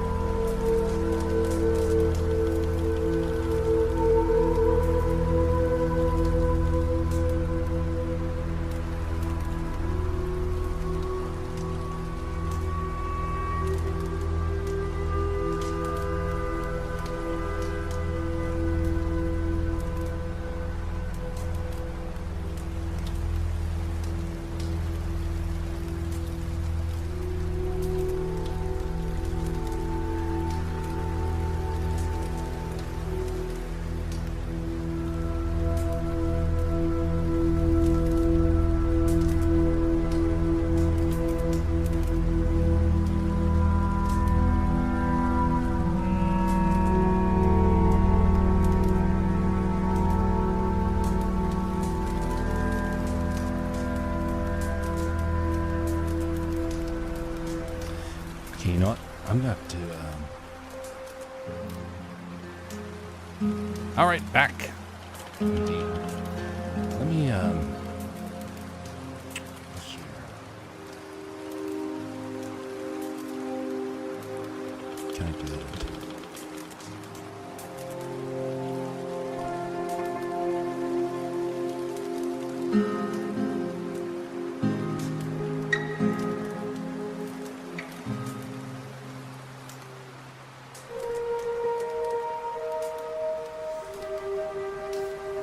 What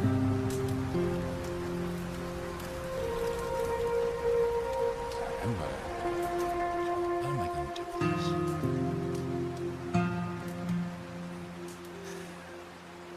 We're almost there, but we are probably another 2 hours from getting this thing finished.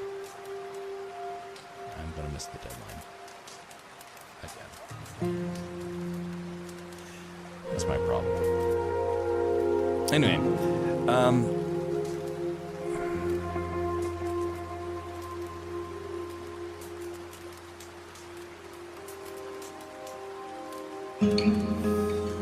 do I do?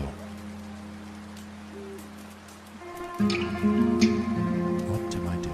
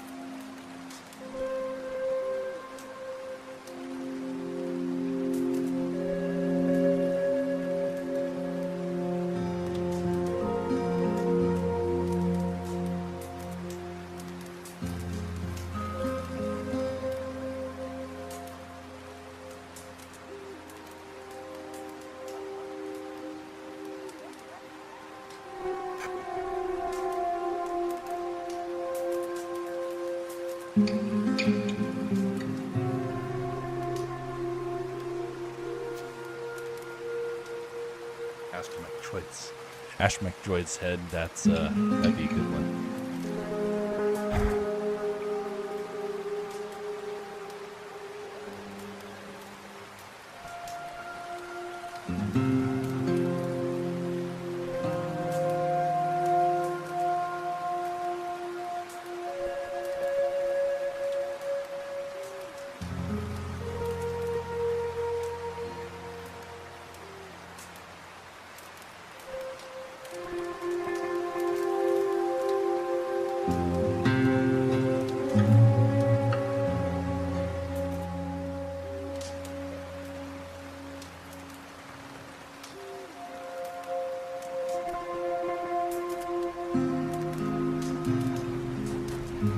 You know what's kind of funny? The hand that's picking the droid's nose over here, it's another right hand. And so it's going to be kind of an Easter egg, like, hey, maybe he gets the wrong hand. It could be also that I just completely spaced and didn't realize I grabbed the wrong hand. But we'll forget that.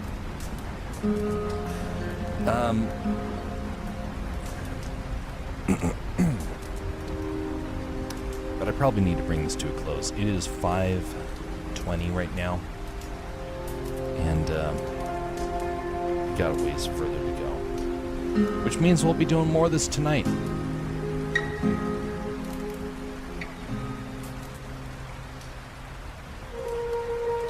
And maybe start the process of refining some of the other artwork. And on that note, folks, we're going to have to bring this to a close. Much appreciated for giving me some of your time today. Hopefully you learned something. Maybe you got a chance to be inspired by something. But hope that you have a blessed evening and morning, everybody. Be civil to one another. And be sure to spread that civility in your own neck of the woods. Except with Bigfoot. Be very careful about sharing it with Bigfoot. All right. Well, we're going to call it there. Until next time, folks, have a very pleasant evening.